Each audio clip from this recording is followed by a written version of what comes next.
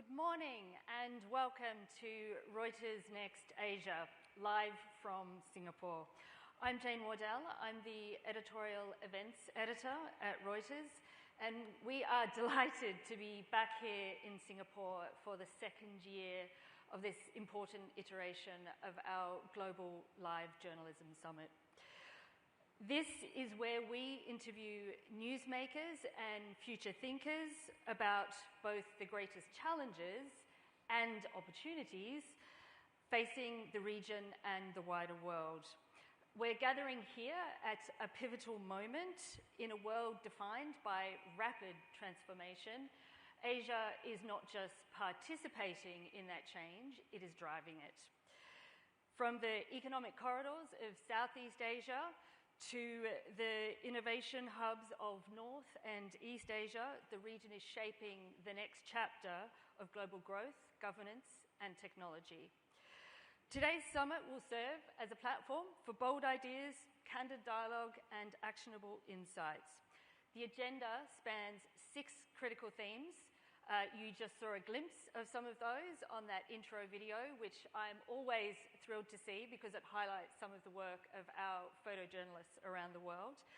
The 6 themes are geopolitics, economy and markets, banking and finance, technology and AI, climate and sustainability, and business leadership.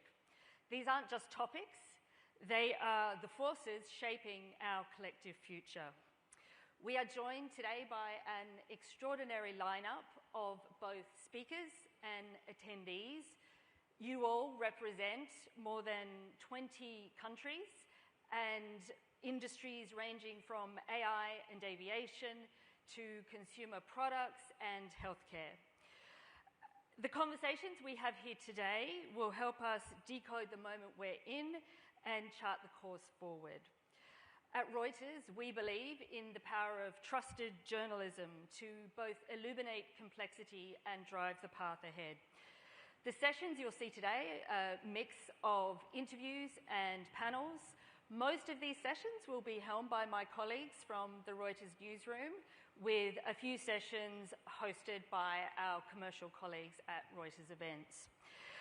The sessions run by my colleagues from the newsroom will follow our trust principles. These are the principles that guide all our reporting, whether that be a journalist picking up the phone to interview a trader about the market that day, or an in-depth interview we do for television with a world leader.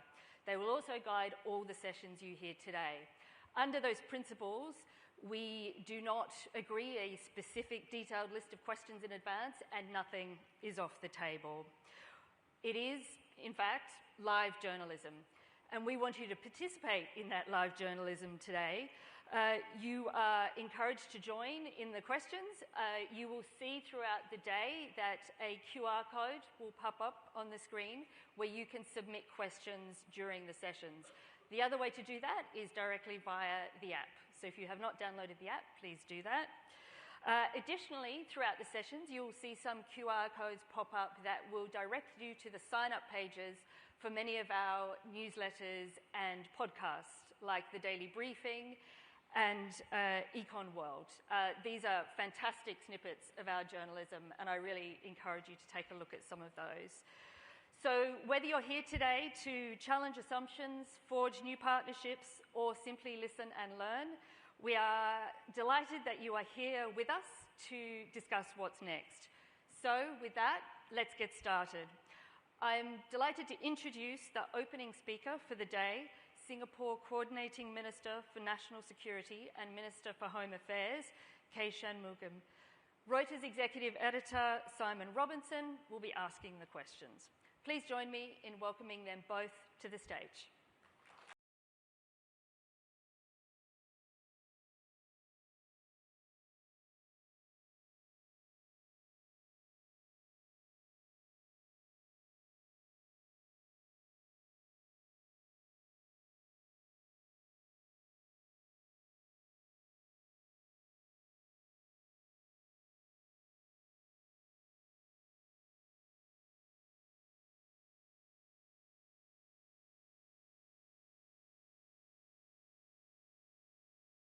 Which is great. I want to jump straight in and begin by asking you about President Donald Trump. Today was the original deadline for countries to cut trade deals with the US. And that deadline, I guess, is now extended to August 1. Now, clearly, you're not the trade minister, so I'm not going to ask you questions about what Singapore might be talking to Washington about a tariff deal, but I would like to get an assessment of whether the tariff issue is creating instability in any other ways in the relationship with Washington. Is it having kind of unintended consequences at all, either for Singapore or in the region? Well, Simon, starting off with President Trump, you don't really expect me to make comments on foreign leaders, do you? I will make great copy for you tomorrow, but I'm not sure what my Prime Minister might think. On a broader and more important level, the underlying subtext of underlying text of your question really is this. Look, US is 26% of the world's GDP. And it is, I've said it elsewhere, it's the indispensable nation. When its policies, and for whatever reasons, the American administration has decided the current structure of globalization doesn't suit America's national interests. And when they make that decision, it impacts on every country. Pretty much, if you look at the Liberation Day tariff schedules, it does impact on a wide variety of countries, allies and non-allies alike. Singapore was put at the lowest band, 10%, but as we have explained frequently, it's not as if Singapore's products go directly to the US sometimes. Today's complex supply chains mean that many products are made in different countries, and part of the process takes place in Singapore. And our external trade is 3 to 4 times our internal GDP. So you can imagine that anything that disrupts trade has a very substantial impact, can potentially have a very substantial impact on our economy and well-being, and of course across the region, because everyone else is also impacted to a greater, not a lesser degree, but to a greater degree. So yes, huge disruptions possible, uncertainty as well, because you're not quite sure when and how much. And all of that is having an impact on hiring, business, not just in Singapore, but across the region. And you can sit and wring your hands and say, what do we do, what do we do? Or you can try and do something, and we're trying to do something. Of course, like every other country, we're talking to the American administration. And we have a good relationship, I would say, across not just economic, but variety of fields, and that the Americans know us, they know where we stand. That's helpful. Second, if America is not fully integrated into the world economy, and I don't see how that is even possible given that it's 1/4 of the world's GDP, you do try and bring across other countries together to form sort of workable trading arrangements. And we have been at the forefront of trying to do things like that. So different things. We have to try and find something that, find a modus that works.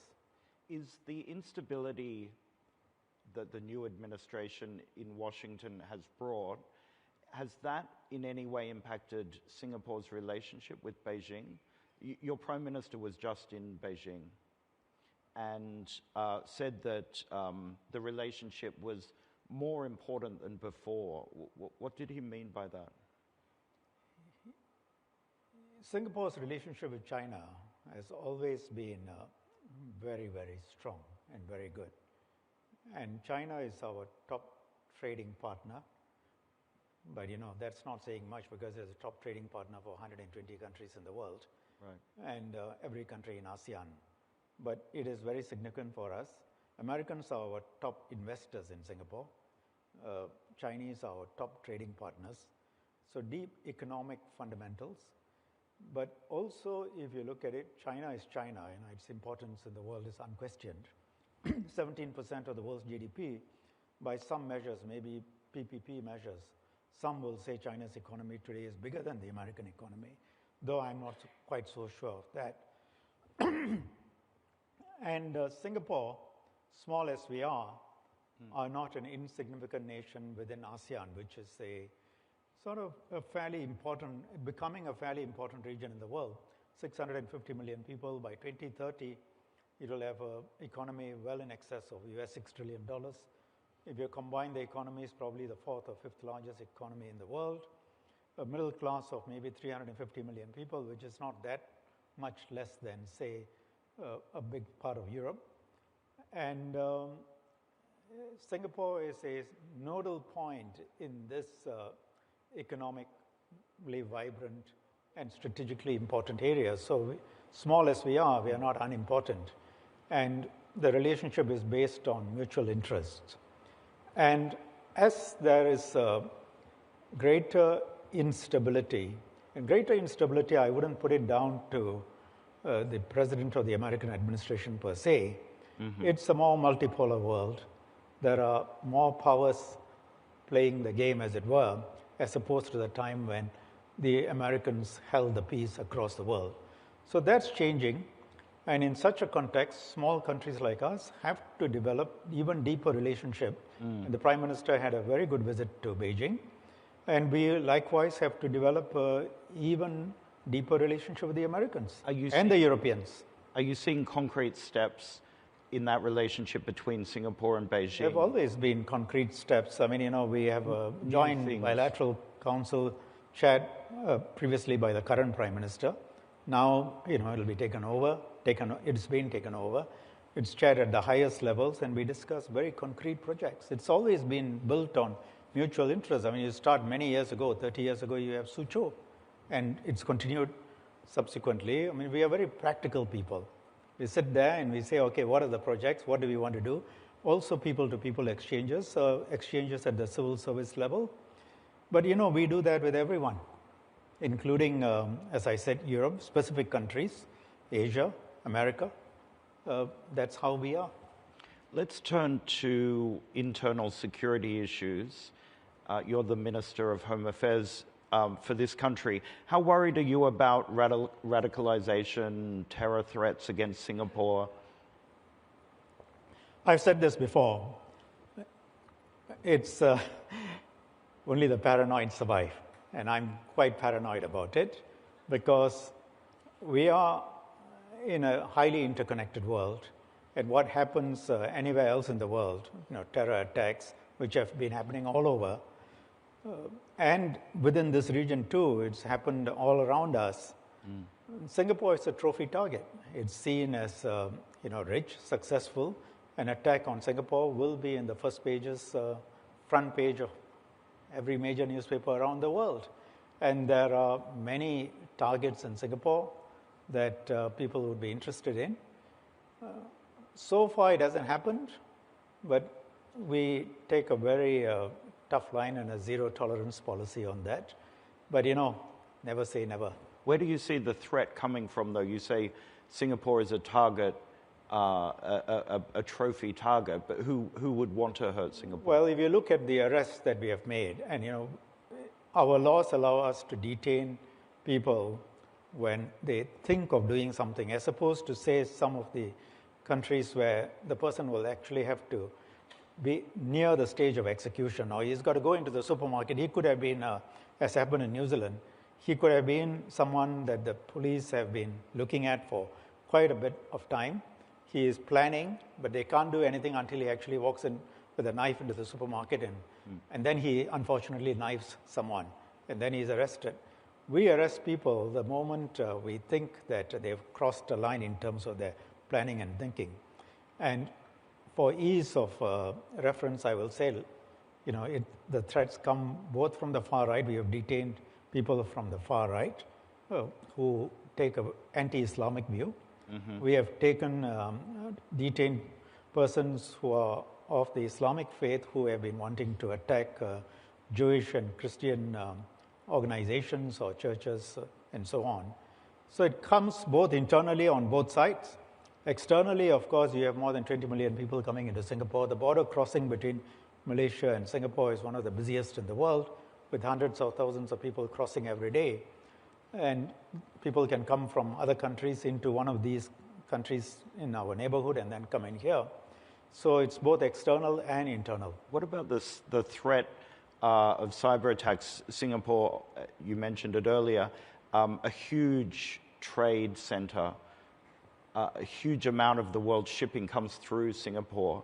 Is that, in terms of cyber attacks, is that what you worry about? Some sort of attack on infrastructure? Well, it's not a theoretical worry. We have already been the target for a number of years, and we have announced it publicly. Our health ministry has been attacked, our foreign ministry has been attacked. There have been various other attacks which we have disclosed regularly as and when they've happened. So it's real. Every country in the world faces this. And so do we.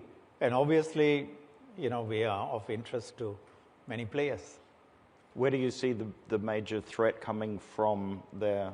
That you're not going to get me to answer. But we have always been the subject of interest by countries both in the West and the East. Okay. Yeah. Just to go back to the United States, the relationship between the US and China arguably will define this century. How do you characterize that relationship now? How is it different, say, to a year ago? If you look at the latest reports, at least on the economic side, they seem to be coming to some sort of landing. Both sides realize that, or it looks like from media reports, both sides seem to realize that an all-out war is not in either party's interest. So it may be, but if you look at the statements on the military and strategic side, clearly from the American perspective, China is painted out as the near peer or peer adversary. It's painted in those terms. And Americans have made no secret of the fact that they are moving more of their resources, or they would like to move more of their resources to this region to, quote unquote, counter China, as it were. So when you have the top two economies in the world, the two of the largest countries in the world, facing off each other, you have to hope that they come to a modus vivendi, because one reason, the fundamental reason why this region has been successful, Southeast Asia as well as Singapore, is that there has been peace. And anything that upsets that or increases tension is obviously very troublesome for all of us. So I'm a journalist, and I need to ask this question. Singapore has faced... You don't have to apologize for it. international criticism for its Protection from Online Falsehoods and Manipulation Act. And that is a law that gives pretty broad powers to for the government to demand corrections or even to take down online news content. The American organization, the Committee to Protect Journalists, has said that it provides broad and arbitrary powers to stifle dissent and independent journalism. How would you react to that? Well, the characterization both by you and this American Union of Journalists or Committee of Journalists is quite inaccurate. I think the first rule of journalism is to get your facts right. The POFMA does not give any right of censorship. What it does is it doesn't put journalists on a pedestal and say you have power without responsibility, which is what many journalists around the world want. In our context, all it does is what Twitter used to do before it was taken over by Mr. Musk, which is that you publish something which is inaccurate about government. We ask you to put in a line that says, the Singapore government disagrees with this, and for accurate facts, go to such and such a link. How is that censorship? Why are you worried about your readers reading the alternate viewpoint? I thought journalism should encourage people to exercise their minds. How does this affect freedom of speech? So, complete balderdash. This American Committee of Journalists should go and look at what POFMA actually does. If you refuse to carry a correction, you want people to only read what you say and not what the other side has to say. Actually, allowing people to read both sides encourages democracy, more discussion, more debate, but you want censorship. And then you criticize the Singapore government for putting in place a rule which is less severe than what Twitter did. Twitter could even remove the American president from its, from putting up. So I'm prepared to debate this with any group of journalists. Tell me how we are censoring. Just a reminder that if anyone has questions, we have about 4 minutes left. They can put them in through the app. Just to follow up on that last point, do you see a change around the world where other governments maybe are coming to the Singaporean view more in terms of online news? Other governments may be getting slightly tougher. Well, I certainly see the American president receiving large amount of damages from various news organizations that used to frequently criticize us when we used to sue them for getting their facts wrong. So, I mean, I would like to understand whether their perspectives have changed. But in terms of whether other governments are coming around, I think one place where we can all start and agree on is, say, stuff like child pornography, trafficking, putting out stuff that damages people's lives completely, nude pictures. I mean, in the name of free speech, if you can't even control any of this, your children are not safe. I think many governments are beginning to look at this and saying we ought to do something. But there is no unanimity of viewpoints on this.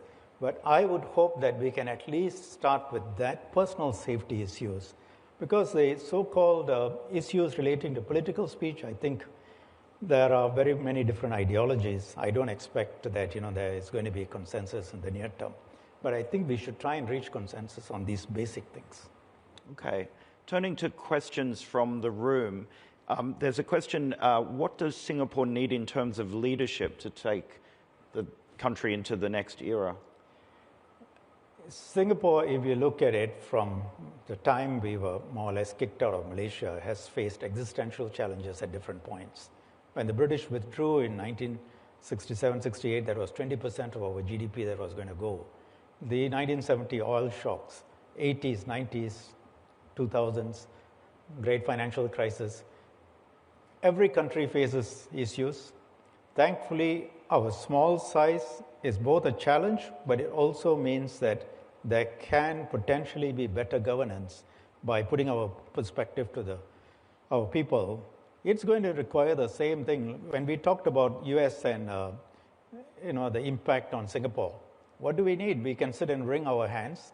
We can argue politically within Singapore.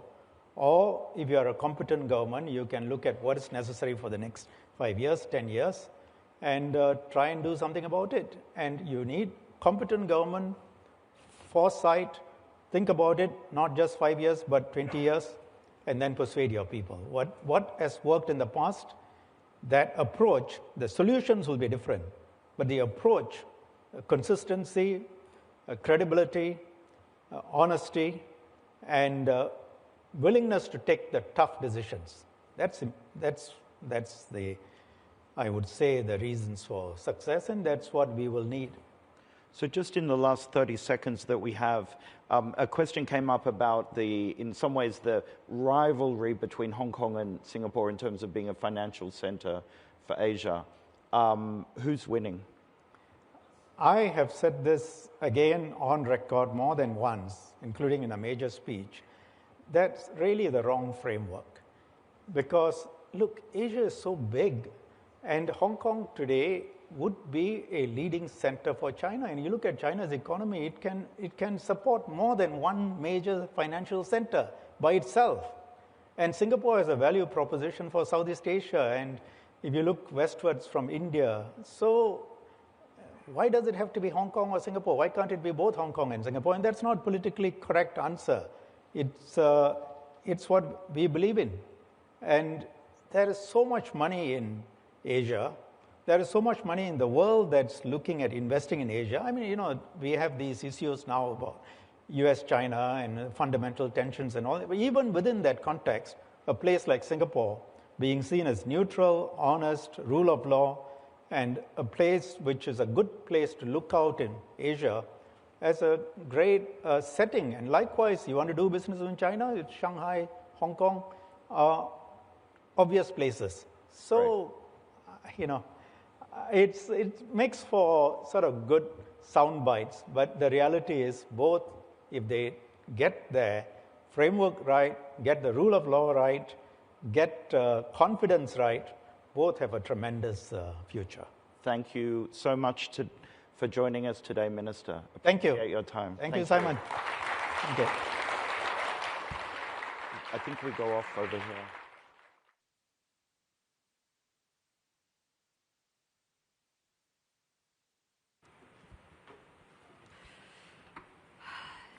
Thank you, Minister. Thank you, Simon. I think Simon gave us all a very clear insight into the trust principles that I mentioned earlier, with no questions agreed in advance and nothing off the table there. We're now moving on to another regional policymaker. Philippine Secretary of National Defense, Gilberto Teodoro, had hoped to be here with us in person, but a packed schedule with everything going on in the world means he is joining us by live link instead. My Singapore-based colleague, Raju Gopalakrishnan, an editor on the Global News Desk, is our host for this session.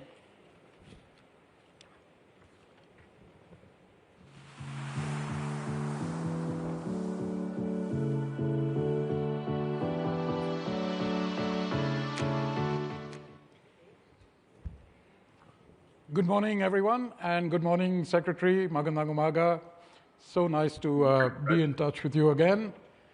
Before I start, I must say that it's a particular pleasure for me to be conducting this interview In a previous job role, I was bureau chief in the Philippines for several years, and I've had the pleasure of interviewing the secretary before. So welcome again, and in the next 20 minutes, I'd like to talk about quite a few things. So let's get started as quickly as possible. Secretary, so much has changed in the world in the last 6 months. So my first question to you really is, since President Trump came to power, do you think the world has become a more dangerous place? It's difficult to answer that question, given the fact that President Trump or his policies are really one factor, although it plays a big role in shaping the security environment of the world. We see, for example, news reports have it right that the events in Russia, for example, and Israel, are also beyond his control. So we see yesterday, for example, that he has resumed the shipment of arms to Ukraine. So although President Trump's policies may play a big role in shaping the security environment, I'll say again, it is merely one factor. For example, in the situation of the Philippines, it is the claim of China over the 9-dash line, which is the major security concern. And whether or not President Trump is there, these concerns will be there. And with the situation in the Middle East and all over the world, considering too the spill-out effects on peace and order by climate change threats, then the world definitely is a more volatile place. Well, that does bring me to my next question, which is, do you think that his style and his policies have been a catalyst for China to be more assertive or more aggressive in this region? I believe not. The aggressiveness of China has been several years in the making already. And I believe that China's design for the region does not be an American leader. It depends on its own plan of action in the region, its own, to our minds, to its own expansionist activities, its own need to control the area. So I believe that although there is a factor on American pushback on China, we see too that this design by China is predetermined by their own leader, irrespective of who an American leader is. And we've seen too, because of this reality, that several multilateral and bilateral alliances, some including America, some not, have been formed in order to increase our collective and individual resilience against this push by China. Coming to the Philippines, how worrying is China's aggressiveness, threat, incursions? Do you think it could lead to war? I feel that the prospect of war is it's not imminent. I believe it is remote, but that would entirely depend entirely upon the internal conditions of China. Insofar as the Philippines is concerned, we are not allowed by our constitution to seek war as an instrument of national policy. What we are doing is to create, just like Singapore does, a credible deterrence coupled with diplomacy. You can't have diplomacy without a credible deterrent force. And what we are doing is merely putting a stop, as best as we can, to the illegal incursions of China, of which I do not think any country in the world supports, meaning to say the 9, 10, or 11-dash line. I do not think it has any basis, and the world is united, some more vocal than others, in not supporting this narrative. I'll come to the alliances in a minute, but as far as the Philippines is concerned, beyond the transparency initiative that you do have, is there anything else you're considering as a deterrence? Oh, yes.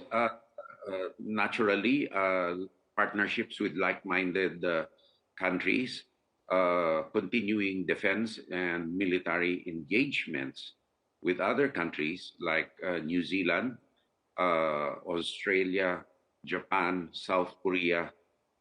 We are now conducting our round of negotiations for a visiting forces agreement with France. With Canada, our visiting forces agreement is ready for signing. And so I believe, as our chief of staff said yesterday, that it is a coalition of unity that we are creating here to create some momentum in resilience because of our shared desire for a free and open Indo-Pacific, upholding of what we feel is the non-amendment by force of UNCLOS and the UN Charter. One alliance you haven't mentioned, sir, is ASEAN. Do you believe ASEAN has failed to counter the threat from China? No, I don't believe ASEAN has failed to counter the threat of China, which is why on the diplomatic side, there is a call by ASEAN for a declaration or a code of conduct between ASEAN and China. And let's look behind why there is this strong call. To me, it is obvious that ASEAN countries are wary and worried about China's activities. If not, there would be no call for a code of conduct in the South China Sea. I believe that insofar as ASEAN defense practitioners are concerned, the defense ministers are concerned, there is a greater initiative to work together to build trust and confidence with this, to my mind, this model. As 4 ASEAN countries have overlapping claims, yet we have no friction insofar as we're concerned. Why? Because we don't actively seek to grab each other's territory and add to what we have at the present time, and we seek to solve these conflicting or overlapping claims peacefully and diplomatically in a spirit of trust. But what does China do? It tries to box out everybody from the area and grab more. So on this end, with ASEAN, I believe, no one in ASEAN can deny that they feel the pressure. They see what China is doing. And naturally, it doesn't take a rocket scientist to be very concerned about what is happening. Let's talk about the U.S. alliance, sir. There is a ironclad commitment, which Secretary Exeth also mentioned to you when he was visiting the Philippines. But at some stage, do you think that the Philippines is over-reliant on the U.S. for its security needs? No, I believe that the U.S. is a great help in building up our credible deterrent force. We have alliances too with Australia, Japan, and South Korea. A lot of these countries contribute to our modernization initiatives and interoperability. We will be signing soon greater enhanced defense cooperation agreements with India. We have signed the defense cooperation agreement with Germany. Once again, they contribute to our resilience in a big way, not only in equipment, but in, of course, exchange of latest technologies and skills. Might I also say the Baltic countries and the Scandinavian countries, we have very strong partnerships with them. And finally, last year, we signed the defense cooperation agreement with Singapore once again, and we will continue to enhance our military-to-military relationship, not only in terms of building up our resilience against territorial threats, but also in humanitarian assistance and disaster response, which is what happened last year when you sent some C-130s to help us with our floods. But, sir, does it make sense for at least the Quad nations, I beg your pardon, at least the Quad nations to have a a collective defensive agreement rather than the hub and spoke thing with the US that all the nations have individually? The problem with the collective defense agreement is that you have to have some agreement on parity of expenses to shoulder the agreement. And since there is disparity in the ability to allocate vital resources for defense, then maybe a collective agreement in terms of deep interoperability may be premature at this stage. So not in the near future, sir? Who knows? I can't say right now, but my feeling is for collective defense, it's collective burden sharing, and the burdens that each participant to the collective agreement can allocate, given its own economic and fiscal situation, then probably there will be a big imbalance. Right. The region is, has got other flashpoints. So what would the Philippines do in case there's a situation in the Taiwan Strait? There are hostilities between China and Taiwan. Naturally, our first concern would be our own citizens to repatriate them. And secondly, also to make sure that our EEZ, the freedom of navigation through our EEZ on the northern part, is as free as possible. And thirdly, naturally, since the proximity is really close, we have to ensure that there is no spillover to our country. And the best way really is to deter any spillovers.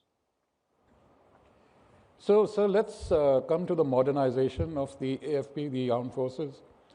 You revamped last year Horizon 3. You've got $35 billion to spend in the next decade.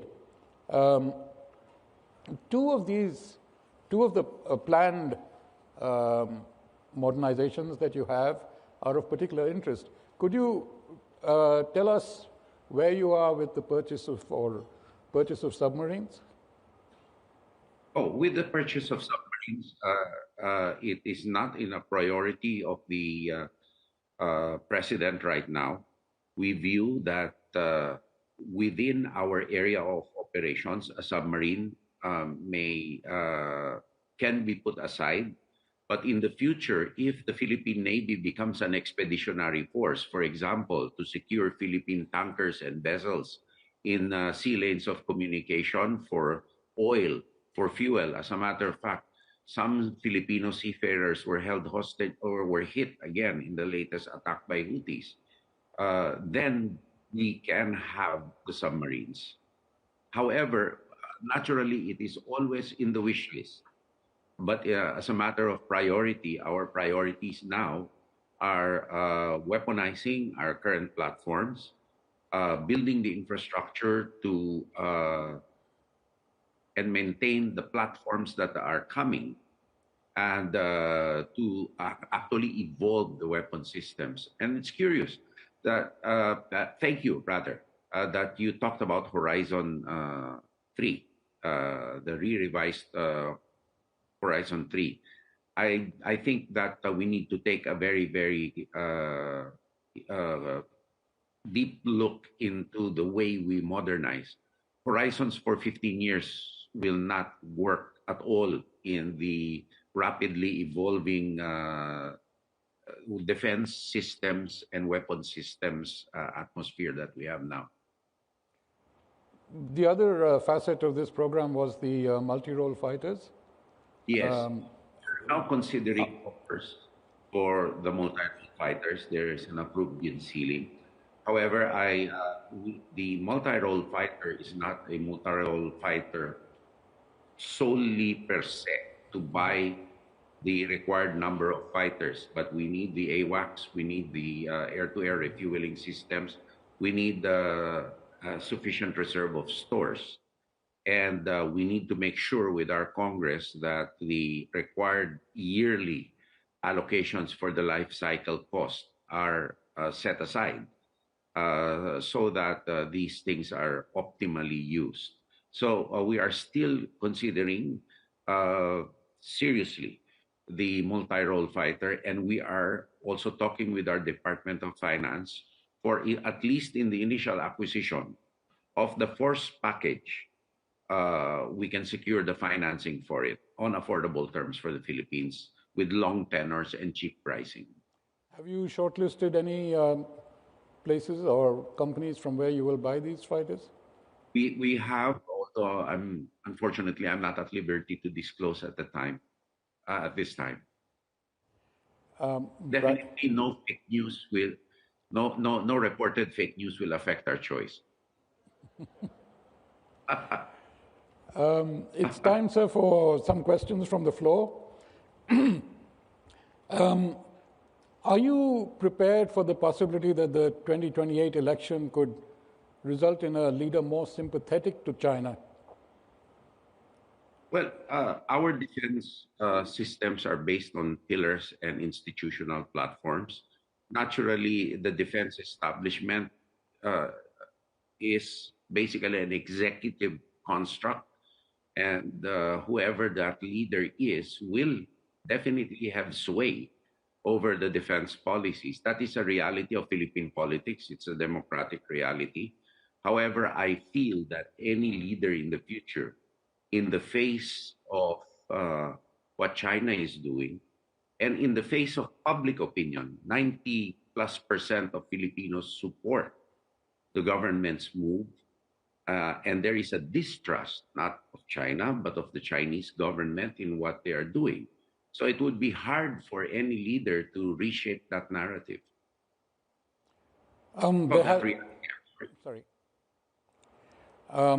There has been media speculation that you yourself could be standing for president?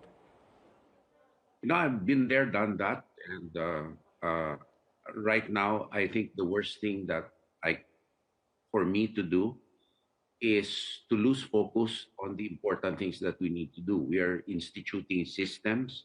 We're trying to get best talents. We're not only building up our military capabilities and logistical capabilities, but also we're upping the skills and the mindsets of our people. And a lot of mentoring needs to be done. A lot of personal work needs to be done. So I believe that it's still far away.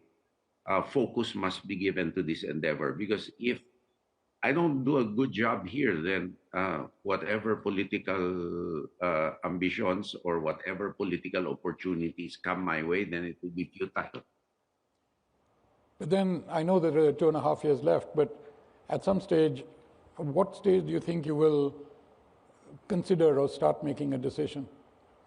It's hard to answer that question because, for example, when I did it in 2010, it was quite late, and the decision process was very rapid. And when I decided to run for, it wasn't some well thought of decision. In these things, particularly with the peculiarities of the election in the Philippines, you saw perhaps past candidates who became president because of a single event. So you don't actively look out for to create that event, because that will lead to disaster. You just take what comes, take the opportunities as they come. Try to study them as rationally as possible. There are other considerations too, family, the prospects of winning. I mean, if you don't have a prospect of winning, then you knock your head on a cement wall. So there are a lot of ifs and buts. On that note, sir, our time is up. Thank you so much for joining us today, and thank you very much for your comments. Thank you so much, and I wish the best for the discussion. It has been a great discussion, and I hope to see you again soon. Thank you. Thank you.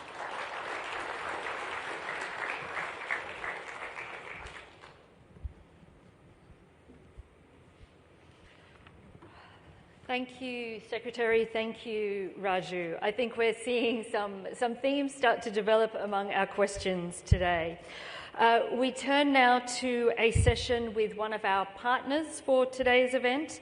I'd like to welcome TDK President and CEO Noboru Saito to the stage, along with the event moderator, Teimur Nabili, for a discussion about Asia on the global stage. Please welcome them.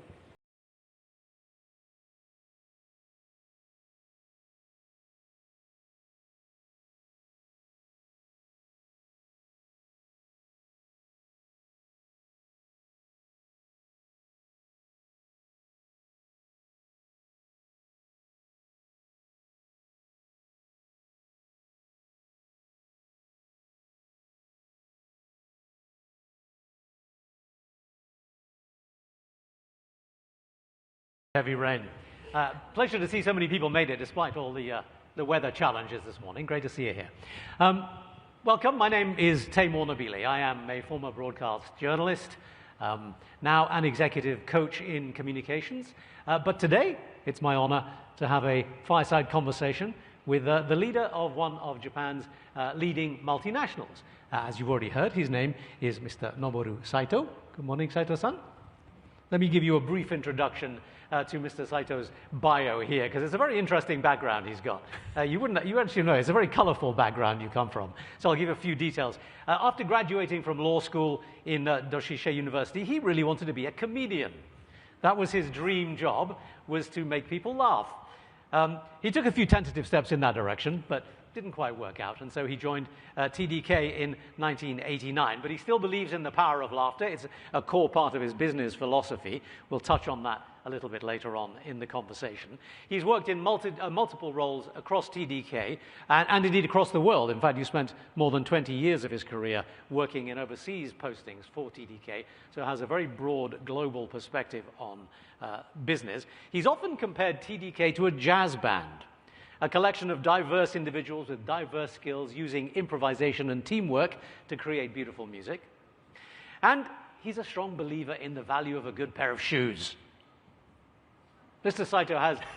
Saito's wife criticizes him for having too many shoes that are too expensive, but they're long-lasting. Saito-san, thank you for talking to us today.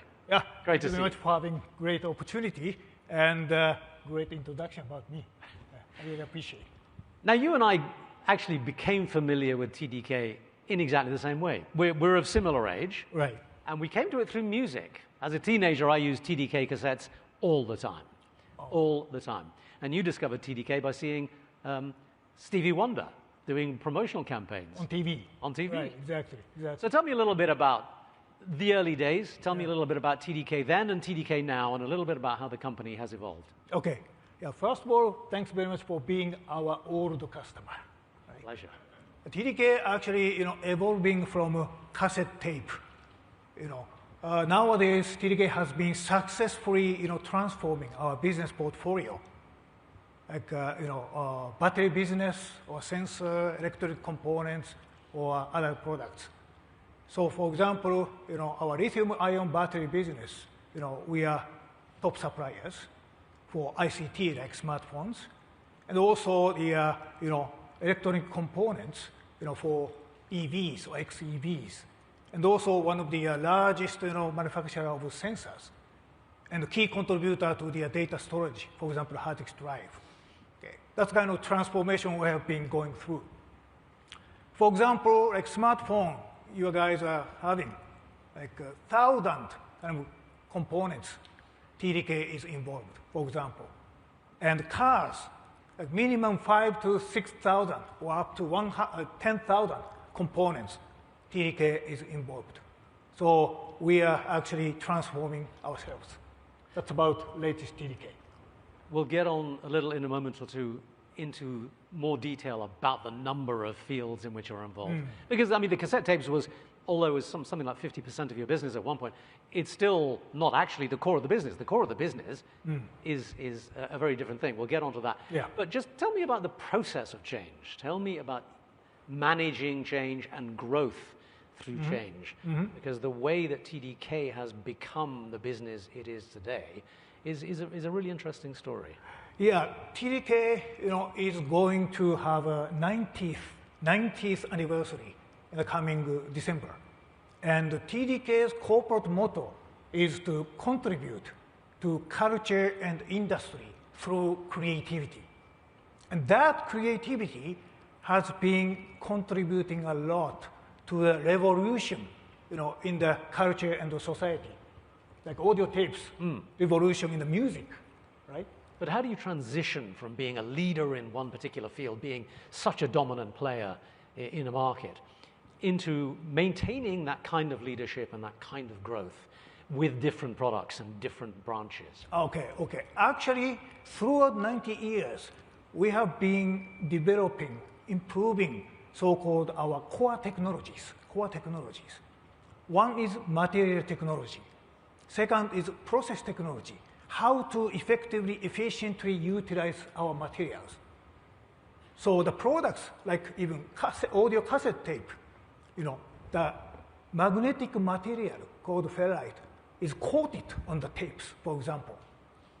And also batteries is also utilizing, our core technologies, material and process. Therefore, although we have been transforming our product business portfolio, but our fundamental core technologies, material and also process, has been consistently, developing.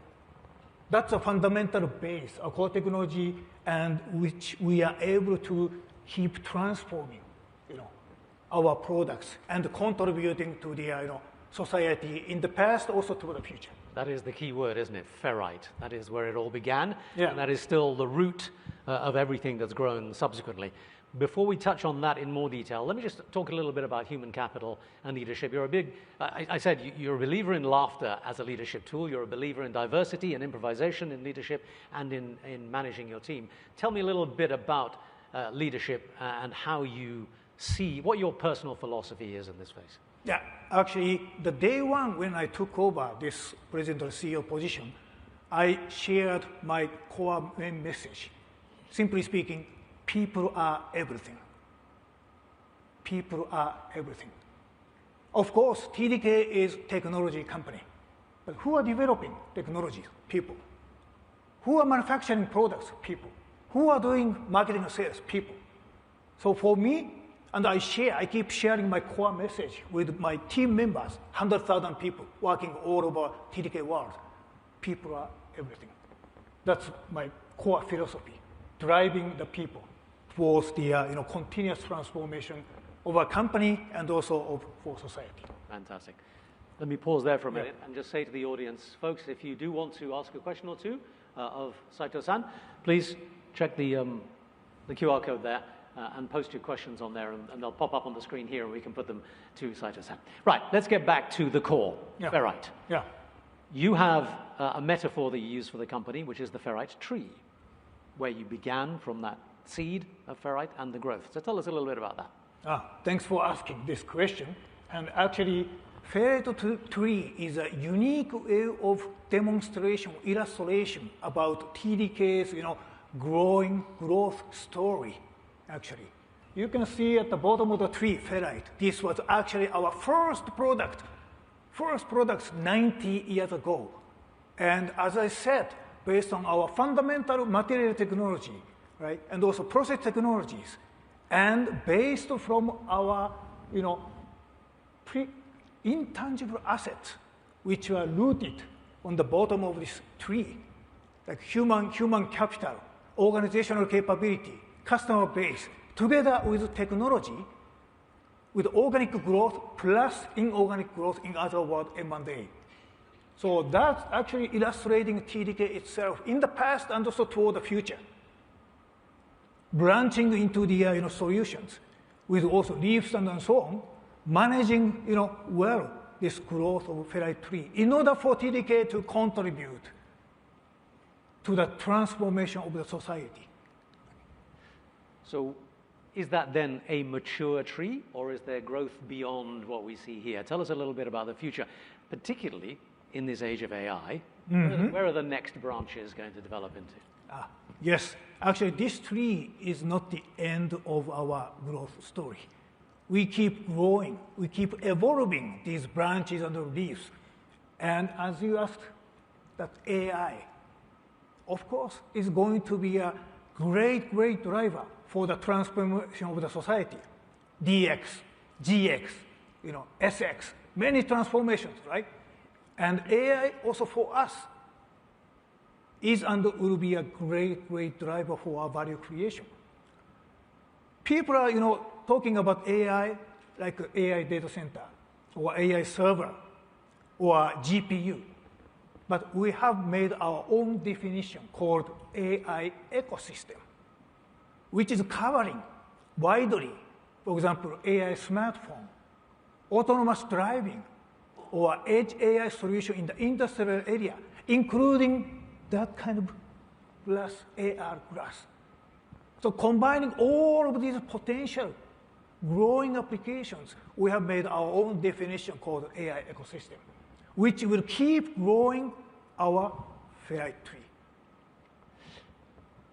The vision of AI, the potential of AI, we were all reading about it every single day, and you just outlined a bit of it. How do you manage for change at this pace in this uncertain context?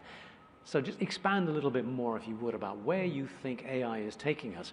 And give a bit of consideration also, if you would, into the other impact, the second-order impact of AI, things like power consumption. Yeah, actually, the challenge, not only for TDK, for all of us, is and will be a kind of power consumption. AI consumes huge power, right? But for TDK, by utilizing our core technologies, that we have been making kind of huge investment in also R&D, and also fully utilizing our core technology called spintronics. Recently, we have made a couple of press releases, spin photodetector or neuromorphic devices or edge AI kind of solution to try to mitigate that kind of risk. You are talking about risk and so on, but for me, for TDK, risk is a chance. Risk is an opportunity for us to contribute to the challenge, support to the challenge in the society. One of the AI areas that you're moving into, soft eye. Let's talk about that technology in itself, but also how you got there, because the tree that you've shown, a lot of that development has been through mergers and acquisitions. Tell me a little bit about the latest move with soft eye. What's it going to do, and is this an ongoing strategic commitment to more M&A? Right. The latest M&A, soft eye you named, right, is going to be a great solution provider for AR glass, solution provider for eye tracking with extremely low power consumption. Together with our battery, together with our sensor, electronic components, we should be able to provide a kind of competitive, efficient solution to our customers or to the market. And M&A, I don't say it's a purpose. M&A is a tool to accelerate or to boost, to grow our ferrite tree. So we have been making such kind of M&A since more than 40 years. And actually, I said 100,000 people working all over the world, but 80,000 team members joined through M&A. We are highly diversified, which is also another engine for TDK to move forward. Just tell me very quickly, eye tracking. Yeah. What's the applications? For AR glass, putting our solution, and you look on this and recognizing precisely the eyeball tracking. Yeah, that's a kind of solution. The camera, including software, that will be a really great contributor. You should buy it. I can't afford it. Oh no. Good solution for you.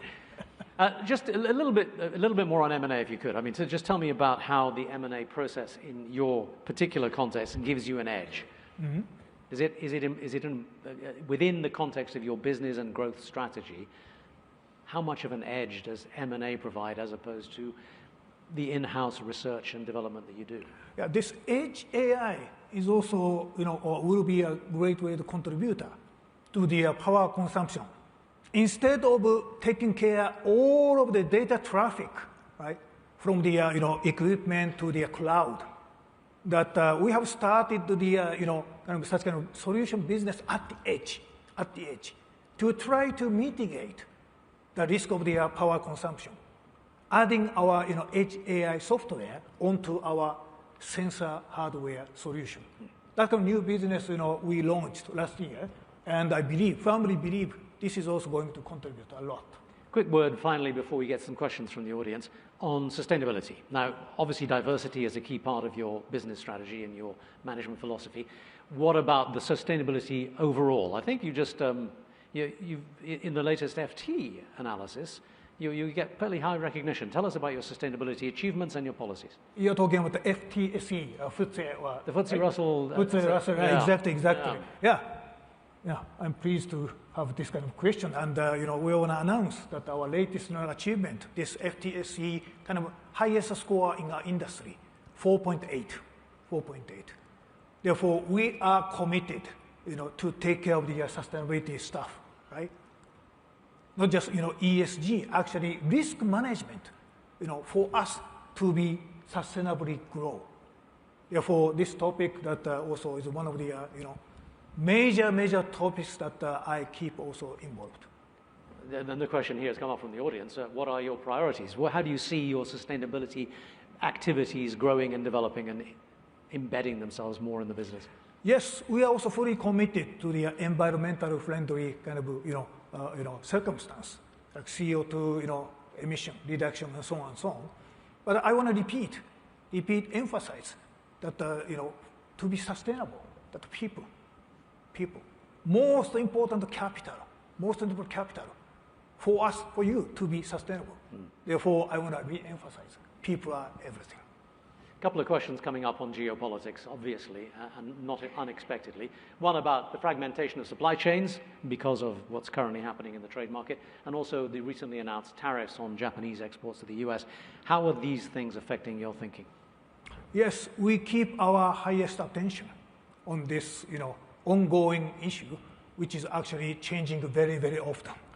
So in such a dynamic, circumstance, environment, that we are putting an antenna in each major regions to try to be prepared, early in advance. So I'm also watching that this kind of dynamic trend and to try to minimize the, kind of risk toward the future. Yeah. Has it had much of an impact on you already? Actually, not really, but it doesn't mean that, we have no impact. We are doing global business, right? Therefore, that's one of the agendas that I have to keep my highest, attention on. We've talked about M&A, and we've also talked about the roots and the growth of the company through the innovation that you've already done. The question here, how do you continue to innovate? What's the most critical skill that your leaders possess? Skill, or actually, I want to answer venture spirit. Challenging for new things. Okay, we have been doing since 90 years. And also learn from the failure, learn from the mistake. I've been telling to my new colleagues joining to TDK, you can keep, making mistakes, but second mistake must be a bit higher level of mistake. And that gap aggregating 100,000 team members is going to be huge growth for TDK and also contribution to the society. So are you setting failure as a goal for your leaders? I've been also making so many failures, but I'm also learning, I believe. But that's an interesting philosophy in the context of broader Japanese business philosophy, isn't it? Do you think this makes TDK slightly different in the Japanese context, the encouragement and the acceptance of failure as a business tool? I'm talking about TDK. Of course, TDK is a Japanese company. However, out of 100,000 team members, 90,000 are non-Japanese, right? And also 90% of our revenue business out of Japan. Therefore, TDK is still a Japanese company, but you say Japanese or Japan, but from my point of view, TDK is TDK. Yes. Fair point. Okay, let's finish off with the question of the moment, which is always AI. Everything always comes back to AI in the modern day. When integrating AI into your products, how do you align your current workforce to the ever-changing competency in AI ecosystems? So you need your workforce not only to be able to integrate AI into their work processes, but also I suppose there's a challenge of saying, okay, where does AI replace human? Good point. I've been emphasizing that in the area of business development externally, but of course, TDK has been also implemented kind of AI kind of function into our internal organizations, right? Like also ChatGPT type of stuff, and also AI introduction into our manufacturing process, and also like even sales and marketing area. That not only business development externally, but we are able to transform ourselves internally in our organization. AI is going to be a great driver. Fantastic. Folks, please show your appreciation for Noboru Saito. Thank you very much. Saito-san, thank you for being with us. And thank you for your questions. Thank you. Thank you, Saito-san. I was not aware that we had a stand-up comedian, even a former one, on stage with us today, so thank you. That last question there was about AI. As Taimur said, everything comes back to AI, and that is actually where we're headed for our next session. As the conversation around Gen AI shifts from experimentation to execution, we're taking a look at how the development of AI models is expanding the boundaries of innovation and how this is working in the real world. I'd like to welcome my colleague and session host, Reuters Shanghai Bureau Chief and China Chief Companies Correspondent Brenda Goh, to the stage, along with her panel of executives from Google, Wiz AI, and Sapiens AI. Brenda, the floor is yours for introductions.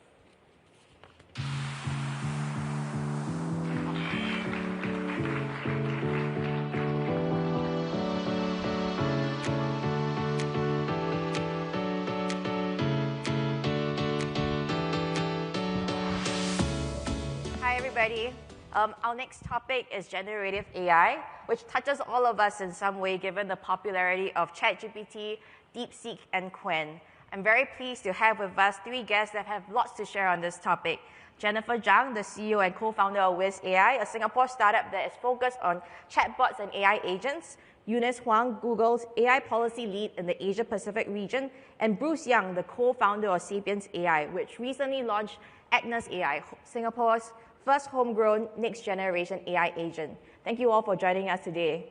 Let's kick it off with the shifts that we've seen in the generative AI space. Jennifer, you co-founded Wiz AI in 2019. Given the speed of changes happening in this space and the number of competitors coming in, what does a company like yours need to do to survive?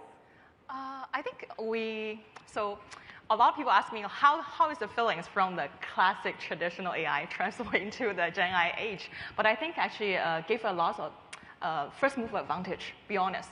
So because we do the enterprise solution, so enterprise cannot ship one day. So basically, the whole journey is actually, what I see is like, before we see a lot of customers, there are a lot of needs, but we can only serve a small, journey of them. But now actually from the Gen AI, even to agentic AI, so before it's actually your focus on the voice conversation, like just to finish the interactions and some of the actions, but now it's transferred into the digital task force. So give a lot of opportunities. And also like, a lot of customers come us and say, hey, we don't know how to do that. Can we actually working with co-building something together? So that's actually something I'm very excited. But another part, it is true. So many people like say, hey, I have this model and that model. Can I actually drop in the words actually working with you to, building something? I believe like, it's very more dynamics. So 5 years ago when I see AI adoption, people are just AI adoption. Now it's actually the sounds like when we see AI adoption, everybody open their workflow and data and say, hey, can we do something? So that's actually something quite exciting time, yeah.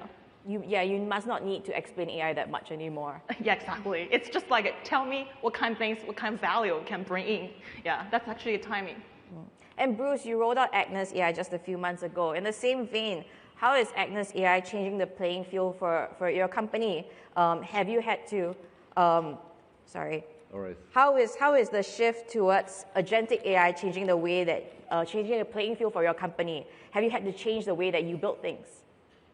So first of all, the agentic is a new operation, paradigm with a lot of, AI play as a medium between human and machine. So with agentic coming into play, we think that, a lot of, your previous workplace, community, the way of working can be changed. Normally, before the introduction of AI, when you do a specific task, you need using a new tool. And the new tool, whether you do with Word for editing, PowerPoint, Excel, or team working, is a lot of fragmentation in terms of switching between your contacts, sharing with your teams. A lot of information has lost if we don't have AI assist you with the memory, with the sharing between the teams. So what we do with Agnes AI is trying to solve the problem by unifying the interface with different tools playing all together. For example, you can do a search on us. The memory will keep on the workspace, and after that, when you do a deep research, you write your docs, put on your PowerPoint, or do a team collaboration. All the information and memory is shared within your team. That solves a lot of problem of fragmentation, either for the individual or between the individuals within the team. So this is what we call the next generation's AI workspace and community. Yeah, this is. But anyway, everybody should try Agnes AI. This is a very good product. We are called the DeepSeek of Singapore, and definitely I think we're moving into a $1 billion business by the end of this month. I mean, end of this year, hopefully. Thank you. Eunice, I mean, how is Google adapting to these shifts? We were just talking about generative AI, and now we're talking about agentic AI. How is Google adapting? And do the governments you talk to understand this stuff? How are they reacting? Thank you, Brenda. That's a good question. So I think Google has been very excited, as you can see in our developer conference I/O in May. We've had a lot of agentic AI products being rolled out. One of it is Mariner, Project Mariner, which is basically a computer use agent. It can go across your Google tools. You can go into your Google Drive. It can pull out a family recipe for the best chocolate chip cookies, and then it can navigate to the web. Go to Amazon.sg or go to Redmart or whatever to put in the different things that you need, right, for chocolate chip cookies, flour, chocolate chips, and whatever, sugar. But the way that we have built agentic AI, just to sort of level everyone up, is also to make sure that at every point you have control. So, for example, the way that we've built our products, we have made sure that it will not just go and make payments on your behalf. You have to actually authorize the agent Mariner to go and do the payment itself for you. So we've been doing that. We've been incorporating Mariner into search, and really across many of our products. We're thinking about how to bring out the agentic element to that. With regard to but I think like the whole agentic AI movement is, to be honest, it's exciting, but it's also very new. And I think what's really important and is going on right now is sort of laying the foundations for that, right? So, for example, how do agents talk to each other, right? Like, we need to lay it, like the plumbing has to be made right. Agent-to-agent protocol, for example, that has come up, model context protocol that Anthropic has developed. I think these things are being currently laid out, and I think over the next, year, 18 months, you're going to see more of that being built out. So to your question about whether governments understand it, I think some of them do, but to be honest, the pace of development of the technology is so rapid that it's sometimes difficult for them to keep up, right? So I think it's on us, right, industry, to also help them understand what are the implications, what are the policy implications. So for example, the thing that I mentioned about making payments, it's a sensitive action, right? Like, and it has lots of implications on privacy, on control. And so I think it has to work hand in hand. Industry has to educate the policymakers, and then policymakers also have to set appropriate guardrails so that there's trust being built up in the technology that can be really, really helpful, as Bruce said. Can you give some examples of what local government, or what governments are thinking about this, right? You know, like some of the more interesting conversations that you had, like, you know, in Singapore, with Philippines, or some of the governments that you talked to while traveling around the region? About agents specifically, or about AI? About the shifts in the space, and also, about agents. Like you were talking about, privacy and data collection must be a big top of mind for many of them. Yeah, so I think governments are thinking through, with regard to agents, I think there are a couple of key policy questions, right? The first is privacy. For the agent to be actually helpful to you, it actually needs to know a lot about you, right? Like, it's very annoying if the agent keeps coming to ask you, what's your address, what's your phone number? You know, like, you want all of that drudgery to be automated.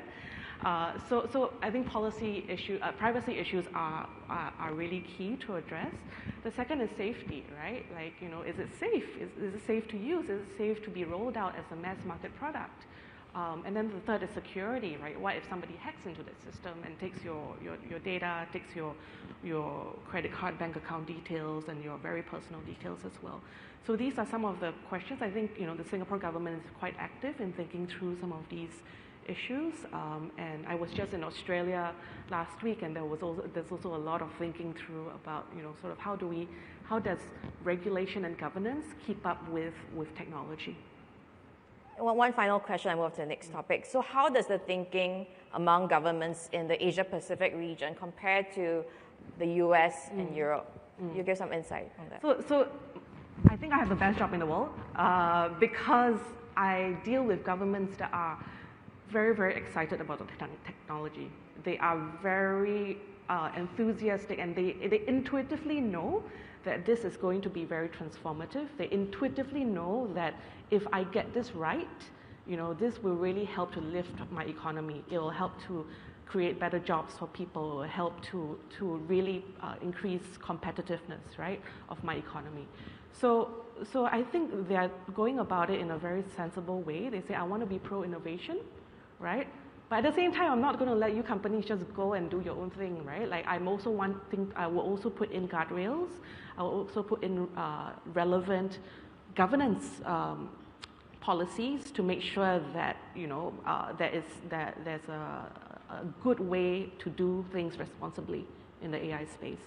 So, you know, governments that I talk to in Asia, in, you know, Singapore, you go to Thailand, you go to Indonesia, India, the atmospherics there are very, very different from what you see actually in for example, you know, some parts of the West. Yeah. Eunice talked about privacy and data collection, what Project Marina is thinking about. I want to ask about Jennifer and Bruce next. Jennifer, how much time does Wiz spend thinking about privacy and safety, and what guardrails has your company put in place around these bits? I think for us, it's because, like, you know, really day one, we need to serve the enterprise, even some kind of government projects. So we do have a very strong security teams. When we place, you know, when we're funding the team, actually, purposely, we do a lot of, you know, labor, also, like, you know, task force on that. But meanwhile, actually, daily by daily, we need to really working with, you know, their compliance team and showing the value and how, because day one, we need to teach them how to annotate it, those dark data, some unstructured data, and also, like, you know, how to, you know, clean up the data, become more structured, then, like, you know, move into the task force. So we actually, I think 5 years ago, we have internally developed a couple months, like, how to, you know, wrap your PI information, chop the data, to make sure, like, you know, some of the companies really can use it, you know, pass the compliance check. So this is actually a lot of things happen. I think it's going to continue to happen. Like, you know, everybody aware this is kind of like more valuable. So as a, you know, to-be company, which I like the pipeline, pump, parts is here. Like, you know, not only we can run the Ferraris, like, you know, show the workflow is very fancy, but also as a, you know, AI company, we really need to develop a lot of, like, annotation tools, and also we call digital constitutions in the house to make sure, like, you know, all the practice is, you know, really, under security requirements, under compliance requirement. And our last part, actually, I feel I spend quite a lot of time really working with, Singapore government. Really, I appreciate that we spend a lot of time to talk with them. This is something like what we're doing. Are you okay with this? And also, this is something like we're probably bring the values to enterprise, but also on the low risk.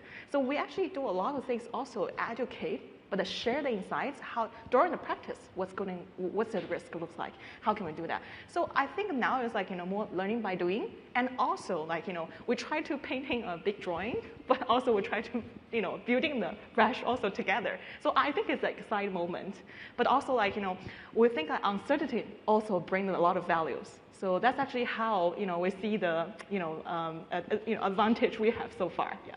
So do you have to spend a lot of money on compliance these days? In a good way, yes. we consider it an investment, yeah. Bruce, I mean, similar question for you, for Agnes and the other products you're building at Sapiens. Yep. How much time do you spend on privacy and data protection? So because we are a consumer app, so we're not dealing a lot with enterprise just yet. But if you look at the introduction of AI right now, there's old saying, with more power comes more responsibility. AI has been so powerful that a lot of people has gained the kind of mistrust about AI with unclear, untransparent of what AI was doing during the process. So one of the research area, while I'm also holding a PhD, I'm still a PhD candidate at NUS. I'm working a lot with very reputable professors at NUS. One of the research area which we are looking at is how we can come up with a protocol which can solve the problem of the trustworthiness of AI. We try to solve the problem by let AI to bring back the most important information as the most important milestones, and make sure that the interface which AI gives to human is human understandable. This is very important. Sometimes AI gives a lot of information. Nobody understands what AI is saying. And make it human understandable in a way that there is alignment of both the scope of work and the requirement. So we have put this as an effort in a way that it's a reward to the AI in terms of reinforcement learning. Whenever there's an unfulfillment, there's some punishment of the AI during the process of learning. I would hope that this can grow into maybe with the help of Google, some big industry partners, make a global protocol so that during the process of AI become more and more powerful, we have AI under control. Some way not maybe under control, but definitely in agreements with human. That's going to be very important because with Google's Open Evolve, Alpha Evolve, a lot of evolvement of AI is already without supervision of human right now. And how we can make sure that AI is doing great things, bring value to human, just like Elon Musk has said that the entire with the power, with the growth of super AI intelligence, the entire human's intelligence might be only less than 1% of the entire intelligence generated by AI. That's going to be a potentially very,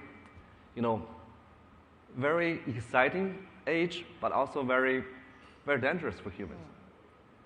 So this is one of the problems we're trying to solve in a research point of view, trying to come up with a protocol, and hopefully make it more widespread, make it more standard, but definitely very important for us. I mean, Bruce, you touch a bit about self-regulation there. Then, I mean, do you think governments are thinking enough about the regulation on AI safety from your point of view as a startup? I don't do a lot of work with the government just yet, but definitely I think that it's very important for government to understand about the profit, the good things and the bad things about AI altogether. And with our effort, together with maybe Google and with AI, we hope that from industry point of view, we can give more information to the general public and to the government too, and all the industries. The next topic I wanted to move on was the question of compute. DeepSeek is said to make AI more affordable and available to more. Bruce, what does Sapien now spend on compute? And what is your view on how much does the industry really need to spend? So right now, before the introduction of DeepSeek, a lot of spending are on the training stage, because training costs a lot of money. But DeepSeek has found a way to put a lot of supervised fine-tuning, especially in the pre-training stage, save the cost up to a couple of $1 million. And because of the pre-training models are already functioning very well, normally the industry standard are not going to train everything from scratch, because the corpus of the data will be too difficult for startups to gain. So right now, a lot of focus has been put into the 7 billion to 10 billion parameter smaller reinforcement learning models. And we are introducing our Agnes R1 very soon.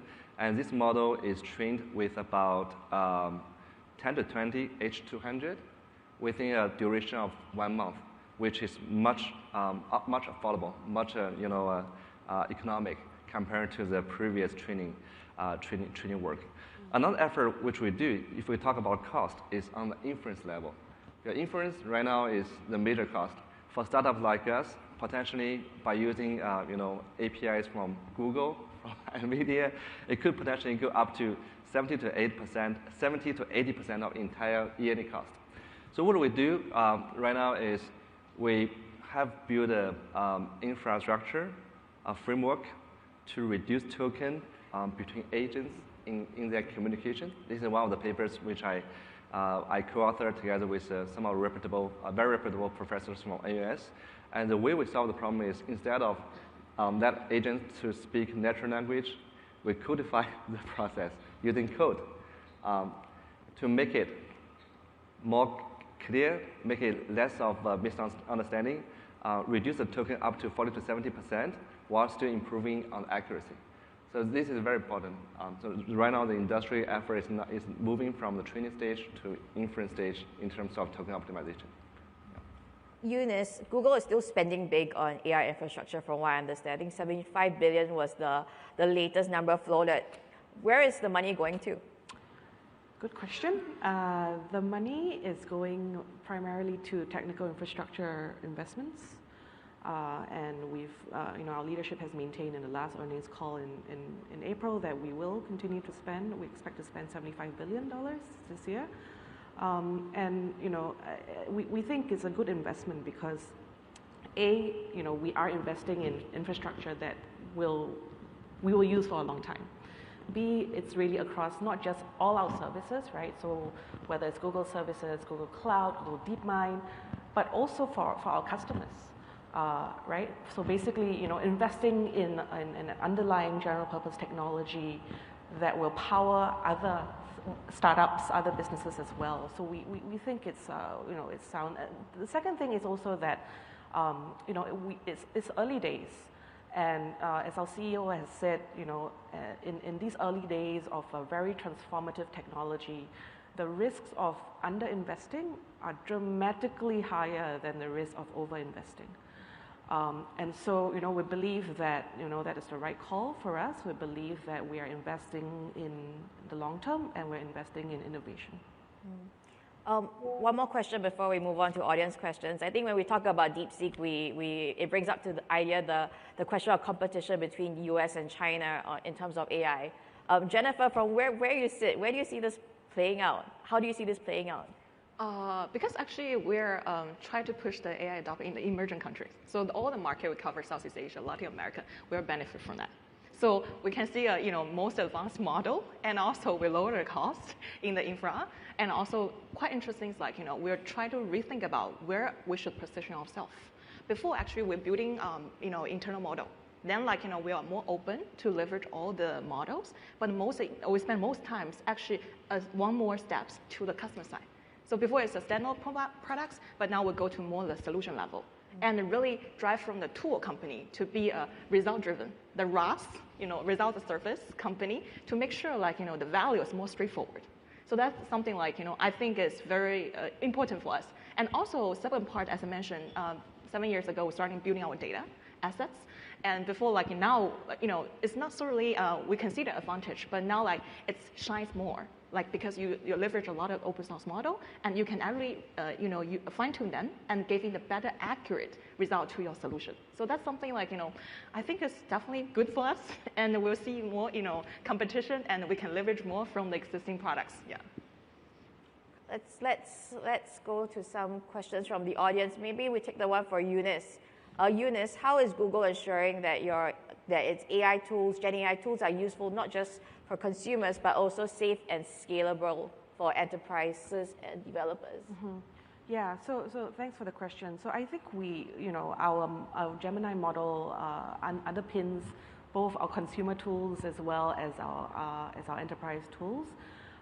And so, we do the same testing, we do the same red teaming for this model, and then it's deployed both for, Gemini app for consumers as well as, what Google Cloud offers to, people like Bruce or Jennifer, right? So at the model level, we do very, very rigorous testing. And so I think, and for enterprise customers as well, there is additional protections that we have put in place. For example, that the customer is always in control of the data, and also, it will. We also have put in certain like copyright indemnities for customers as well. So these are some ways that it's slightly different for enterprise customers, but base model, same very rigorous testing and safety protocols that we've put in place. Maybe the next one we can, maybe both Bruce and Jennifer, you can take it. With many firms pivoting to AI, what do you think would distinguish the winners from the losers? Maybe Bruce, you can go first. I think, if you think about those new companies coming to AI as your competitors, you're probably already a loser company. A lot of winning companies are thinking about how to ride on the tide of AI growth of the new companies. For example, if I'm speaking from not representing Jennifer, but a lot of enterprise business are thinking about how to provide solutions, AI solutions, to these new companies who want to adopt AI. This is like providing water to a lot of infrastructure. This definitely will be right on the tide of AI. One of the examples. Also, like scale AI. Alexander Wang is trying to do all the data labeling and stuff, infrastructure for a lot of companies moving to AI. For companies like us on the consumer side, if we are positioned well, we are also riding on the tide of AI because a lot of infrastructure built by Google, Anthropic, OpenAI, DeepSeek, they are the competing partners. But with a lower cost, with better infrastructure, you can invent the new kind of features with much faster speed. We have a much faster iteration with all the support from all the big players, and we can now generate a lot of bring a lot of new ideas to real life in very short period of time. So this is how I would differentiate losers from winners. I think I have two parts. One's actually, as a business owner, I think how to leverage the ROI of AI is very important. So like, actually a lot of companies, when they jump in the board and say, hey, I want to adopt AI, but sometimes actually fail because of didn't really calculate ROI of certain using different model inference. So for example, when I, 3 years ago, we pushed in some kind of use case in Indonesia. At that time, token is very expensive. So even though actually we're using AI agent to finish all order taking, but actually the cost of token is much more expensive than human headcount cost. So that's actually something I feel like, in the future, things like, all this infra will be cheaper, more affordable, but the use case where you can find out the ROI for using what kind of AI is most important. Those are actually the expertise of business owner. And second part is actually internally, all companies are trying to produce how to leverage your works with the AI agent. So it's not really like, you're just using as a tool, but actually really you have mindset to say, hey, this is the partner I should use. Even you can talk with, like, the AI agent before you really jump the words. Because I feel a lot of, working behavior change. Before, most of the time, for example, recently our HR have one questions to the finance. They just ask. But now, like, they actually ask, I encourage HR to try, like, in talking with building their own AI agent, different jobs. And then after that, he building some kind of like conclusion, all options full finance, just double click, like human in the loop. Then it's actually whole process become like, 2 days to 10 minutes. No, expert explanation, no stuff. But that's actually quite important to building DNA of the company. So bring in your own digital task force and also your colleagues together by yourself, which makes sure you can stay in the position better rather than replaced by them. So that's actually something I really encourage them to try. And also I think it's a trend now, yeah. I think the last question we have is a really good one. Has your companies made money from investing, deploying, or commercializing AI so far? Besides cutting costs, like replacing jobs. Maybe Eunice, if you'd like to take that one. Yeah, I think we've seen tremendous growth in the cloud business. With AI, our cloud Vertex AI has been doing very well. We have, it's not just Gemini models that are offered, but we are a model garden with over, I think 100. I can't remember the number precisely now, but we also have Llama there. We have Anthropic's models as well. So basically, our customers are able to pick and choose which model they want to use, and we provide the underlying, the plumbing, right, like the infrastructure for that. So I think where we're seeing quite a bit of some upside is really from the cloud business that we have. I think that's all the time we have. Thank you, everybody, to all my panelists for joining us, and yeah, thank you. Thank you. Thank you very much.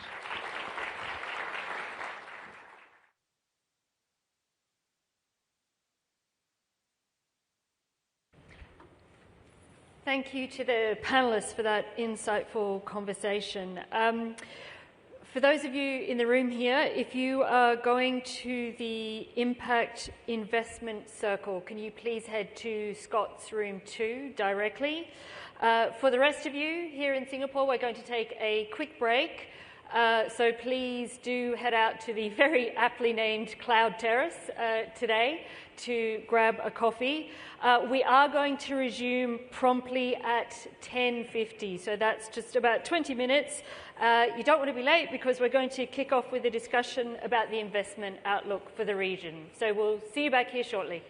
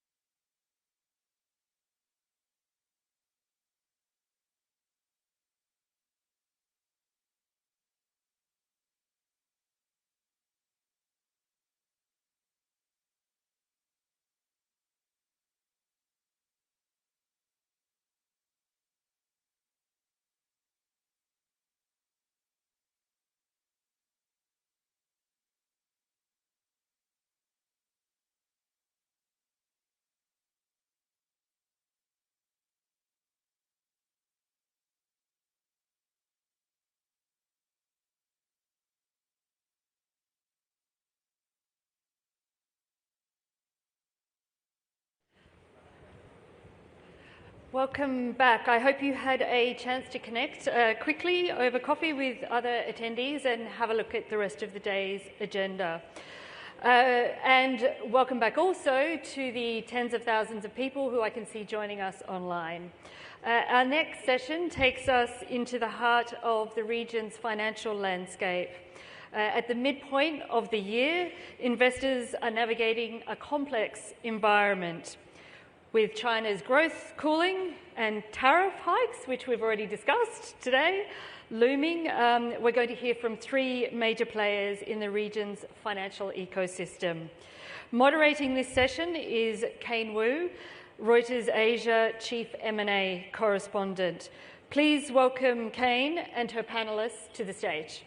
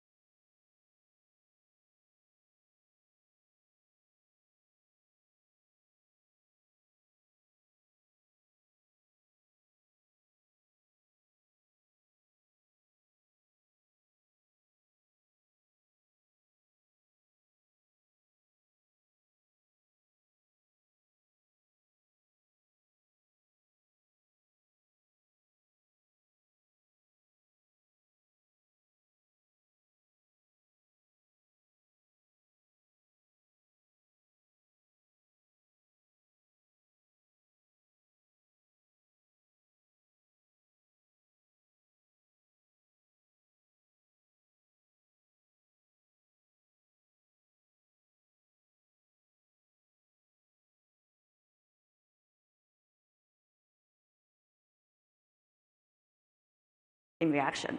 We'll start with you, Uday. Thanks, Ken. I think clearly the way we see it, and especially the feedback from the clients, is across the region.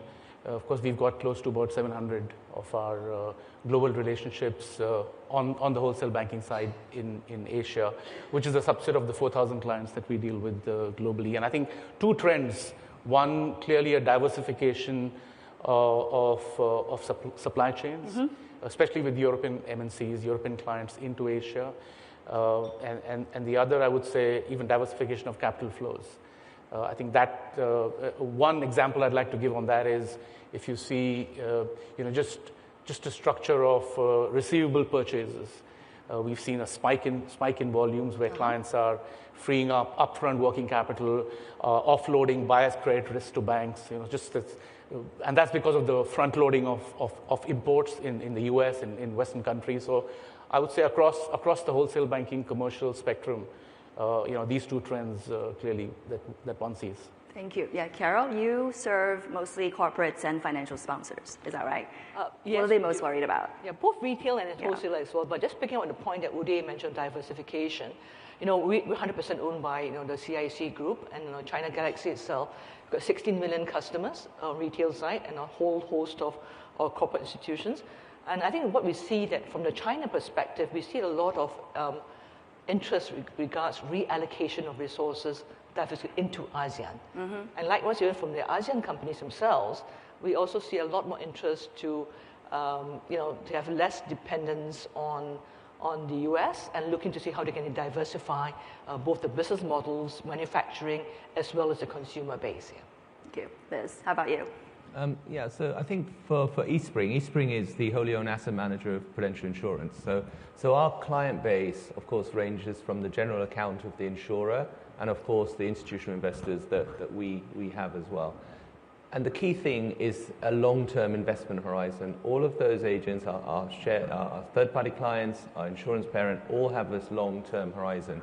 The key challenge this year has been, what do we do when we look at that volatility? And the key message that we share with our clients is to keep disciplined and keep that fundamental view around why you're invested in a particular asset. And that leads you to being able to navigate volatility in a much more structured way. When we look back over 2025 so far, you might see indices that haven't moved that much. right? Maybe the currency plays have been slightly different, and we can touch on that later. But the key thing has been you needed to have a discipline to navigate that volatility and anchor around why you're investing particular assets. And that's been key to working with our stakeholders around managing that volatility this year. Yeah. Uday mentioned supply chain. I'd like to follow up with the latest news on tariffs. Obviously, we've seen that Trump has slashed out new tariffs deals with a few countries, including many of the manufacturing bases in Asia. I mean, how are tariffs weighing on corporate investment decisions in the region? I mean, so many companies are export-driven, export-oriented. How are they coping with, tariffs? How are they coping with the uncertainty that might come with new deals or new changes? Well, I think first of all, it seems like the goalpost has got a bit farther and a bit wider. Mm-hmm.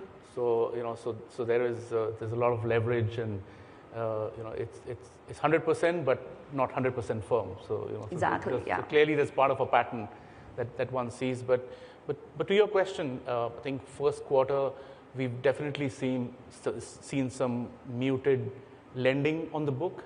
So if you see across the clients, and that's of course a consequence of delayed investment decisions. Mm-hmm. Though we see the counter of that, where we've seen spike in trade volumes, in transactional services, in financial markets, which is really a spike with more clients on hedging.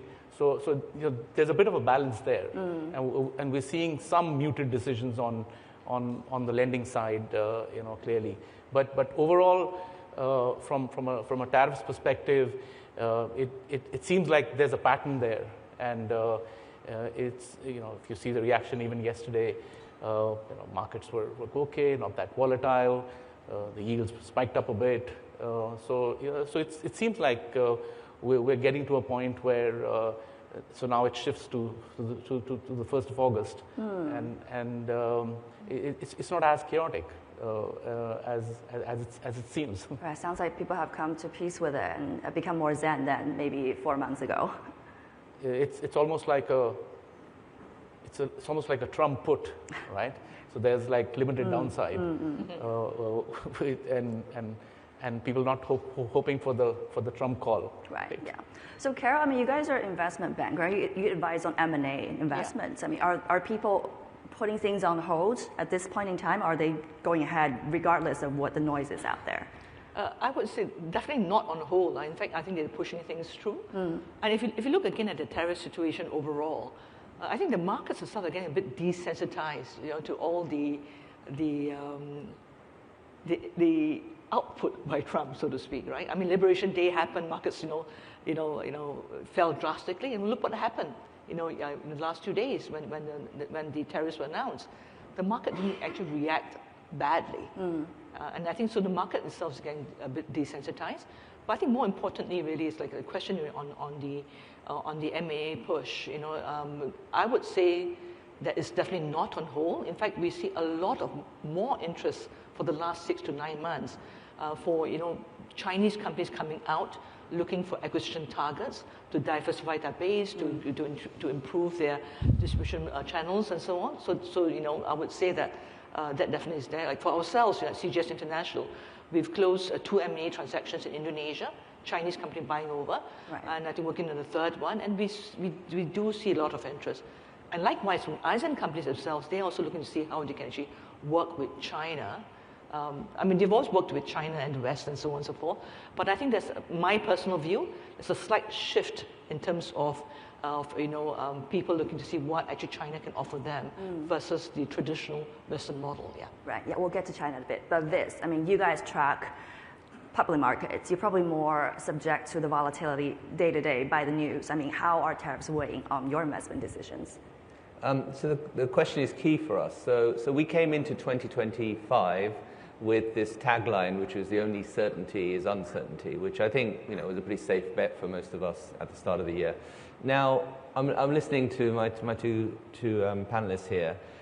As an investor, we are constantly looking forward and trying to identify what is likely to happen. So I would argue this year and characterized by being exceptionally surprised by the veracity of the tariffs on the 2nd of April. Singed into my head is the 9th of April, because that was the day when we were at the fulcrum of the volatility. Markets were selling off quite violently, and there was that reversal. And you might remember there was a tweet, investment advice from the president saying, this is a great time to buy. It's quite tough for an investor like us to navigate that. Now, what is true is that there's been higher than expected tariffs. There's been a delay, and there's been now a subsequent delay. I think as investors, we expected something like that.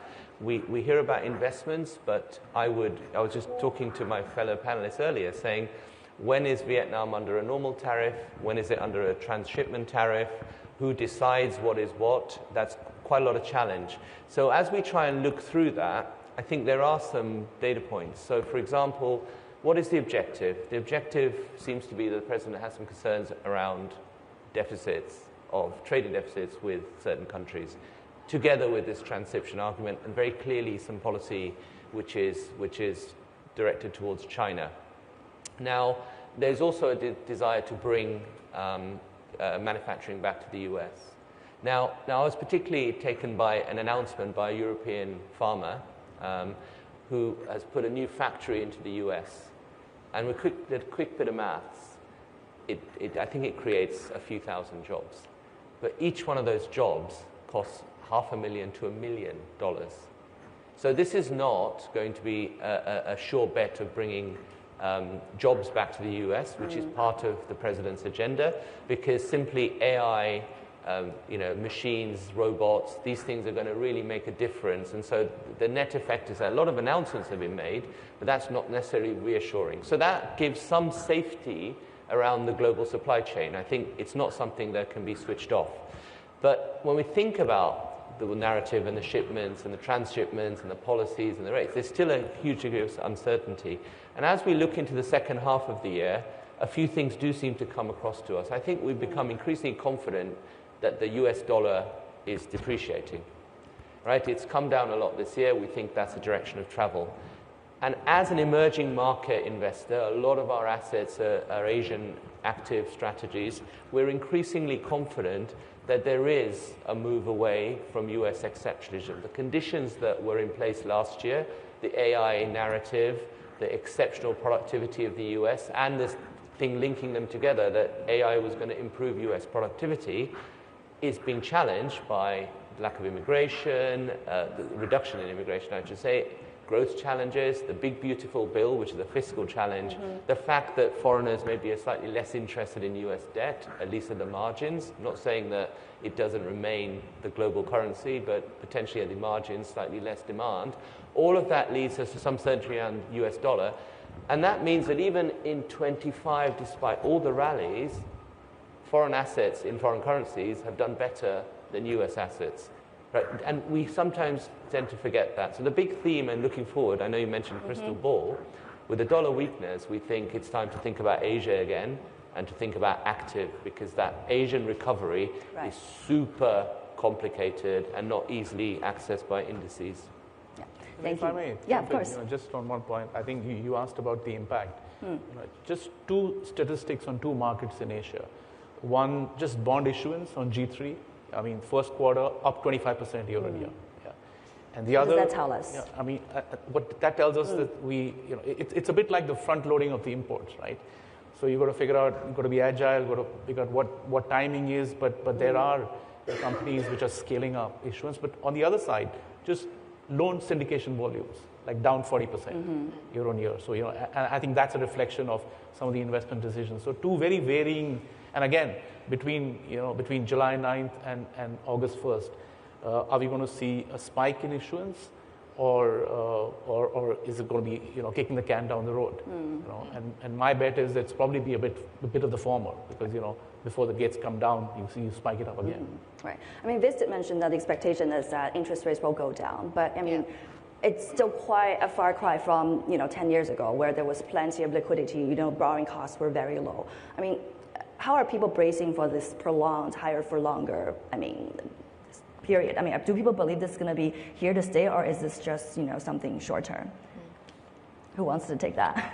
I'll take that question. Yeah. I think that the higher for longer phrase has been used for a long time already. I think the market's already anticipated that rates will remain higher for longer. So I think that in terms of of going forward and how people actually are looking to look at that strategy. I think Asia Pac, just touching on what Viz said, that the valuation gap between US and Asia Pac is just so high. And I think that if interest rates actually, people are pricing the fact that it's going to be higher, there is actually a lot of room for markets to move once interest rates do come down. So I'm actually very optimistic that capital markets, both on the fundraising side as well as performance, in Asia Pac actually will be a lot better, I think, going forward. Yeah. Thank you. Yeah, Viz, you also mentioned that you're an advocate for emerging markets due to the weaker U.S. dollar this year. But do you think that's just a reaction to the news cycle we're seeing now? I mean, like we were talking about, S&P U.S. stock markets, they're still at all-time highs, right, compared with maybe a couple years ago. So is it really worth it to diversify from the U.S.? And if so, is Asia to benefit? Can I? There's a few elements to that question. Yeah. It's quite a very sophisticated question. So, look, the last 2 to 3 years in particular, you just needed to be in the S&P 500, fantastic returns, and really no one's worrying about anything. A lot of people have got that experience, especially retail, lots of experience of fantastic returns, exceptionalism, some great winners in the US. In that world, of course, that made sense. But it was fundamentally held together with an idea around productivity, was exceptional productivity in the US. US companies were big winners versus global companies, and the dollar was altogether super strong, which really is always a headwind for emerging markets. So that's the narrative. I was at a conference on actually last week, and I was pointing out, look, I think for me, one of the big events of this year wasn't Tariff Day, it was actually DeepSeek Day. And I think that it's really questioning investors around the world as a whole, do all profits accrue to US investors? When we come to market valuations, we mustn't forget that the investors focus on data. You've got to see some real data. Things like the front loading of shipments into the US has really, I think we have to say, surprised us just how resilient US fundamentals have been. But we have seen deterioration in the recent weeks on some of the US numbers. We know that sentiment in the US has maybe come off a little bit.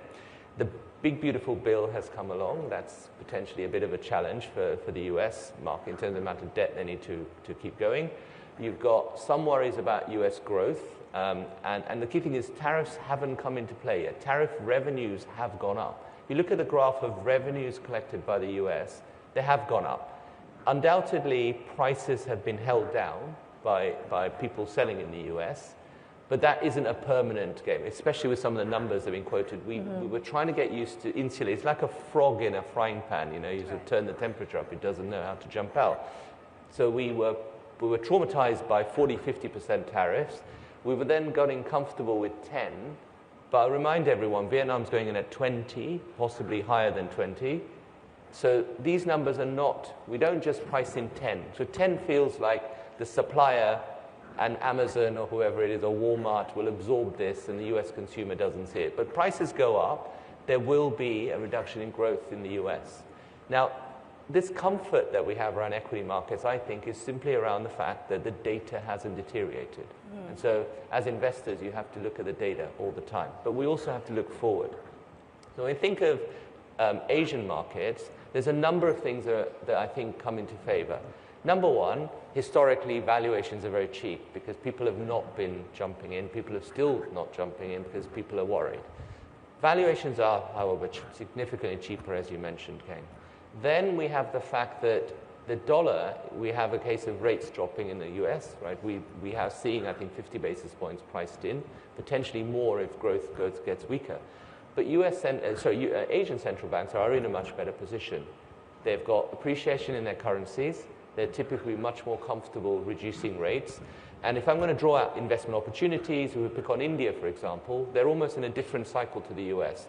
The RBI SBI is able to actually reduce rates, right? Growth in India is fine.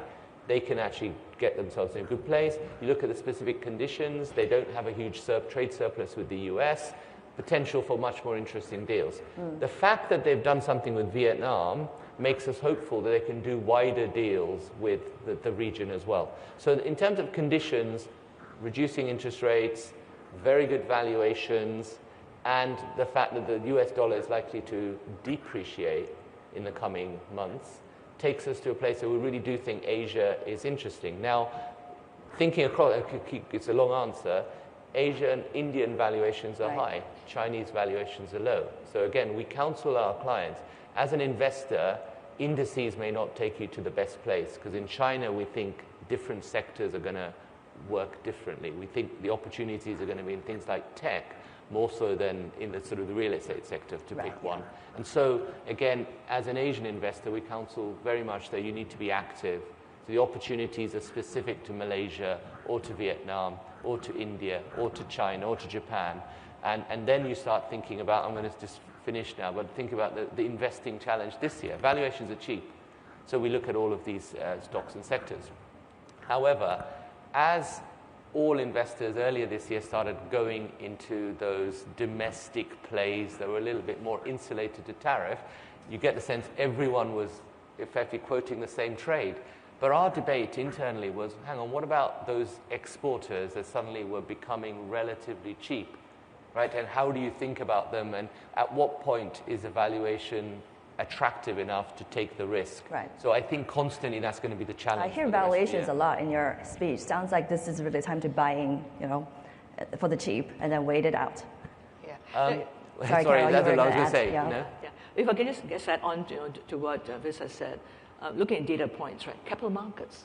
I mean, we know the fact interest rates are high, the US dollar is depreciating, and the fact that that the valuations are cheap. Capital markets in Asia. Look at Hong Kong. In Hong Kong alone this year, 44 IPOs, and they probably end the year raising about 250 billion Hong Kong dollars, and that is a very, very big thing. And of course, the big things that are happening, of course, is the A to H listings. Right. And then from there, of course, like ourselves at CG International, we're also looking at basically A to S listings, and that in itself can be a big movement, in the whole Asian community. But definitely, I mean, the capital markets, is actually quite lively, in our part of the world. Yeah, I mean, we do see increasingly global long-only funds are coming back to this part of the world. I mean, I was going to, talk about China a little bit. I mean, last couple of years, people were saying, is China still investable? Yes. But this year, we've seen a breakthrough in AI. We talked about DeepSeek earlier. There was, the IPO market is coming back. Some markets are holding strong. I mean, will China still deliver for investors? Yeah, What's that with you? Yeah. Just our view on China, there's what we call, there's probably like a great transition happening there, in the sense that, moving from low-cost manufacturing to high value-added, and that's like a natural path of friction with developed economies, and so and hence the tariff tension, which is, but one can't take away the fact that apart from the valuation, clearly significant valuation gap in China versus the US. But also, it doesn't take away from the fact that by 2030, 20% of global GDP is going to be in China. A fifth of growth between now and the next 5-6 years is coming from China. So, I think to your question, is it investable? I mean, for sure, we've been there for the last 30 years with 2 branches in China, and we continue to see that traction. Thank you. Carol? Actually, this is the way I would answer it. You cannot afford not to be in China, okay? It's a given by 2030, I think China will surpass the US in terms of being the biggest market. But if you look at it, take this perspective, right? We all know that the BYDs of this world, they're basically really conquering the world, beating Tesla and everything all across the world. But the other things that's happening, that's just below the radar, that I think is worthwhile watching. The consumer space, for example. We all know about Labubu. We're talking about Labubu along the way, it's taken market by storm. But you look at just take a data point, right? Look at cosmetics, and we're having a discussion this morning of this, with my shareholder this morning. In the past, the Japanese brands used to lead. Then the Koreans came in. Has anyone here heard of Judy Doll? I never heard of. Oh, I see someone nodding, so you know about that particular brand. But it's actually taking the world by storm. It's going to the US and Europe. It's cheap at the mascara that they use or something. I don't use it, but I was reading about it. And they're making very, very good money. So Chinese brands were in the past known to be a low quality, but suddenly, they've proven themselves in terms of manufacturing, in terms of renewables, in terms of solar panels, in terms of autos. And now they're going to the consumer side of it, Luckin Coffee, beating Starbucks. and then I can name a whole list of other things that's happening, and it's really real. So that's my answer to that. You cannot afford not to be in China. Right. Timing-wise is a different thing. And with significant policy and stimulus tailwind. That's exactly, I mean, Viz, you manage money for everybody around the world, right? And when it comes to China, obviously, if your investors are based in the US or Europe, they have their own restrictions. Investing, for example, in AI would be a no-go area. So how do you navigate that, when you try to sell China to them? Are you still trying to sell China to them? Of course. I was just listening to the answer thinking, coffee, I might be able to be a consumer, but mascara, oversharing, I don't think I'll be a consumer. So for us, look, I think just to be a bit controversial, we think GDP growth will come in at around 5%. So the answer to the question is most global investors, you want to invest in China and you want to invest in the US. You're not going to go zero to the US and not particularly go zero to China unless there are some political or other impacts. And we've heard that in the US that there are certain clients who might be that way inclined. And we, of course, are in partnership with our clients and looking at what they're interested in. When it comes to China itself, though, we think it lands 5%. We think that means that we're less likely to see fiscal stimulus this year in the remainder. It looks like they're tracking okay on growth numbers, so I don't think there's going to be a huge incentive, which is why we have this mantra, which I keep repeating on stage, which is, think Asia, you need to think active this year. We really do think that it's not, have I got a China growth story for 5 years and can I access it through the market index? I think you've got to be really thoughtful. There are sectors which need very, very strong stimulus, and that may not be coming near term. There are other sectors that are globally competitive and they're always going to be great investment opportunities. I haven't digressed, we've talked a lot about equities, but one of those client conversations we're constantly having at the moment is around local currency debt in Asia.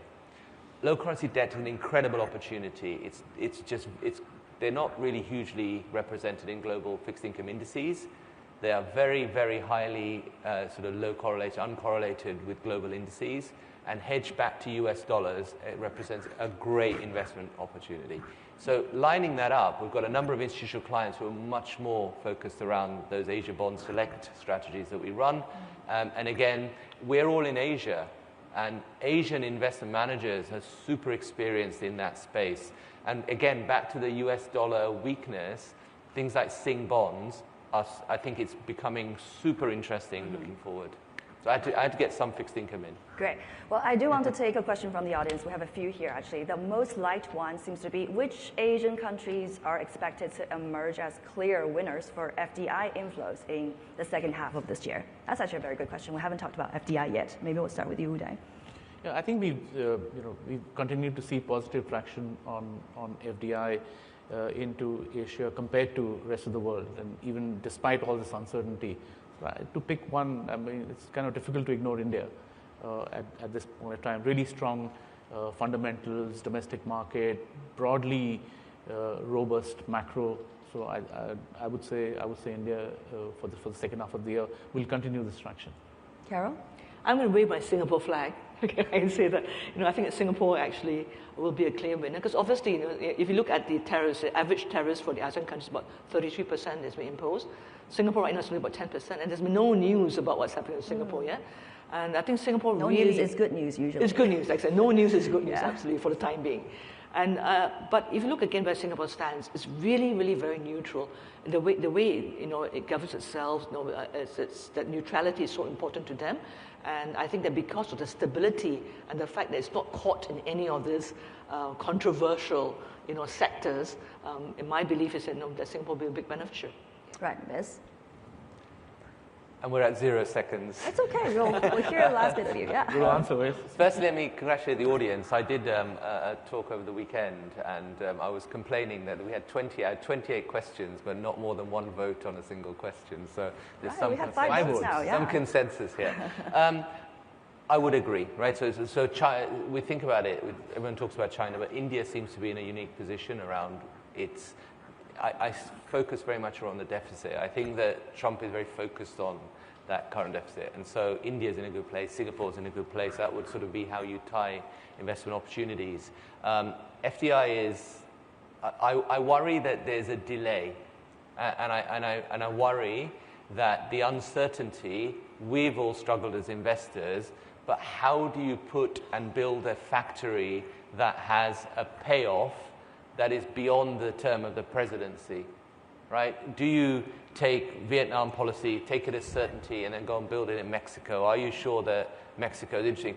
I'm struck by the fact that LATAM is, still, we think they've still got lower rates, and how does that affect? I think the data has not given us any of that today. So if I had to pick one today, I'd stick to India in particular because of the domestic economy and the characteristics. But valuations are super expensive. Everyone else has also figured that out. So you need to be very thoughtful around what you're investing in. So I'm going to repeat again, think Asia, think active. Right, thank you so much. And that concludes our session. Thank you to Uday and Carol and Viz for your wonderful insights. Thank you. Thank you very much.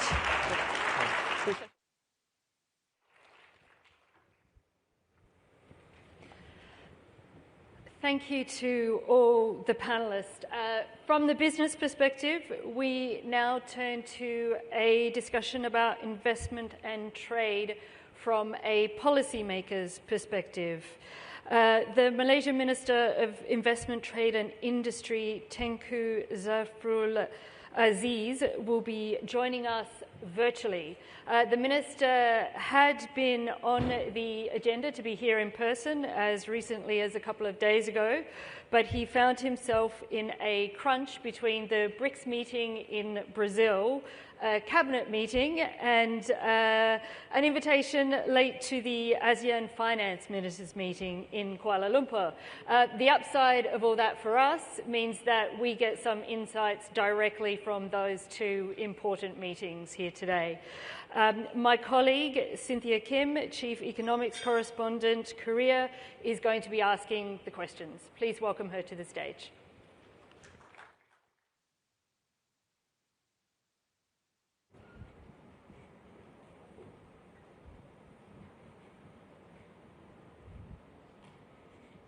All right.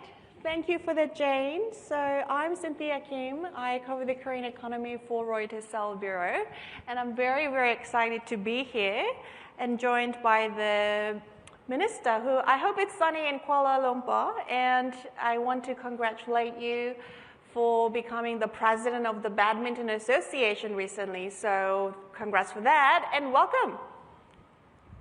Thank you, Cynthia. Thank you for having me. I do apologize, can't be there in person. That's all right. Just landed from Rio at 3 a.m. today, and we have a cabinet meeting after this. Yes, yes, I understand.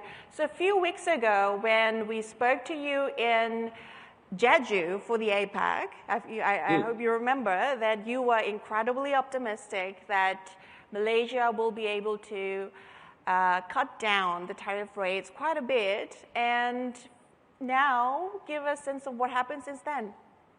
Yep. Well, first of all, thank you, Reuters and the team, and thank you, Cynthia, for having me. I'm still optimistic. I've looked at this announcement as an opportunity for us to continue our negotiations till the 1st of August. I'm in touch with USTR as recent as yesterday, and we all agreed that we should continue our negotiations. So we still have time. There are challenges, of course. There are issues that we still need to resolve, but many of those issues have been resolved, but unfortunately not on the timeline that was set. I think the timeline was yesterday, and where it's supposed to be effective today. But with the announcement by Trump, we have a few more weeks extension to negotiate on the final terms.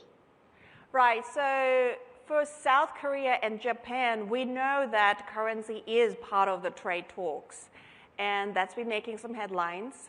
But I know that ringgit has been doing very well this year, thanks in part to the oil price going up a little bit. Do you know, and has that been part of the trade discussion with Washington? Well, on the currency, of course, Central Bank is part of our team. They have engaged the Secretary of Treasury. But just for your information, all currencies are strengthening against the US dollars, not just Malaysia, Korea. So I think it's more about issue about currency manipulation, etc., which we do not take part in anyway. I mean, the central bank has made it clear. So that, I think, issue has been discussed, and I believe from my colleagues at the Central Bank and Ministry of Finance has been addressed. I see. So, you know, Malaysia has been one of the very few that's gone, the rates go up a little bit, and we want to understand what was the most difficult or thorny issues there, because you've been the chief negotiator, right? So could you share with us? Well, there are many issues. First of all, I think we can all agree it's not just about tariffs. Right. If you look at tariff, Malaysia, just like Korea and Japan, we don't have much tariff that we have imposed against products that is coming from the US. So it is about other issues, issues that relating to non-tariff. And one of the major issues is about trade imbalance. So this is an area where Malaysia has a positive surplus, I mean, trade surplus against the US. Our trade surplus last year was around 25 billion US. The US administration wants to see this reduced. And also on areas where they feel that there are red tapes on certain products, on agriculture, on halal. So these are issues which we need to address. We're still discussing. Of course, there are red lines as well. We have talked about digital tax. We talked about issues that pertaining to imports of certain products that may be harmful to our industries. So these are things which we are still in negotiation, but most of the issues, outstanding issues, have been resolved, and I believe that the time given till 1st of August will give us more avenue to resolve these issues that have yet to be addressed. Right, so we also heard this week that Trump is ready to send the second batch of tariff notices sometime today or tomorrow. And we are hearing that there's going to be even higher tariffs on countries that retaliate. And I know you've said before that Malaysia is not going to be one of those countries that's going to retaliate, but what's the latest there? Have you heard of this? Well, I just heard it this morning, in fact. Yeah, you can you can read from Trump's posting, right, on his on two socials. So I've not heard anything else apart from that. All I know is that there are more countries that will get a letter from Trump.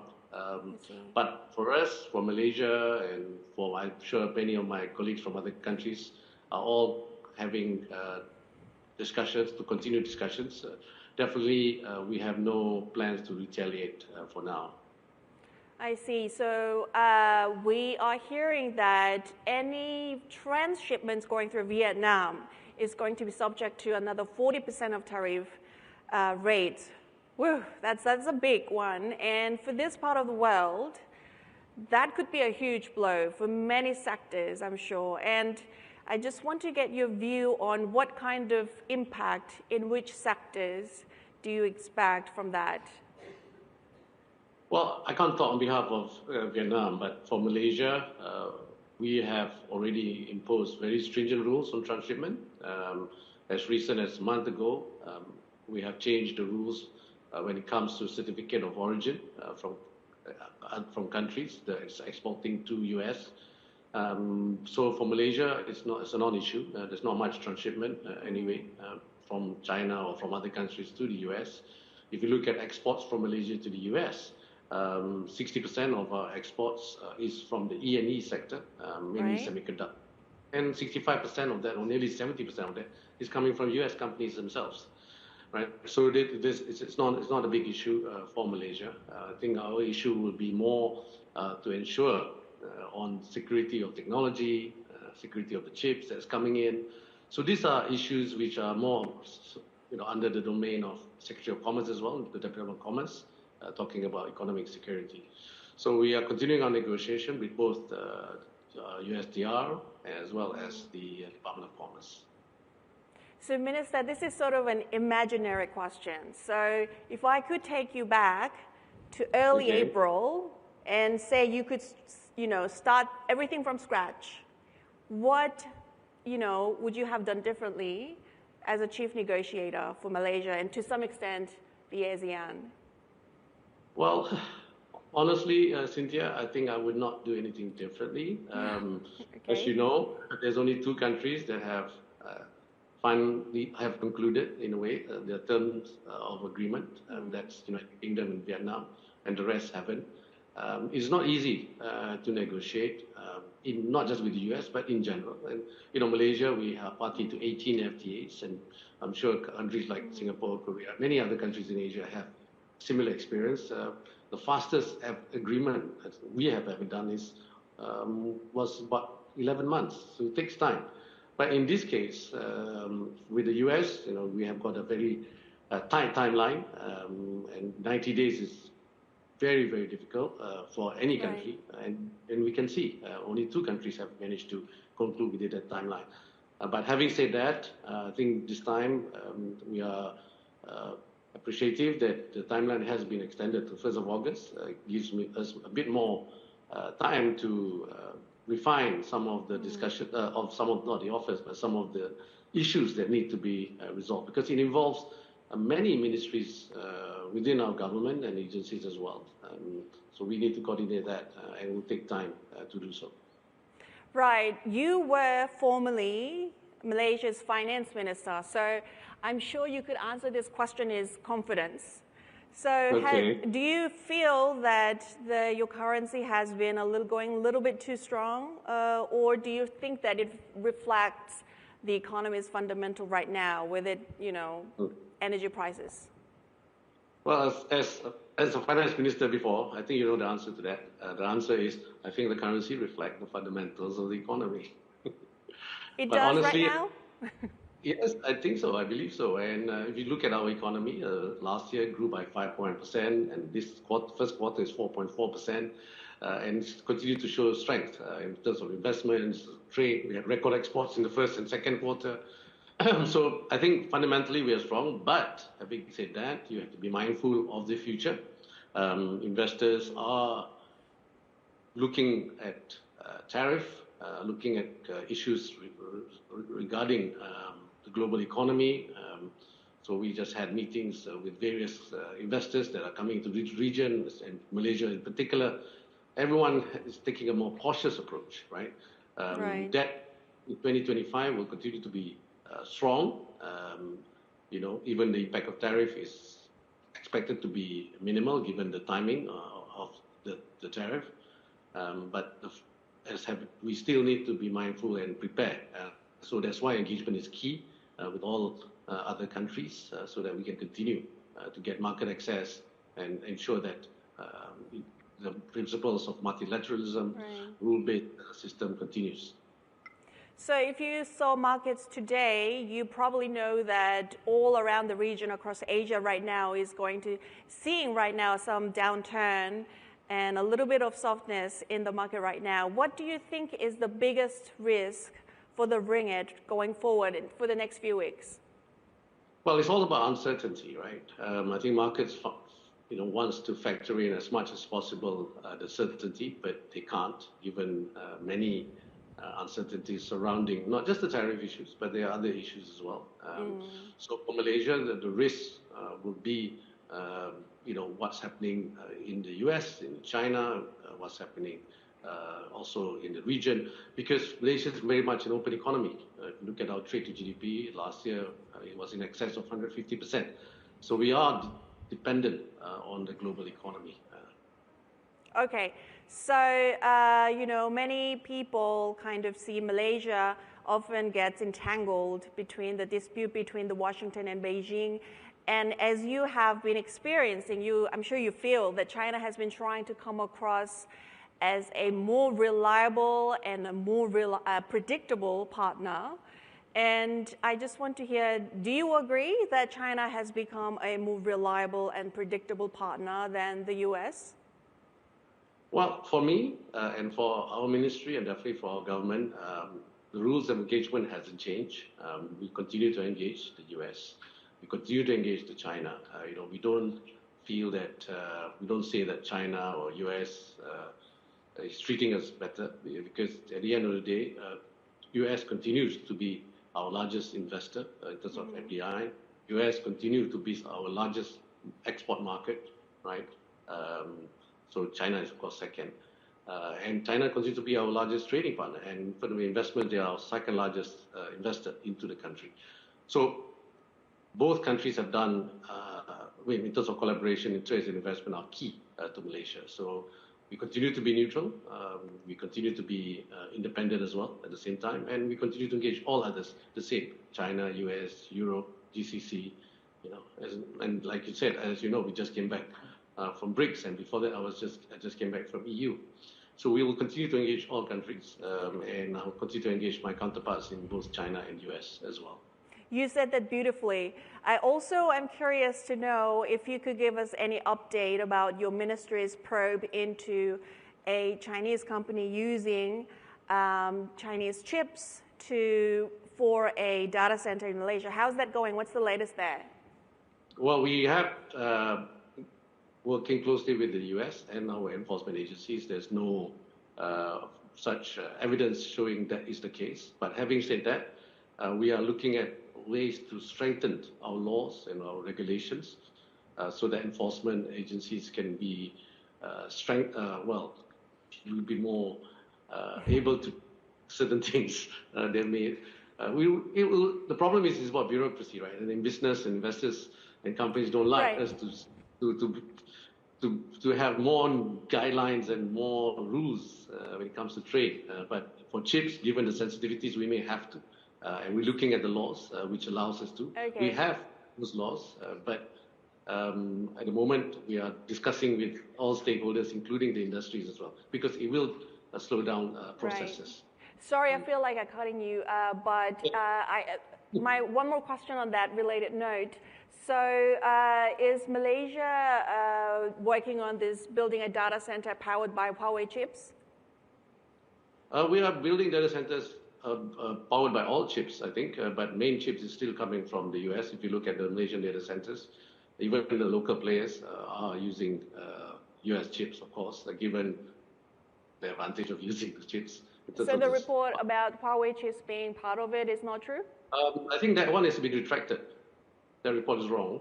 I think the minister, yes, that has been retracted. The deputy minister herself has retracted it, and I made a statement. It's not true. Okay, so we have some time to take a question from the audience. I'll read it out for you. So had the US position on tariffs hurt its status as a reliable long-term economic partner for Asian countries? What's your take? Well, I think the devil is in the details, right? We are still negotiating. Let's see the outcome of the negotiations. Definitely markets are concerned about the development. People that I talk to still believe that multilateralism is the way forward, not unilateralism. But having said that, engagement is also key. The US is also still a strong, big economy globally. It's 25 to 28% of the global GDP. We can't ignore the US. We need to engage the US. So we still believe that engagement is key. I see. Are you still optimistic by the end of this month, in August 1st, that the tariff rates will go down a little bit? I am optimistic, especially in sectors that I feel there is a win-win. Malaysia is, of course, a key player in the semiconductor sector, and the semiconductor sector supports the supply chain for US semiconductor and E ecosystem. So we need to continue the discussion, and I'm optimistic, and especially in sectors also that are, in a way, a win-win to complement each other. Sorry, so one urgent question has come in from the audience. Recently, we've seen some, e.g. 5G, DNB, where rules were changed frequently. Don't you think this may impact Malaysia's perception of investor-friendly destination? Well, I think, to be fair, you have to put that in the right context. In terms of investments, last year was our record investments. It went up by 15%, close to $90 billion US of approved investments. In the first quarter, the investment continued to go up, around 3.7 or 3.8%. On the regulation, on the guidelines, on the 5G, on DNB, that continues to be addressed by our Ministry of communications, and then our agency, MCMC, is looking into it. So far as I'm concerned, what the ministry has decided is to create more competition in this area, and that competition is supposed to help industries and also, of course, consumers. Thank you, Minister. Thank you so much for your time. I hope all your meetings in Kuala Lumpur goes well. Thank you, Cynthia. I hope to see you in person soon. Yes, thank you. Thank you. Thank you to the Minister and to Cynthia for that conversation. We're going to turn back now to corporate strategies in an uncertain climate. We all know the facts. Asia is home to more than 50% of the world's middle class, a powerful driver of consumption and innovation across sectors. Our next panel features leaders from companies that are actively shaping this transformation. This session is in partnership with FWD. I'd like to welcome back event moderator Timur to introduce his panelists.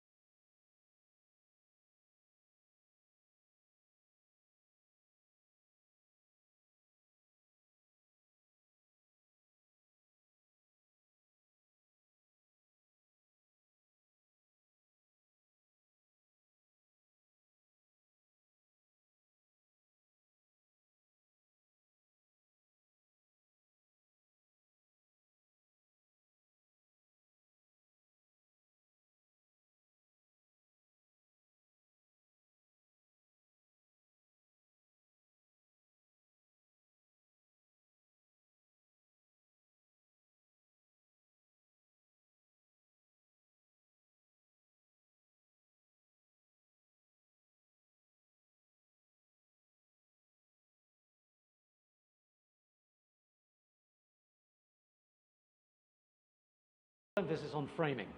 How you perceive a problem is a really important part of how you address that problem.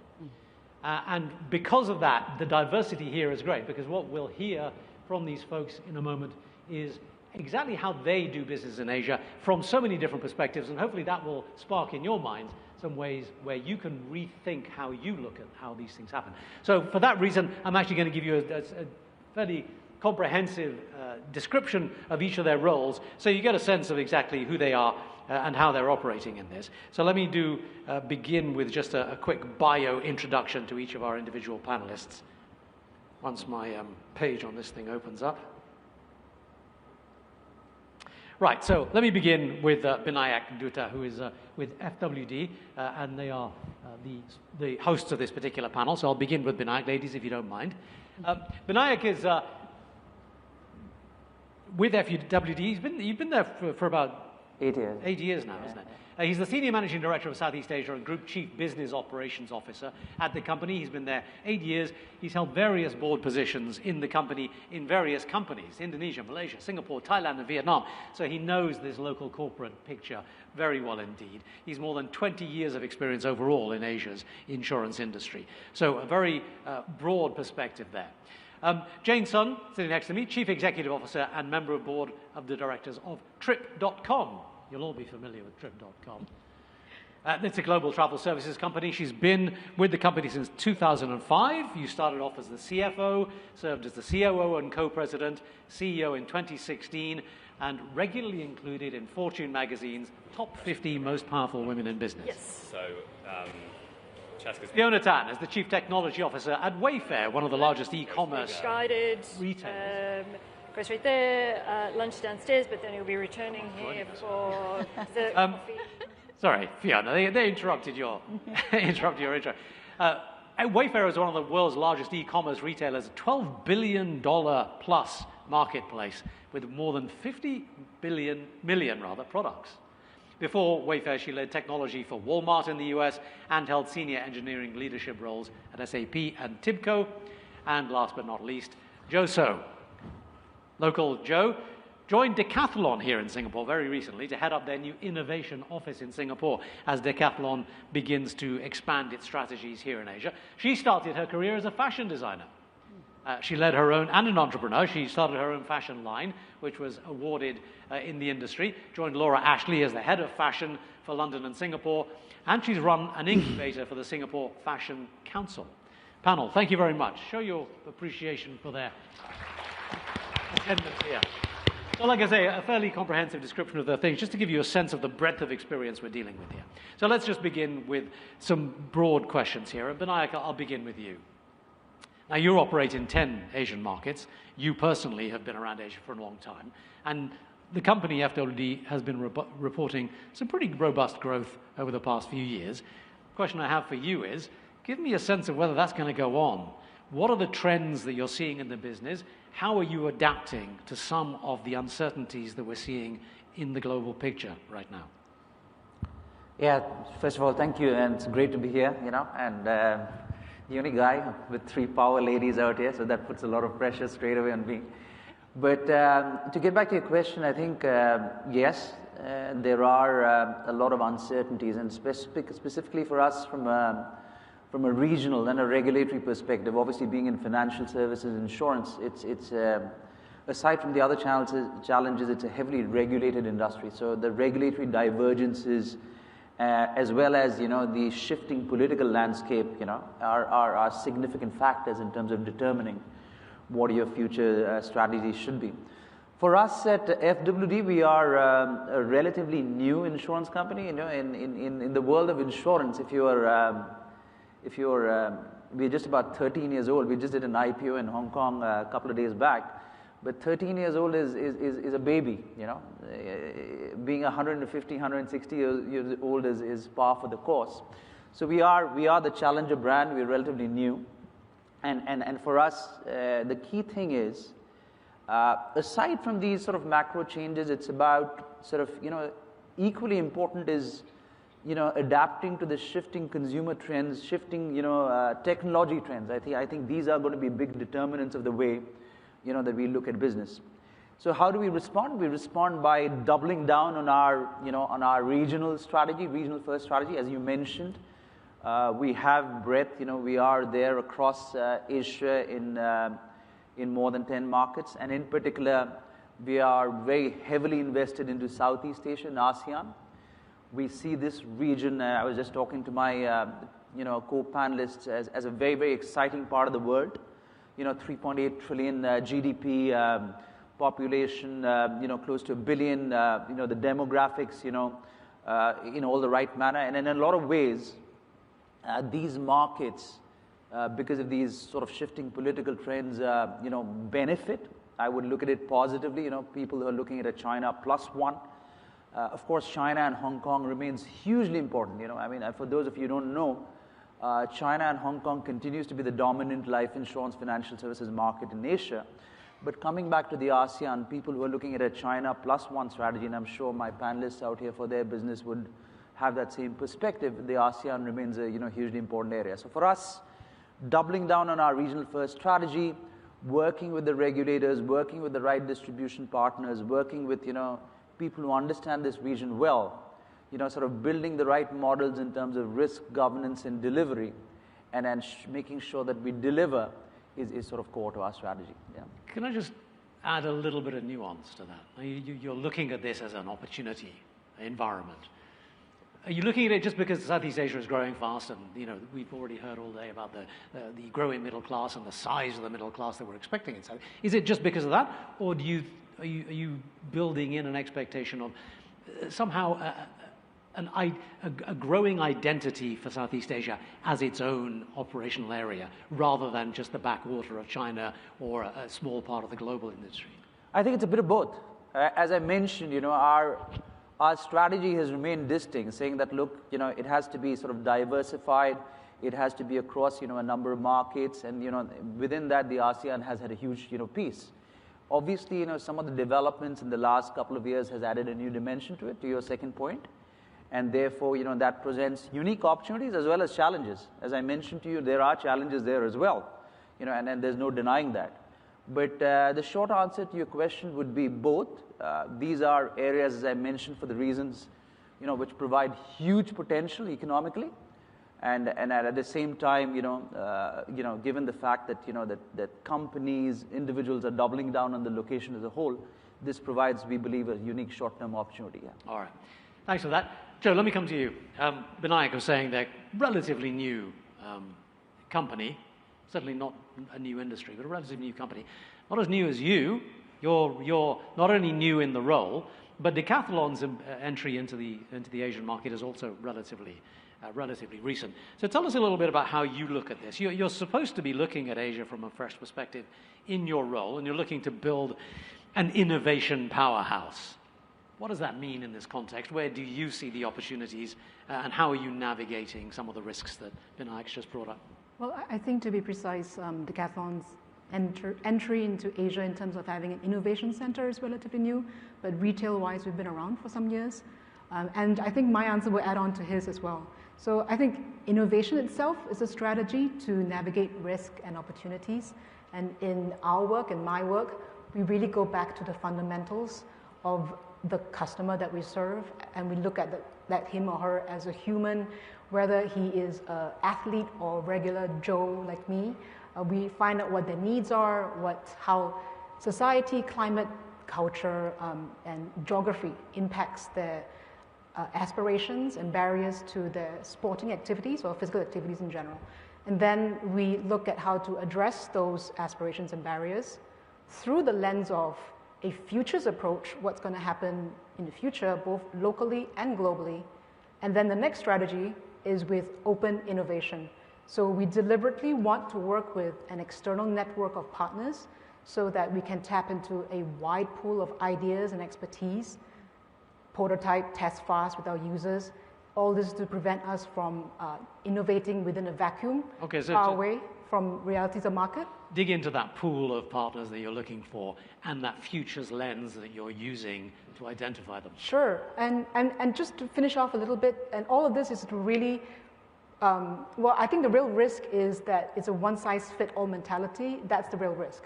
So when we dive into this network, I mean, we're going to work with everyone from startups to research institutes to universities to consultancies, and on top of that, they are located in different parts of Asia with the local insight, knowing the local and regional nuances. That's very important and key to success. And then the part about open innovation, and then what was the next part again, please? I was thinking about your futures lens in particular. Futures lens, yes, sorry. So futures lens, there are the global teams that we've been talking about all morning, the AI and climate change and so forth. And also there's the layer of the locally, how local situations can affect how people live there too. So, Southeast Asia, huge potential market, but also in a way very different. Every country is very different. We cannot assume that what works in one place works for another. So we really look at that. Yeah. Jane, your business is based in Asia, but obviously global. Your industry is global. Tell me what you see in terms of how this evolution's been going on. I mean, even before the administration changed in the US, we've been seeing a lot of changes. I mean, COVID disrupted a lot of what you do extraordinarily, right? So do you think the changes that we're seeing are changing the risk profile and the opportunity profile that you're doing? And are we beginning to see the evolution of a more dynamic Asia region for your business? Thanks for having me. Travel is very dynamic. We have seen three great trends, which we call the 3 E's. The first E is event plus travel. That is much more tailored for our young travelers. What we saw is young people are very dynamic. They want to go to big events, such as Paris Olympic Games, Taylor Swift shows, G-Dragon shows. So we sent around these major events plus a travel package, and that's doing very well. The second one is elderly friendly. A lot of people in Asia get retired quite early.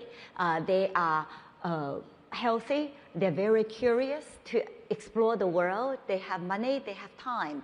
And the beauty of this generation is that they're not time sensitive.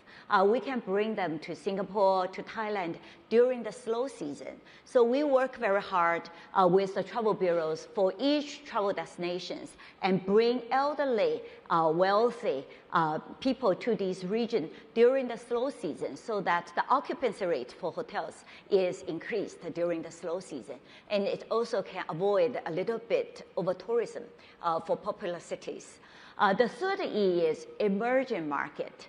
So people from Norway, Finland, from the north and to the south, people start to travel to South Africa. So we're very excited for the new trends. Thank you very much. Fiona, let's move away a little bit from the geopolitical landscape and talk about the other theme of the day and the theme of the year and the next decade, which is technology. Tell me a little bit about how the technology interface, you think, is going to be a player in evolving and driving the evolution of Asian business? Yeah, I think that's the one thing that's really neat about technology. It's ubiquitous and it's, it applies geographically, globally, as well as across all our different domains and areas of, our businesses. So I think, if you think about generative AI, especially, specifically, as you're looking at corporations trying to adopt it, there's certainly the places around new revenue generation, right? So you heard from the panel before around innovative ideas around that. We talked about the customer experience and how might that change in the world where you have now more chatbots that are interacting with your customers. If you look about the generative capabilities, it's not just generating text, right? You're now able to generate images, videos, voice, right? So it's how does that multimodality, how do you leverage that for your corporation if that's something that makes sense for you? So for us, we're selling home furniture, everything for your home online. So if you think about it, that's probably one of the toughest categories to sell online because it's generally something that's hard to imagine and hard to sometimes even describe what you're looking for. So now in the current shopping online, if you think about it, has been a few keywords in a search box, and that's how we've generally shopped. But now if you look at the generative capabilities, you can expand that so much more. I can help you imagine what your room could look like in different styles, in different colors, even if you can't describe it, right? So I think every company has to kind of look at what that means for your company. It's like, how do you leverage all the capabilities that these new technologies are making available to us in new sort of revenue generating ways? And then I think the second bucket is obviously from a cost efficiency, right? What are the operational efficiencies you can gain as well? If you look at, we talked about earlier this morning with the panel around some of the reasoning and agentic capabilities that have come to bear probably in the last 6 months or so. And that's where you want to really relook at some of your workflows to see how technology can really bring along efficiencies that are, really it's like orders of magnitude scale, right? So it's also taking a look at those to see where you could apply technology. And so I think if you're looking at it from both sides, it could be a really, really good revenue generating, and it could also really help you with cost efficiency. And in this world where there's uncertainty, at least that's something that you can feel like you can control. Yeah, it's like you can control your destiny if you kind of lean into technology. Just quickly back to the question I put to Vinayak earlier on about the differentiation between the old world and perhaps the emerging world of Southeast Asia and China in their own context. Put that in the AI frame, because so much of the English language AI is trained on English language and Western culture. Yep. How is that going to play out in Asia? How are we going to see the integration of Asia-focused AI into Asian business? Yeah, well, I think you saw even from the panel before, right? There's a lot more Asian companies that are coming up with sort of their models and the training around that and the ability to handle languages and making it actually, it used to be you do something in English and then you have to translate painfully to all the other languages. And now it comes so much more naturally, and it's a lot more, I think, approachable, and the pace of change here. And I think also the other thing is the last few years especially, you've seen how Asia adapts and moves really fast, right, from a technology perspective. And if you look at e-commerce especially, I'd say, India, China is quite far ahead in terms of the how customers accept shopping online and some of the things that maybe were less so before. So I think it's really an area, region where you could lean into from a technology and sort of experience perspective, and it's right for it. I find that fascinating. I mean, as you know, in complex environments, just any small change to the underlying inputs creates emergent effects that you really can't predict. I mean, it'd be fascinating to see how that works out. Folks, so that's the basic setup that we've got here. Don't forget, go on to Slido, join in the conversation. We'll get the questions up here, so please do get involved if you have any questions for our panel so far today. So let's move on to another aspect of this, Vinayak. Particularly important in the insurance frame is risk and the sustainability risk. I mean, the rain we saw here this morning is pretty typical for Singapore, but you see what's been happening in Texas, we've seen what's happening all over the world. Tell me about what you're thinking in terms of sustainability and about risk profiling as we go forward. Yeah, I mean, as I mentioned, financial services insurance being heavily regulated, risk is intrinsic, to our business models. And I think for us, it's about sort of embracing risk and managing it, with the right guardrails. And I think to a large extent, the model that you have in place, right, is sort of a determinant of that. And so we've sort of, the model that we have is, as I mentioned, we have doubled down on our regional presence, but in terms of establishing the right risk frameworks, sort of adapting to the shifting, regulatory landscape. So, for example, in insurance and financial service, IFRS 17, new regulatory standards has been a key aspect of risk and governance around that, and making sure that you equip your markets with the right set of skills to manage those changes is very, very important. So I think fundamentally the principle is very important, so you could establish, the 3 lines of risk, make sure that, that your front line, embraces the right risk principles and policies. But at the end of the day, making sure that while you're innovating as a company, while you're building out especially and, embracing opportunities, you embrace risk and you manage risk with the right guardrails, instead of sort of making that as a barrier, to business and sort of, paralyzing your operations. And I think that balance of sort of, of empowering your markets and your people with the right set of risk principles, and at the same time sort of making sure that you don't sacrifice innovation development is important. And I think that's what we try to do in terms of managing it, yeah. Jane, what about risk from your perspective? There's a bit of inter-regional tension, right, obviously, going along, which I guess you could classify as risk. Tell us how you see that playing out in your industry. Yeah, in travel industry, there are 2 elements that we cannot control, but we can control how we react to it. The 2 elements we cannot control is God and government. God is natural disaster, like tsunami in Japan, earthquake in Thailand. Government is regional wars, conflicts, but Trip.com team work very hard to make sure we do everything we can to provide safety to our customers. So for example, when there is an earthquake or a tsunami, within 2 minutes, our team needs to reach out to the customers in the region, make sure they are moved to the safe hotels, offer hot meal, hot shower to them. The very next day, if our customers decide to come back to their home country, we will work with the airlines and make prioritized arrangement so that our customers can come back to their home countries, the first thing in their mind. So with our concerted efforts, we can react to these uncontrollable events very quickly to provide safety to our customers. Fantastic. Folks, please do ask some questions. We've only got 7 minutes left, so if you want to get involved, do so now. Joe, innovation as strategy. So your whole idea here is to get involved in innovation. I mean, the Asian business context has been fairly traditional for a very long time, based in some fairly standard core business models. Tell me what innovation as a strategy means and how are you deploying that thinking?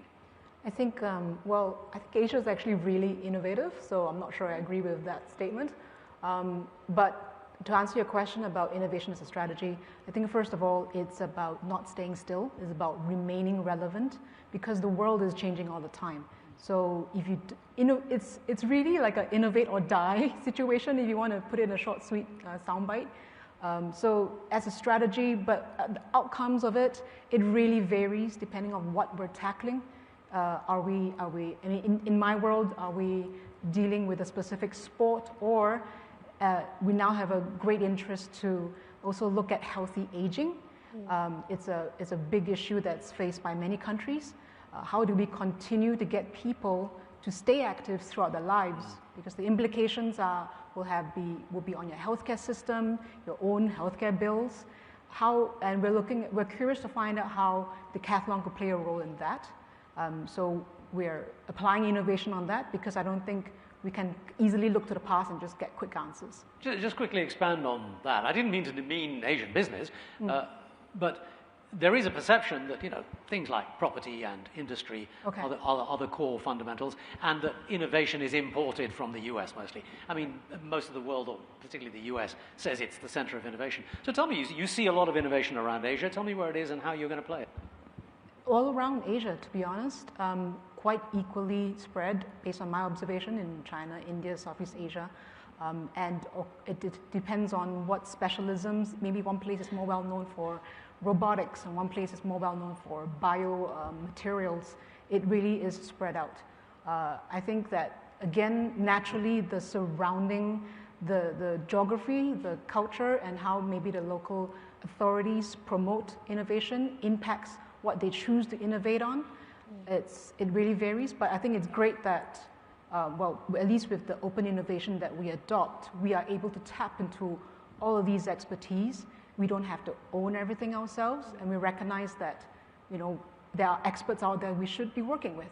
Can you speak to that? I mean, you live in San Francisco, the Bay Area, the heart of, you know, all of this. Yeah, in terms of innovation. Yeah, and in terms of Asian innovation, as you look Asia to your activities in Asia, tell me how you see this. Yeah, no, I think definitely, you know, as you mentioned, I think innovate. It's almost like a play offense, right? That's the area that you can kind of lean into with innovation and technology.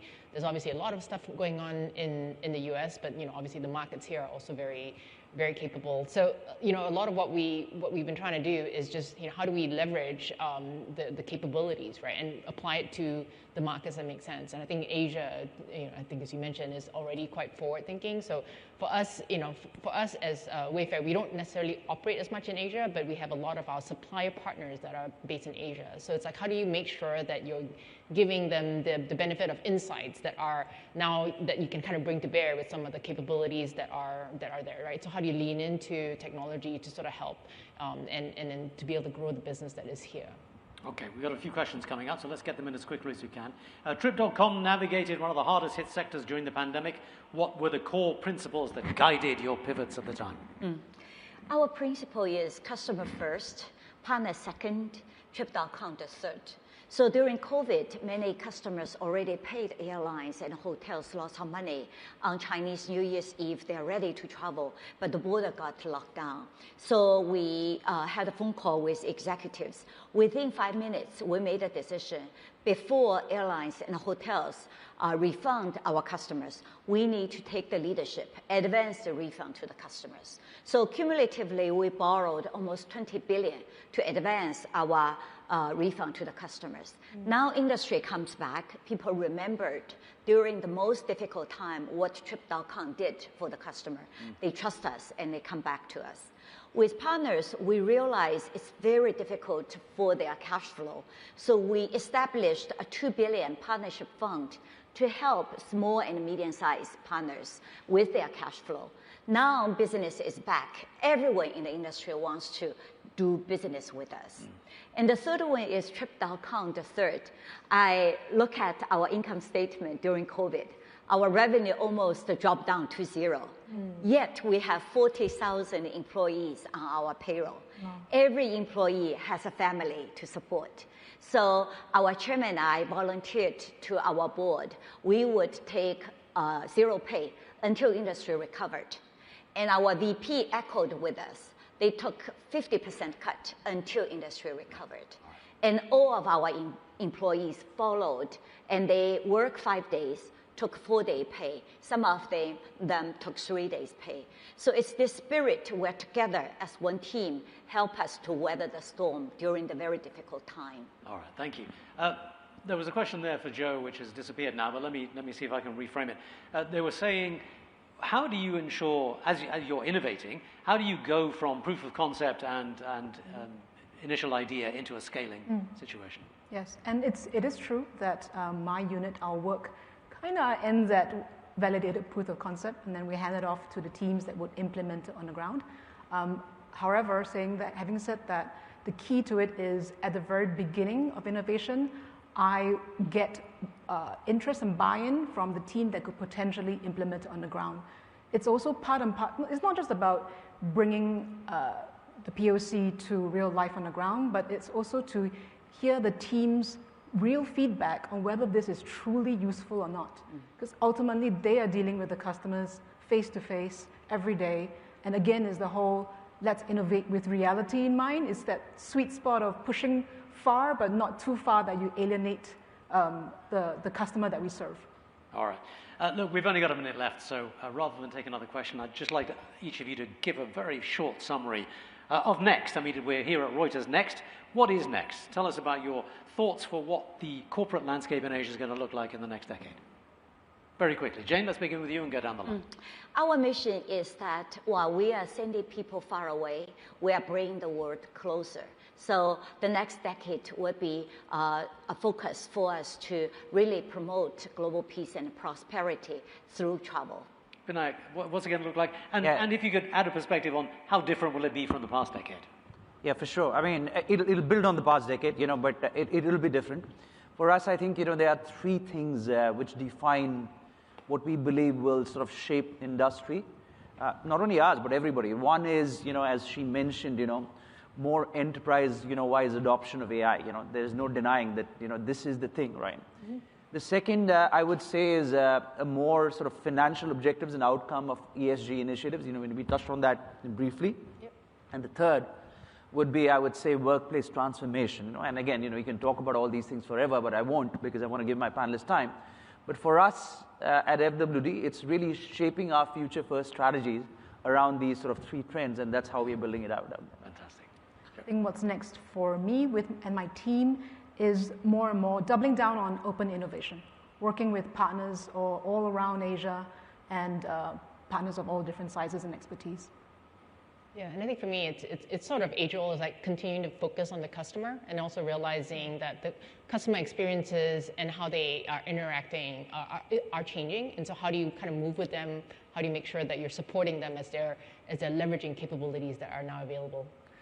I think we can all be fairly confident that change is the one constant, yes. and particularly in a fast-growing region like this. Panel, thank you very much indeed. Please show your appreciation. Thank you very much. And thank you for your questions, and enjoy lunch. Thank you. Thank you to all the panelists for that great diverse conversation. That wraps up our morning sessions here at Reuters Next Asia. For those of you in the room here, we invite you to join us for lunch. Lunch will be held downstairs on level 11. Our next colleagues outside will guide you to the lifts to take you down. We have a leisurely 90 minutes for lunch, but what we're going to do is bring you back up to the Cloud Terrace to have coffee and dessert up here to ease you back into the room. We're going to resume at 1:45 promptly, where sessions in the afternoon are going to cover everything from regional aviation to the challenge of Asia's populations, the tech transformation of the sports arena, and the latest developments in crypto and AI industries. So we'll see you then.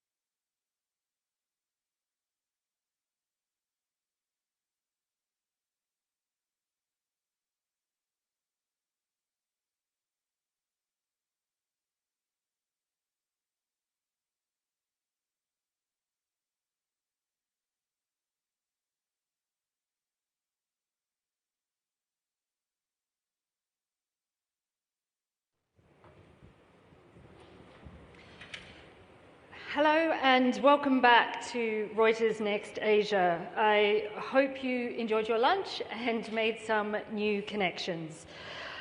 Before we dive back into the afternoon session here on the world stage, a request from the team behind Next.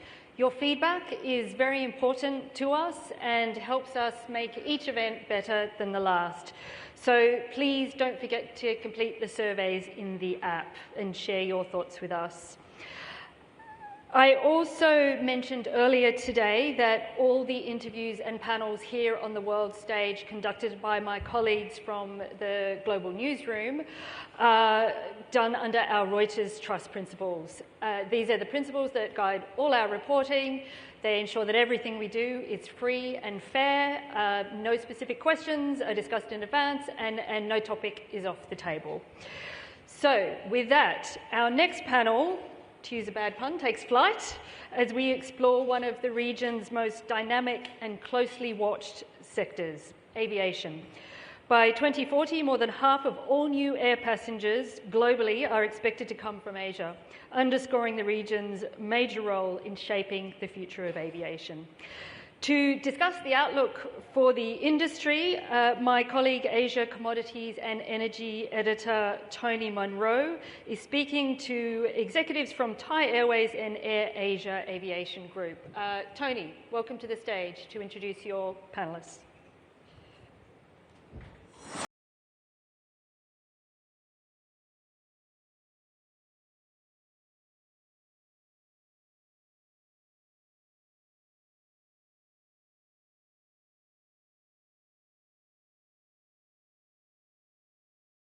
Everyone.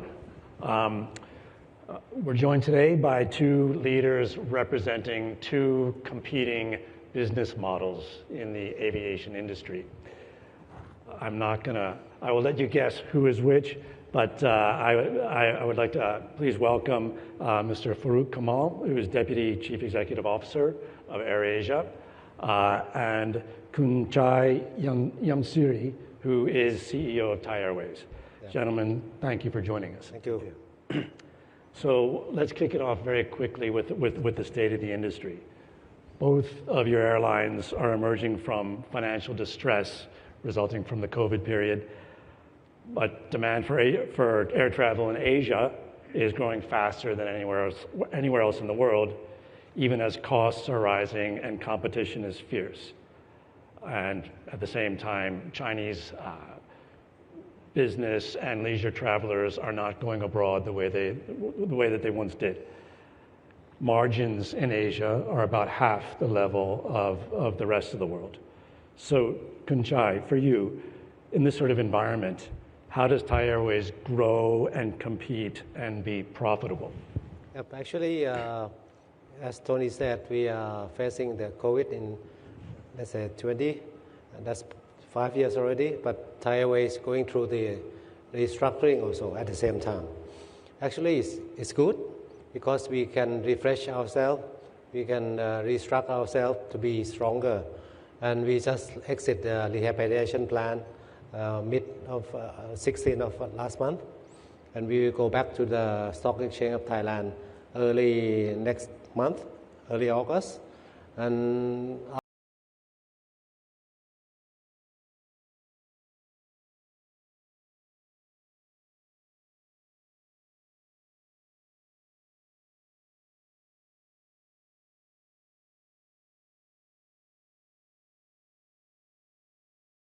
what does growth mode look like for you? We used to have, in terms of production, after now today, comparing pre-COVID, we only about 75% of our capacity since then. But our revenue already passed the pre-COVID-19.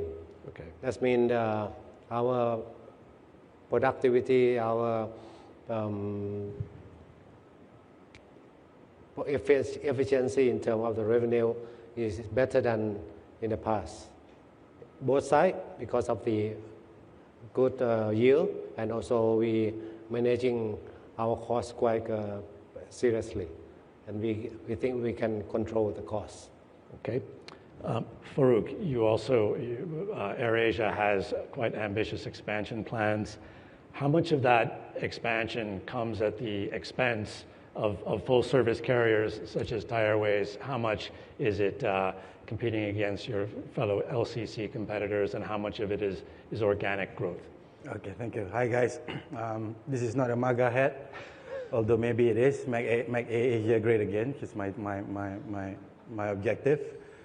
So I think from an AirAsia perspective, we continue to grow into the future. I think compared to pre-pandemic, I think there is more rational competition out there, from the full-service carriers to the low cost. You can also see good examples also in Singapore, right?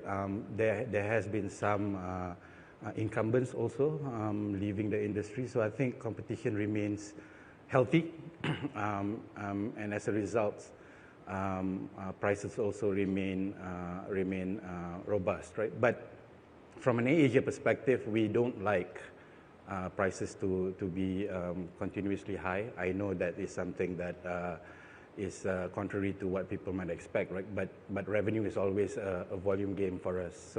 So what we aim to do is always continue to increase capacity, something that we've done. We've increased capacity to the tune of about 11-12% year on year already. That's something that we will continue to do. We like prices to remain low, but we also want it to remain at healthy levels, right? So I think prices have remained higher than pre-pandemic levels, and I think there will be some form of normalization there, but that is okay for us, right? Because as I said, we always play the volume game, and we continue to increase capacity. We have a strong order book going into the 2030s, and that's also a competitive advantage for us. So about that order book, I think it was last week that AirAsia announced an order of up to 70 Airbus planes, and with 150 more set to be ordered later this month. How is AirAsia funding all that growth? So I think we always look at it from conventionally two sources, right? Which is the bank side as well as the lessor side. So I think for the near term, I think we will continue to explore SLB opportunities with our lessor friends, but at the same time, the appetite for bank lending has also grown, and that's also something that we will look to explore for the order book that we are getting. What about bringing new investors on board? That is, as you know, we are also undergoing a restructuring at the moment. So as part of that restructuring, there is a requirement for 1 billion equity injection. So I think the news on that has been in the public space for many months now. So yes, in short, there will be strategic investors coming in, and hopefully with those investors, we will continue our growth, not just within the region, but also connecting outside of the ASEAN/Asia space. Can you identify any of the strategic investors for us? Well, trying to break news here. I think we adopt a multifaceted approach, right? So we do talk to all investors from Malaysia to the region to the Middle East and so forth, right? So we are still in discussions at the moment. I think we are coming to the final tail end of the conclusion of that. Not just from an equity injection perspective, but from an overall transaction perspective that we are currently undertaking also. So yeah, we look forward to make those announcements in due course. Okay. Kunchai, Thai Airways has spoken recently about looking to leverage Thailand, I presume Bangkok, as a hub, a regional travel hub, aviation hub. Can you talk a bit about what that means, what that entails? Yeah. Thank you. Actually, the aviation hub for Thailand vision was there more than 2-3 decades already, but we never implemented or make it happen in the past. One of our main strategy for Thai Airways, actually coincidentally, respond to the country's vision also. We will build Bangkok as a hub, of course. We were talking about the competition between low cost and full service airline. Different airline have a different market. I don't think we compete direct head on with the low cost, because passengers have a choice to choose. We just one of their choice. Air Asia is one of their choice. But to make Bangkok as a hub, I think it's not impossible, and it's not that difficult, because I couldn't see any downside of Thailand or Bangkok comparing to the other hub, especially in this region. Because in terms of the geographical area, Bangkok is a good situated in the heart of the Asia Pacific. Second, in terms of the cost, especially the people cost, I think we are competitive. Quality of people, I think we were there for 65 years already, Thai Airways.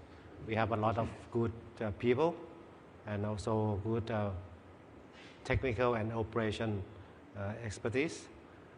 Thirdly, Bangkok and also Thailand, we have a home market. It's big enough. At least we can fill in the base volume for our aircraft, for our business. The rest, on top of that, is a network passenger. We can connect the passenger from intercontinental flight from such as Europe or Australia to Bangkok, and then connect to Asia. That's a strong point or strength of the full service carrier, which different from the low cost. So that will be the additional revenue on top of the traditional way of selling a ticket from point to point. Okay. Yeah. Speaking of new routes, last year Thailand's air safety rating was returned to the top level by the U.S. Do you plan a return to flying to the United States? We talk a lot about tariff agreement.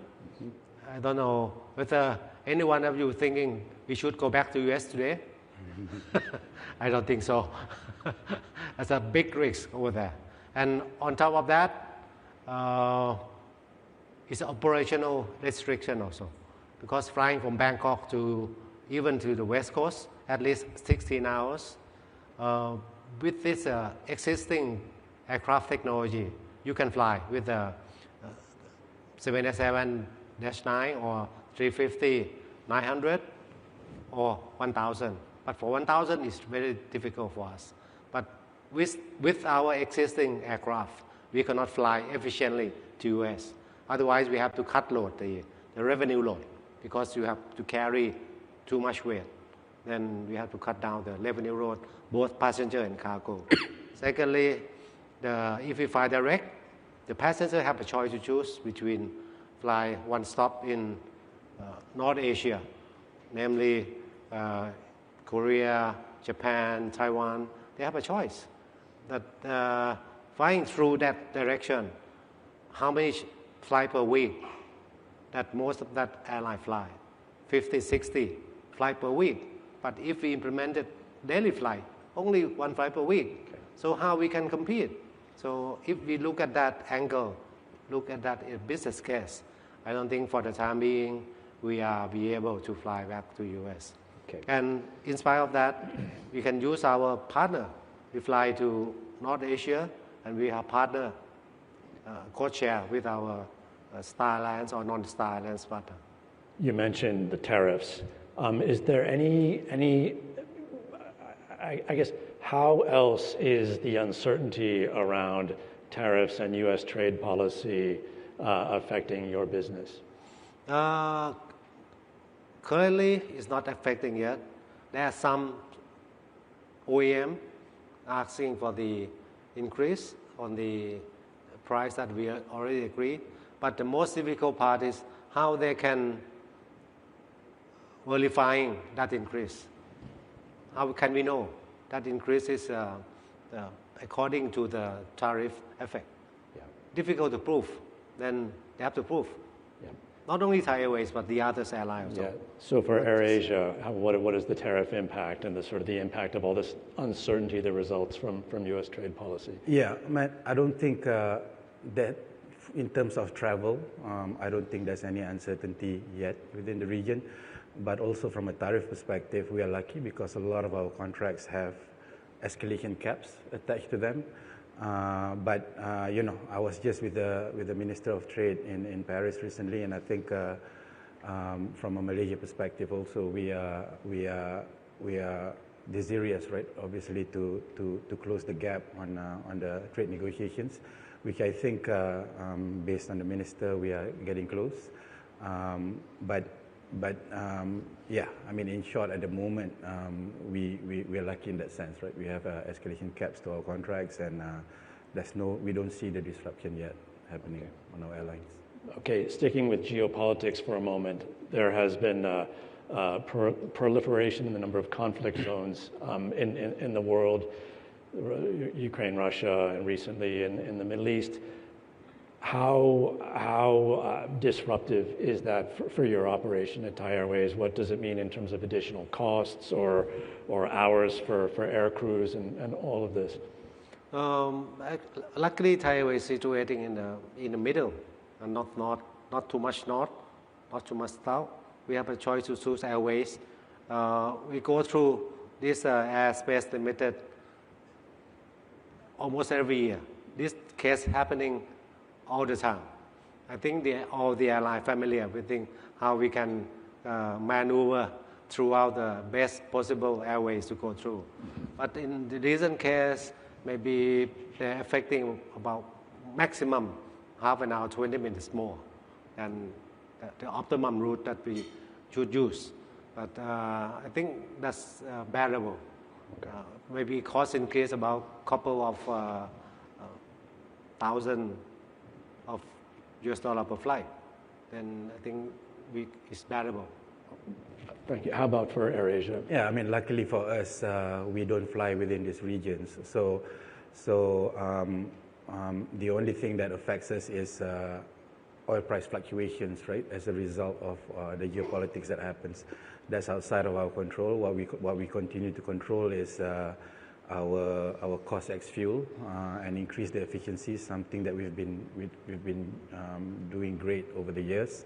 But also my expectation, anyways, right, is that travel will continue to persist. So people will choose alternatives, and the alternatives to traveling within that region or through that region is to go a bit closer to home, right? And hopefully ASEAN is one of the destinations that will benefit from it. AirAsia, however, is also looking to set up a hub in the Middle East to connect Asia with Europe. Yeah.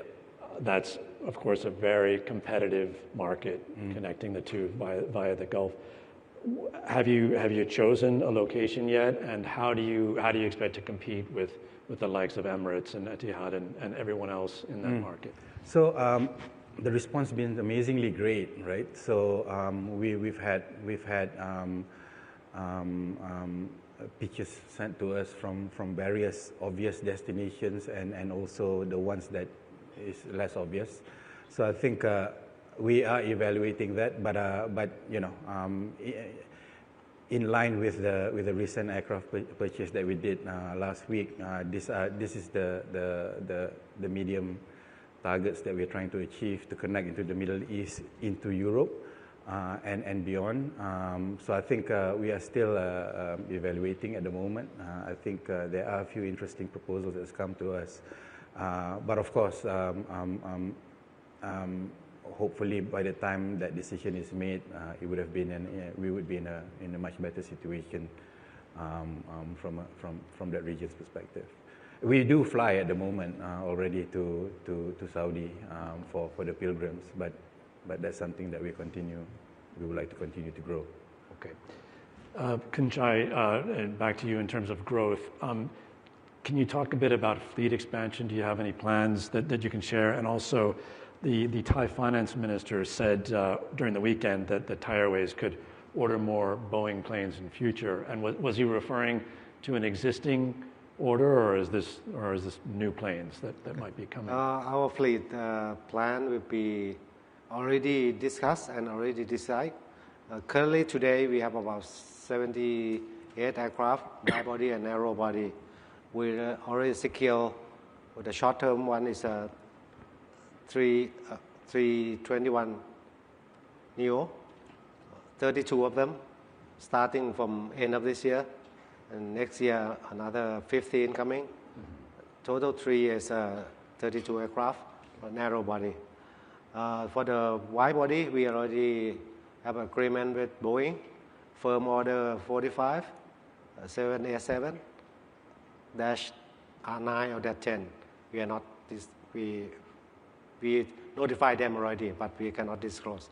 Another 35 option. Option, what does it mean? This means that Thai Airways have an option to exercise before deliver the aircraft. Then that means we have a flexibility to grow. But as you know, the aircraft availability, the backlog, not only Boeing, but it's also Airbus also have a problem. Yeah. But we think we already anticipate that delay already in our plan. In 2029, we have about 137 aircraft, and 33 about 150. It's maybe see that it's double the size from today, but actually if you look back to 2020, it's not double the size, because at that time we have about 103 aircraft, only 50% increase. Okay. But your question about the existing new fleet, our Ministry of Finance, he's referring to the one that I mentioned, okay. 45 and 35. Thank you. So we have a couple of questions from the audience. There's one that is very heavily liked for you both. Refers to Jetstar Asia, something that happened here in Singapore. Do you see what happened to Jetstar as a one-off, or as a sign of more troubles to come, presumably more consolidation or carriers leaving the market? So I think it's not a one-size-fits-all, right? It depends on the situation. In this particular instance, in my view, it is a function of cost, right? And I think the cost, from a low-cost perspective, to travel into Singapore has become, over the years, expensive. Sometimes the airport charges is more than the fare, right? So for those reasons, I think, yes, this will pose a challenge for low-cost carriers going forward. Into expensive territories such as Singapore and Hong Kong, right? So that's something that the industry as a whole needs to look and tackle.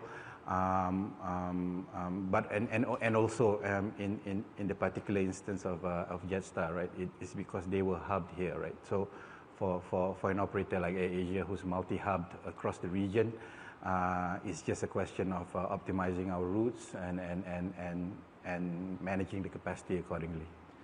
What do you think? Yeah, actually, Jetstar is fit.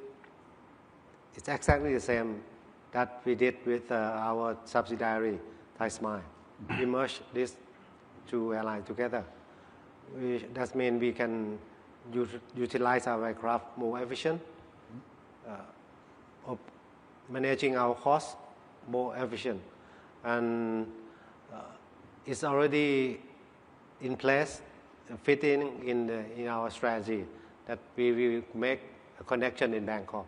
That's why we can utilizing those aircraft which used to be belonging to Thai Smile, the narrow body. Then we can carry the passenger and connecting to that aircraft and deliver to the other destination in this region and also domestic flight.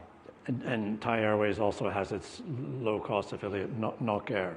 Do you see Nok Air, or do you see low-cost carriers being viable at Changi Airport here? Actually, Nok Air is not our subsidiary.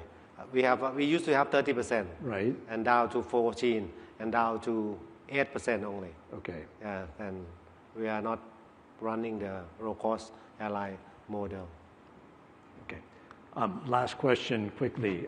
Sustainable aviation fuel. Is this something that is on your radar in terms of usage and adoption? Yes, we have a various forum, various event talking about the SAF. I think the layman on the street also know the SAF. But how we can make this happen? It's not only the airline itself. It's also regulators, also the manufacturer, and also even the passenger itself. Because this one is a humankind responsibility. It's not purely the airline responsibility by ourselves, because everyone using it. And I think this should be the agenda of the world, how we can make this happen. And according to the study, we don't have enough SAF right now. Okay. Thank you both. We have to end it here, but very much appreciate the time and the comments. Thank you. Thank you. Thank you. Thank you. Thank you.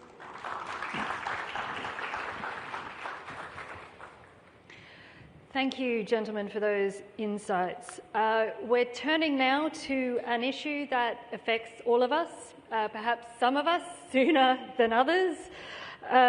Population aging is one of the most profound and far-reaching demographic shifts of our time, and nowhere more so than here in Asia. By 2030, Asia will be home to more than 60% of the world's elderly population, making it the epicenter for both the challenge and the opportunity of aging well.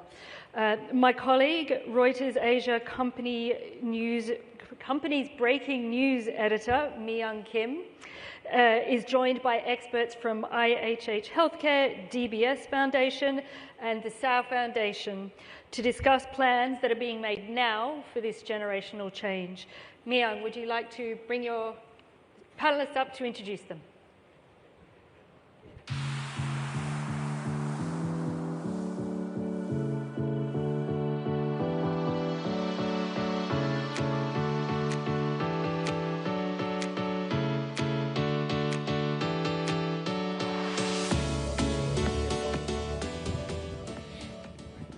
Thank you, Jane. Hello, everyone. I'm very excited to have you here for this great panel discussion on how Asia is preparing for an aging population. Please welcome to the stage Dr. Prem Kumar Nair, Group CEO of IHH Healthcare, Karen Ngui, Head of DBS Foundation, and in the middle, Dr. Marian Sao, Chairperson of Sao Foundation. I'd like to share a few facts that I think will help inform our discussion. According to the Asia Development Bank, by 2050, 1 in 4 people in Asia and the Pacific will be over 60 years old, and the population of people aged over 60 in the region will triple between 2010 and 2050, reaching close to 1.3 billion people. That's a huge number and almost close to China's entire population. So, Dr. Prem, what worries you most about this rapidly aging society? Thank you, Mi-young. So I would say as a large healthcare operator in 10 countries, right, one of the things that I can observe is that most of us are not really very prepared for an aging population. If you look at most of our facilities, but that's also the same for many other hospital healthcare groups, we are very heavy in the hospital sector. And I do not think that hospitals are the best places to look after, the elderly folks. In fact, hospitals are fairly dangerous places for patients if you stay beyond a certain number of days because of the potential for acquiring infections like pneumonia. You come in for a hip surgery, but you end up with a pneumonia. So we want to try and get them out. So I think one of the things that needs to be done, I think, for healthcare systems across all countries, and that's something we as a private healthcare operator are doing as well, is to move very aggressively into what we call the out-of-hospital sector. Karen, do you have anything to add? Yes, in fact, I would like to also kind of get us to kind of rethink how we view aging. Because typically when we talk about aging population, the default thinking is you think of older people.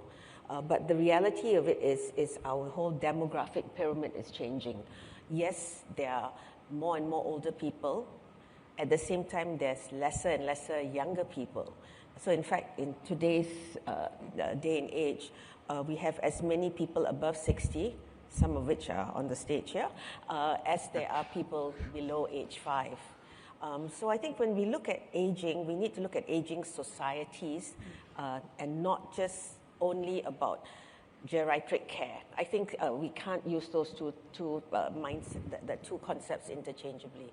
So the key problem is how do we frame the problem, or how do we look at the problem as potentially an opportunity for businesses and societies as well. Yeah.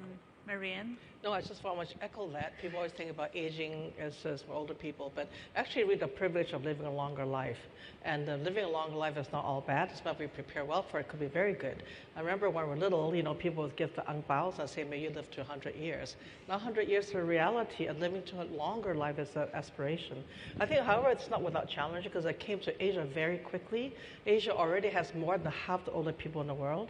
Because of rapid quickness. People always think about aging or privilege living along as a priority of the privilege of the advanced country with money, and that's not true in Asia.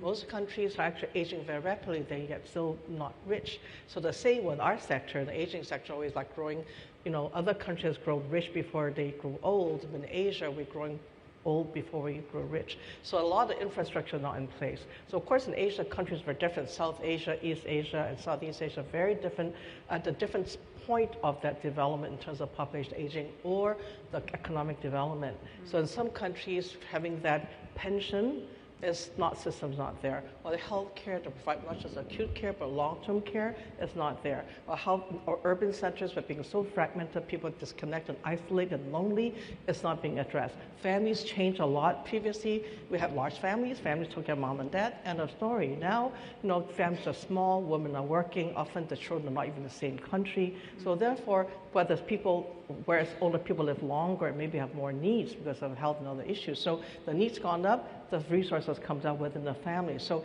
all those changes are happening very quickly that we have to all adopt, both individually to make sure how we plan for older age, community support those who don't have family, and of course society of the proper social structures in terms of financial security, the healthcare system, and so on and so forth. So I think across Asia is a very different picture and different stage of development, but challenges for certainly quite a number of countries.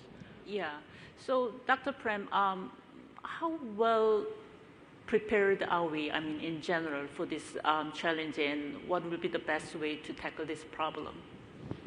Well, I think, first of all, I think there's realization among most countries, and some countries are further ahead than others, that we'll have to do something about this. Well, I don't want to call it a problem. I agree with Marianne that this is a reality, and there are lots of people who are living well into their 70s and 80s, so we've got to. So different countries are doing different things. If you look at Singapore, just to take an example because it's closer to home, the Healthier SG program, I think, is something that's really something that addresses this issue. Right-siting care. You don't want the elderly to come into hospitals often for various acute medical problems. So preventive health, primary care, having a regular physician, which is what Healthier SG attempts to do. And it's very interesting. I think there was a SMU study, Singapore Management University study a few years ago, a survey that says that only 35% of the elderly have a regular family physician. That means 2/3 of our senior citizens do not have a regular family physician, right? So I think one of the aims of Healthy SG must surely be to try and get as many of them on board to see a regular doctor. All chronic diseases should ideally be managed in the community. They shouldn't be coming to hospital for hypertension, hypercholesterolemia, and all that, which is what happens now. They see a multitude of specialists. So that's, I think, from the patient's viewpoint. I think from the manpower viewpoint, we are very, very heavily biased towards what I call the interventionists and the surgeons. Right? We have lots of them to take care of the hip surgeries, the knee surgeries, spine, general surgery and all that. But we do not have enough generalists. A few years ago, the 3 deans of our medical schools in Singapore said that we need more of 3 types of doctors. We need family physicians, and they are actually doing that. They're training a lot of family physicians are different from general practitioners, right? They're actually specialists in family medicine. We need more internists, which actually disappeared from the scene some years ago. Every internist subspecialized into some area, so more internists. And geriatricians. I don't think we have enough geriatricians, right? I know of people who are looked after by a geriatrician for a multitude of problems, and their health is probably much better than those who do not have a geriatrician. So I think manpower-wise, we've got to do that. And then, of course, facilities, right? If you look at our new generation polyclinics, I think they're amazing. You have everything from acute, chronic, retinal eye screening, active aging centers, rehab centers. I think that's what we need more of, all in the community. Karen, do you think there is any particular area that we needed to act more urgently? I think we need to, again, reframe how we think about aging. And I'd like to go back to this point, and also to build on, I think, what Dr. Prem said. There is a sense of, somebody's growing old and somebody falls down and everybody rushes to look after and intervene. But I think in order to prepare all of us, be it seniors of today or seniors of tomorrow, we need to start early. I think looking after our physical health, be it our financial health, the earlier we start, the better. And I think, which is why I think what the Singapore government is doing is actually focusing people on getting a family physician, on starting early. Because by the time we're actually in the super age segment, it's a little bit too late to really kind of do stuff. And as Marion mentioned earlier on, I think one of the best things about us living in 2025 today is lifespans are longer. We should be enjoying those longer lifespans, not sort of thinking like, oh, it's such a deficit, and you can't do this and you can't do that. So I guess we need to reframe our mindset to kind of think, how do we enjoy longer living spans, not just lifespans? Because the gap in Singapore between lifespans and your health span is about 11 years. You're 74 years when you're still hale and hearty, and then there's about an 11-year gap till before you sort of cross the rainbow bridge.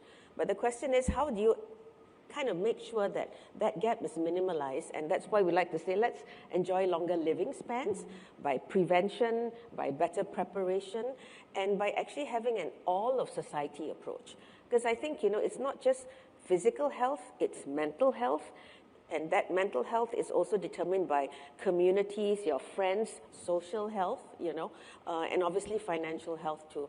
So I think we need to adopt a more collective, all-of-society approach, be it the private sector, be it the public sector, be it communities and the social sector as well. So when you say starting preparation early, how early it should be like? Well, I think Marianne or Marianne said that we start aging the day we're born, right? I think the preparation is very funny because, generally speaking, particularly in the Singapore context, we plan, right? When we're kids, we study, and then, when you're younger, you're working your career, and then you get married, you plan for children, and you learn parenting and all that. But somewhere along the line, by the time we retire, people stop thinking about it. So they have an individual society level, no sense what future may look like. And you should plan for the additional 20, 30 years, which, as Karen said, start early. So I think the planning actually is at different levels. Individual level, I think self-care is being most important, right? You need to know what it takes to age well in terms of physical care and sort of keeping mental and physically fit. Spending a time with a family to develop a relationship with a family so they don't end up at the end of the day estranged from their children. Of course, you have to be financially organized for that as well. So that's individual. But some people, in the family at some point may become caregiver, so they need to also get that mind around that so you kind of get some sense how to prepare for that as well. And of course, for those no family or few family members, communities come together, community providers have to play a role, and social policy has to support that as well. So I think it's every level of preparation that, generally speaking, we're really not quite there, whether system level or individual level. The other thing is actually private sector. I think somehow in the sector of longevity and aging, private sector can't get left out. And actually, private sector is a very important role. One is such huge opportunities. People think of older people, the elderly, as people who are frail, sick, and needs a wheelchair. They're going to look more and more like me. I turned 70 this year, and I plan to be kicking, going strong for a lot longer, right? So it's like the 70-year-old's not the same as today as before. So therefore, you really have to be able to make sure that the products and services for everybody. I look like I look nice, you know. But anyway, so you have the service products for everything. So the market is not catching up, whether it's insurance, healthcare, whatever. Market got huge opportunities because older people just want everything like everybody else. It's just a little different. The other thing is actually also responsibility, particularly in terms of employment. There are usually ageism everywhere in companies. So by the time they're 45 years old, they decide they're not trainable. By 55-year-old, they're obsolete, probably because they're not trained. And once they lose a job, they're not like another job. And at 55, they live to 90, right? So employers must also play a role in terms of making sure that you make sure that you can optimize on how would you work with an older worker. And, you know, you're going to run out of young people to hire. Don't think that never mind get rid of them and hire some young people, because they won't be there for you. So you're going to have to be able to evolve to make sure they optimize the role of your mature worker. If I'm mature, I mean 45. Because oftentimes in Singapore context, you know, by the time they're 55, many of them lost their job and they're not going to get another job. So I think there are many things to explore here. I think that's a good segue to healthcare system. I mean, living longer means simply that we will have more people to treat. We will need more specialist doctors and caregivers, but these are not hugely popular jobs at the moment, right? So maybe Dr. Prem, what do you think needs to be done to make these jobs more appealing to trainee doctors, for example? Well, we've got to change the incentives. Today, doctors, private healthcare sector doctors are predominantly, and even in our public sector, are predominantly incentivized by procedures, right? By number of surgeries that you do. And I think we've got to incentivize the geriatricians, the family physicians, and all that better. They are at the lower tier at the moment. So I think we'll have to look at that, how to get more of them into the system. You know, I always tell a young doctor who's going to train, I said, you should be a geriatrician. You will have a job for life. Yes. If you become a radiologist, in 5 years, you will not have a job because AI would have taken over the reading of the X-rays, the CT scans. So be very careful what you choose as a specialty. All of us in this era where people are losing jobs very frequently, find something that will really give you a long career. And family physicians, family medicine, geriatrics, I think really would be the right thing to do. But secondly, systems. So you spoke about care models. Really, we need to look not just at hospitals, but also look at the out-of-hospital sector. The third thing I would say, which is very important, and I'm sure we all hear a lot about it, is technology. Technology, AI, and all sorts of things. And I'll quote one example that we now have in almost all our hospitals: fall prevention systems, AI. Because elderly patients in hospitals tend to fall, right? They slip in the bathroom. So today, all our hospital rooms have got sensors that predict whether a patient is going to fall, all right? And so I think these are the kind of technologies that will help us in the healthcare sector. If I may just add on, and those technologies can also be applied at home as Absolutely. well. Because, you know, I think increasingly there will never be enough hospitals with, you know, and so I think the reality of it is as we grow older, as societies age, people will be aging at home and in place. So how do we leverage technology to actually make the elderly more independent, you know, at the same time enable us to intervene if something happens. And I think the government subsidizes it in Singapore, right? Alarms and all sorts of things. Yeah, so do you want me to respond to that? Yeah, if you have some. I think first is prevention.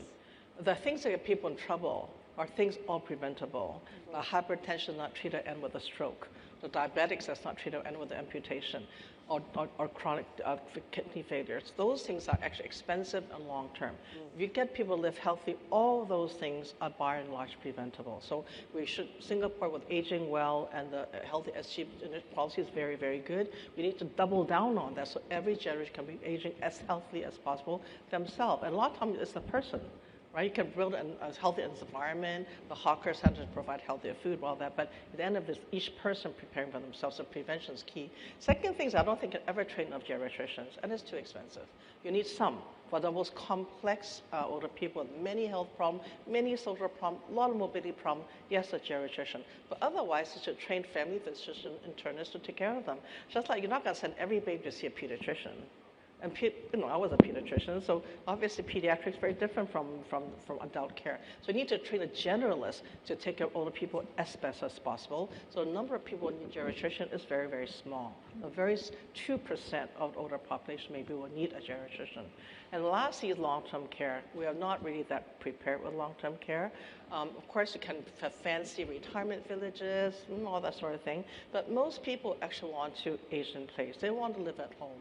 They want to live with people that are in a familiar environment, in this neighborhood and all that. So you need to have service in the community that take care of them in the community and not send them somewhere. Even though there's some pretty fancy ones that I like, but still, the thing about older people is very heterogeneous. You need choice.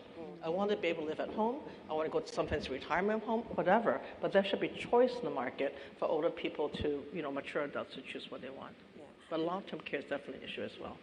And to kind of build on Marion's point, last year at the DBS Foundation, we held an Impact Beyond Summit. And at this Impact Beyond Summit, we wanted to address really the challenges and opportunities within aging societies.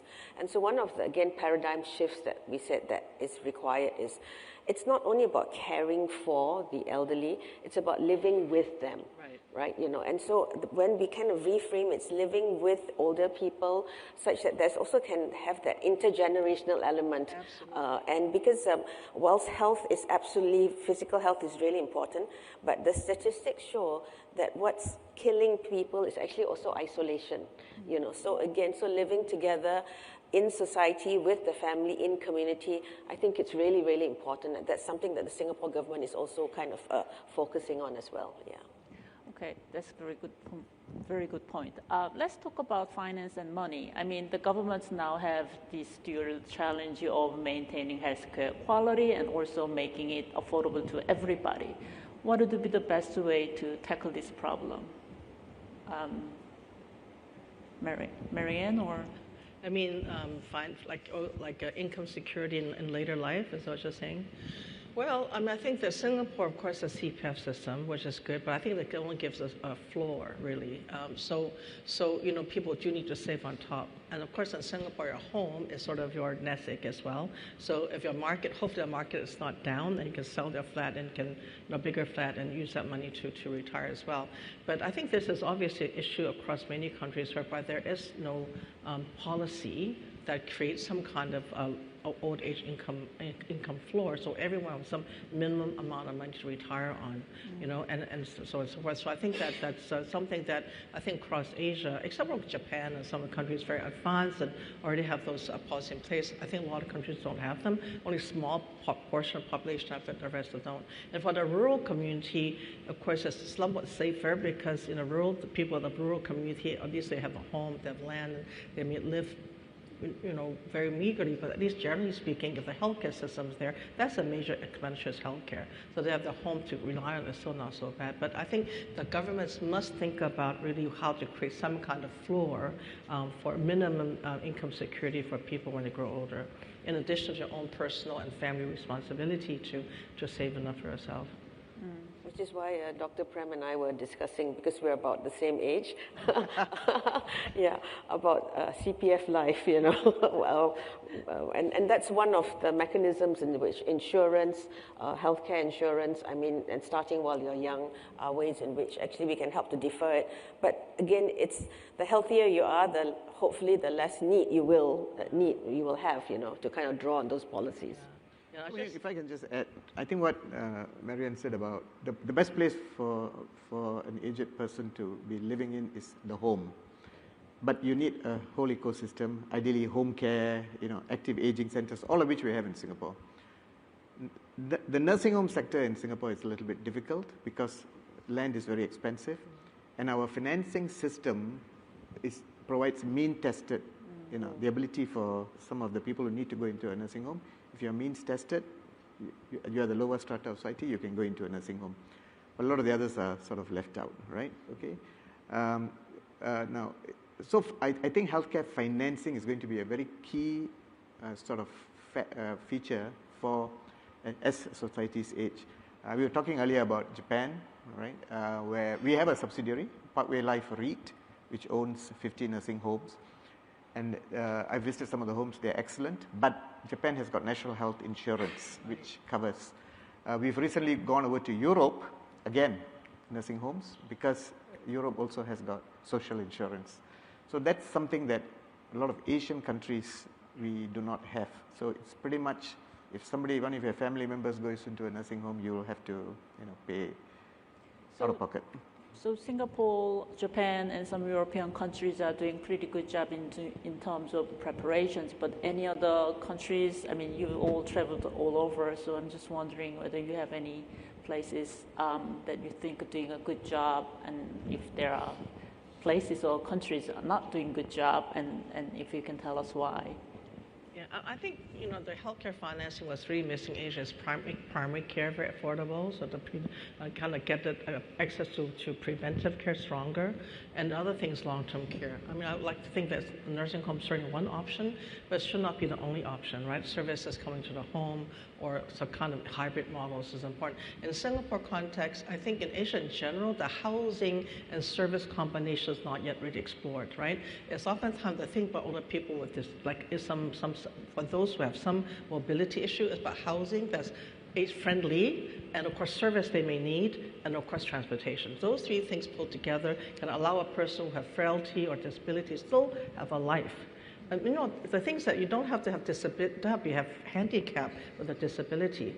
Like Singapore's gone a lot better when I first moved here. When I first came here, there were no ramps, stairs everywhere. It's actually pretty difficult for people to get around. But now there's always a universal design, there are ramps, elevators, so you can still be in a wheelchair, can still get around. So I think that's the thing about making sure built environment is very sound, so that's actually even people as they get frailer, they can still get around perfectly well. And the same thing having services that they need, right? So bring service to the home and so on and so forth. So I think that those things could be further explored in Asia. And there's, again, a business opportunity to explore, to build more of this kind of environment for developers, right? Some developers come to us and say, what can we do to make it more attractive for people in the 40s and 50s who may want to eventually grow old in the same place? So how would we design that? What kind of service is important to bring in? So you just tell them that you only need to, for services, just 3 key people: a nurse care manager to help people manage their health care, and maybe a social concierge to sort of help organize social activities so not socially isolated, and make sure someone can fix the things. The other day I tried to change a light bulb on a very tall light. I was challenged. So sometimes small things I used to do when we were younger become more difficult, so the housekeeping. So basically it's just not so difficult to organize services for older people, but it's good to bring that into with the housing. Yeah. And same thing with access transportation. I just wanted to add, I think the fact that we're living longer, but retirement age is around the 60s in different markets in Asia, but people are living at least a good 20 plus years longer. So the concern about giving people a reason to kind of get up in the morning, something to do, something to look forward to, and at the same time there is labor crunch and all that. So I think, the advent of micro jobs, or jobs whereby you can still re-employ the elders, perhaps maybe not full-time, but smaller chunks and all that. I think there's opportunity to develop that further. And that's something I know Singapore is trying, and I think in some other markets as well, it's not as well developed, but I think we should look into that more. Yeah, micro jobs. Yeah. So I will ask one final question, and then we'll go to the floor for audience question. So tariff, U.S. tariff deadline has been just extended to August 1st. How do you see this playing out? Is it going to have any impact on healthcare and hospitals? maybe Dr. Prem first. Well, not at the moment. So we are a large Asian healthcare group, right, with 80 hospitals. Most of our supplies, our machines come from Asia, right? Consumables, Malaysia, India, China. Even the heavy-duty machines today, CT scans, MRIs, even if they are European or American machines, they're made in Asia. Stents, implants. So we did a study when the tariffs were imposed. We found minimal impact of tariffs on the healthcare sector in Asia, certainly. Yeah. Okay. There's a question from the audience. What should be done to support seniors with their mental health care need and companionship? Right. I think this is an issue, particularly in urban settings, whereby, sometimes they're lonely in the midst of a crowd. You can see an older person within the family, and they're just by themselves, and no one's really talking to them. So I think that this is really a major issue. But I must say, though, there's one thing I learned from an older auntie of mine who was very vibrant, and I said, what is your secret sauce to aging so well? And she said to have younger friends. So though you don't always end up with, your social circle gets smaller and smaller because your family are older, your siblings, your parents, or your friends pass away. So social circles do get smaller after a while, and they may be a little bit more mobility impaired, so they're less likely to get out and make friends. But always make younger friends, okay? Because there are always younger people around to connect with, and they're not going to die on you at the same time, and not be so isolated. I mean that not as a joke, I mean it seriously. I was just going to say at DBS, we have a very active corporate volunteerism movement. We call ourselves people of purpose. And one of the things our colleagues, our volunteers do is actually befriend the seniors. And so, it's actually visiting them at home, bring them out to do their grocery shopping, just going to chit-chat with them to find out how are you doing. So I think that's where maybe the private sector can do their part too, because, there are these we call ourselves a movement, to actually help to kind of help the elders live with some kind of dignity and purpose and joy. So it's not a quick fix. It's something that we have to do it on a continuous basis. So in conjunction with SG60, we've committed to providing nutritious meals to the less fortunate seniors twice a week. We've committed to actually visitations once a month, and we've committed to taking them out to do grocery shopping once a quarter. Yeah. So can I just want to make one last comment, which is really about the community and the intergenerational relationship. I've oftentimes, we talked about the kampong spirit and all that, but we find that overall, we've done some research across 9 countries between South Asia, Southeast Asia. The relationship between people actually do get softer.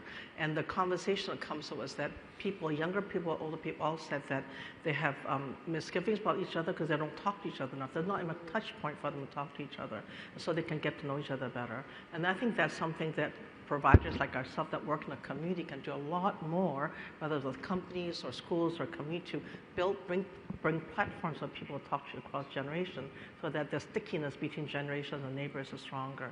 So if I'm alone at home, I can rely on not just volunteers, but also my neighbors and things like that. Right.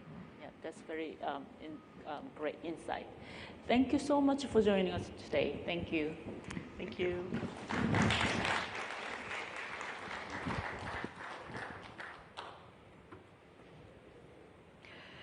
Thank you to our panelists for that session. I think the clear message there is that an ageing population is something we should all be preparing for now, regardless of our current place in the demographic. We're now going to shift to another defining challenge and opportunity of our time, climate action. Asia is, of course, on the front line of climate change and also at the centre of climate innovation.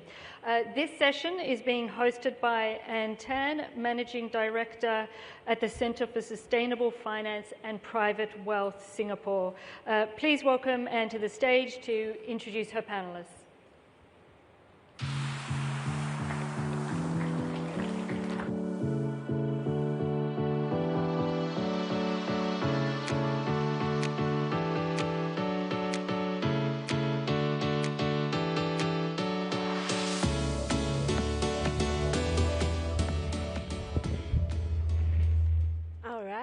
afternoon, everybody. My name's Anne, and here I have with us our three lovely and amazing panelists, and we're going to dive straight in, okay? So, to all my three panelists, we're going to be exploring what your organizations and yourselves as leaders have basically done and navigated this entire green transition in the context of your industries. So, I would love to start with Drahomira, right, because she's on my left rather, and in one sentence, what does leadership in the green transition mean to you in your role as part of Asahi Group Holdings? Thank you and good afternoon. So we got a challenge of one sentence here, just for you to know. So I would say it's inspiring and advising the solutions which go beyond the interest of one company and really create the transformation and the change in the journey to the sustainable future. Okay, so I'm hearing the word inspiration. Yeah, okay, thank you. So, what about Naresh? Thank you. Good afternoon, everyone. It's about catalyzing and accelerating action to make sustainability as a part of business operation and inspiring for that collective action which balance economy with sociology and ecology both. Thank you. So catalyzing, accelerating, and inspiring for collective action, right? Thank you. And what about Kadir? What would the leadership in green transition mean for you in your role? Thanks to everyone for making time for the green transition. I think the leadership for me in my organization, taking bold, long-term, human-centric approach to problem and opportunity. Thank you. I love the words bold and human-centric. So that basically sets the frame for our discussion in the next, I would say, 27 more minutes. And we're going to start off with what's been working for all of you, yeah? So I would love to start this next question with Kadir, okay? Could you share a little bit with us about what's been working in the context of what kind of green projects, right, are you backing in Asia through your company that basically signals to all of us here where the future is headed? One of the mainstream of my my work is social impact, and I see an opportunity where when we put human in center of everything, any other technology. So in a way, in a more practical way, so I have a Singapore portfolio company that operates in Central Asia.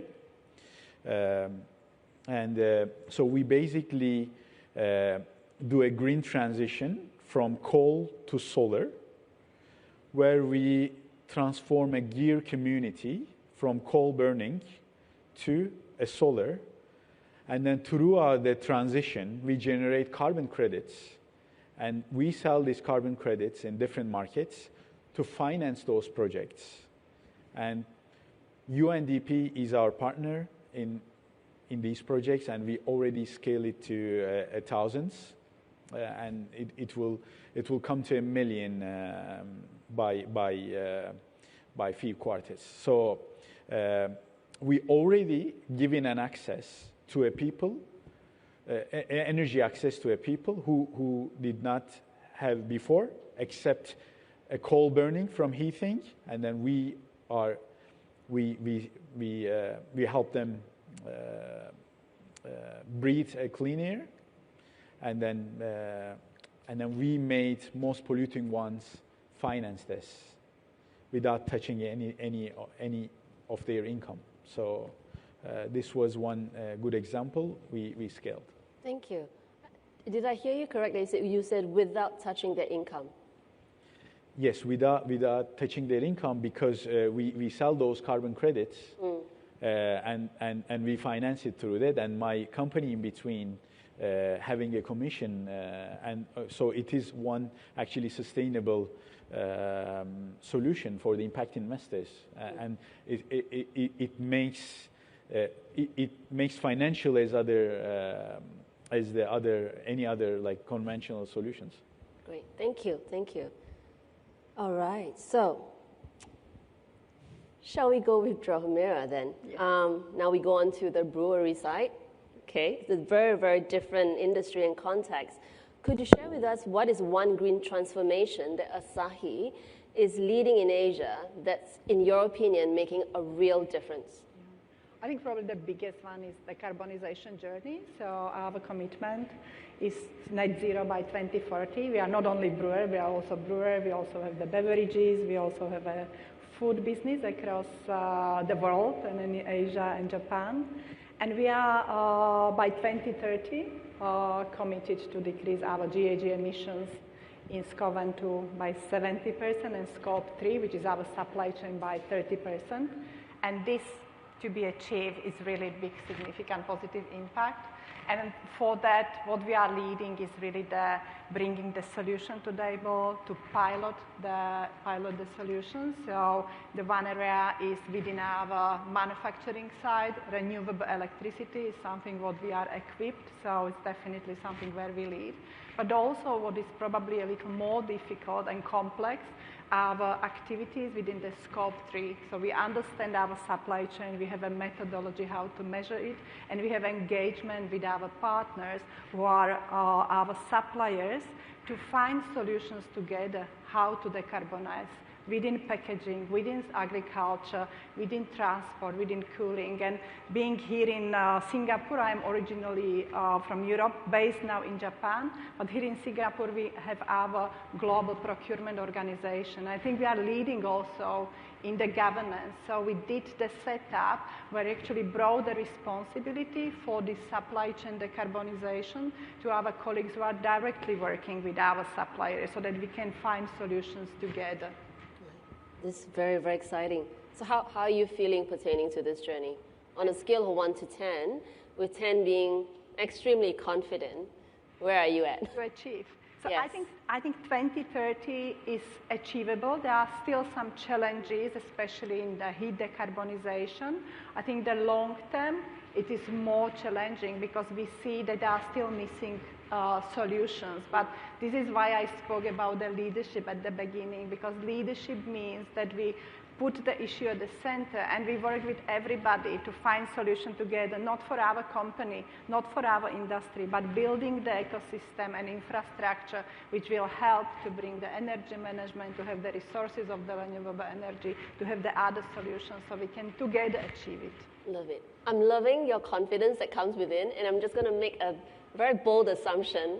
I'm hearing at least a 7 upon 10 confidence. Yeah, I'm very positive person. That's very good. So it's definitely closer to 10 than below. That's very good. We're going to come around to the challenges in a bit. But before we get to Naresh, Kadir, confidence rating, 1 upon 10, where are you at? Based on what you were mentioning regarding the social impact that your fund is trying to create. 10. Awesome.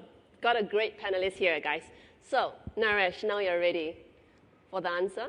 Okay, the question to you will be the sustainability decision that changed the game for you in your company, and basically what it took you to get it done. So I think that our group, Aditya Birla Group, is one of the oldest business house in India.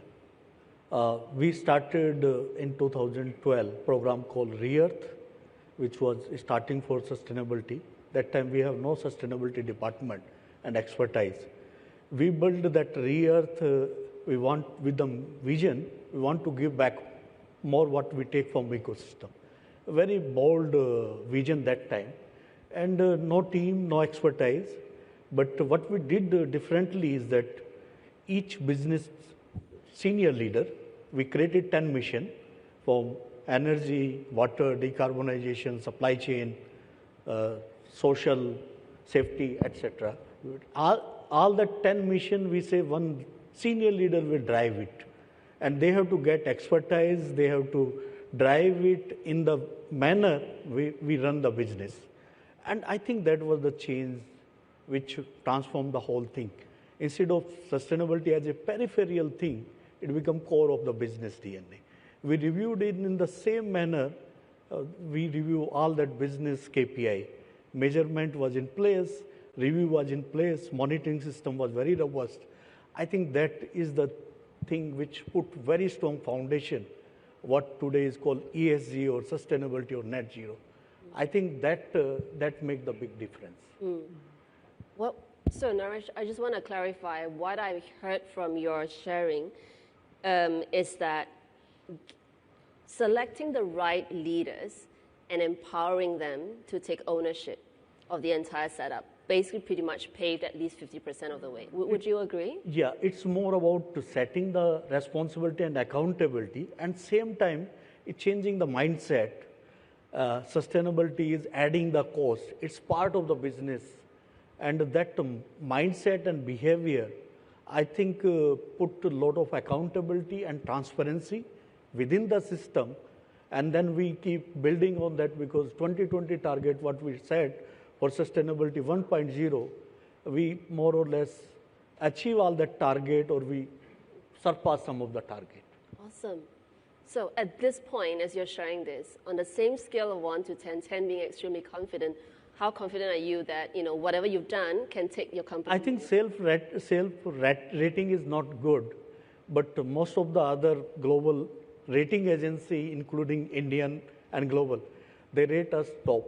So I would say that external validation is the good confidence, where we get that highest rating, even that MSCI, DGSI, Indian system, we are the highest. Okay. I think that is the rating which you, and for us it is not rating or outcome in year, it's journey. Excellence is a journey which we take, which we started and we continue to work on that. Okay, thank you. She's choosing not to answer my question, but we'll come back to it in a bit. Other will rate us, not... Yeah, I know, but I'm just curious enough. I will help you, because Thank it's you. not about the individual companies rating. Yes, we can, it's not. and it's probably back to, we can inspire because we are committed, we do it. But if you really would like to transform the overall society, it's about everybody ratings, every individual, every company, every regulator. So I think it's a common effort in a way. So we can be proud or less confident, more confident about our journey. We do everything to be on 10. Agree. But it's good, but we need more. I think I would say that I'm more proud because today our sustainability case study in Harvard. I think that is the confidence we have. Awesome. Thank you. Right, so we're now warmed up. So I think since we found it to implement actually the solutions around green transition, like what I see, the risks and the problems around is not within our company, but lack of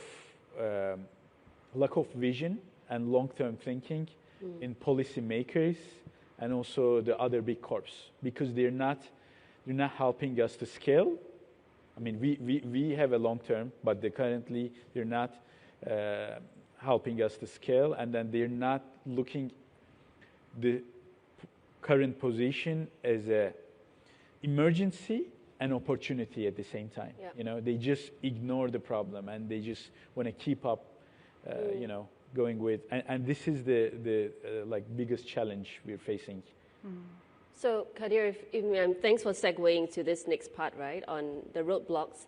So in your capacity as the leader of your firm, how are you and your team navigating these set of challenges that you mentioned? So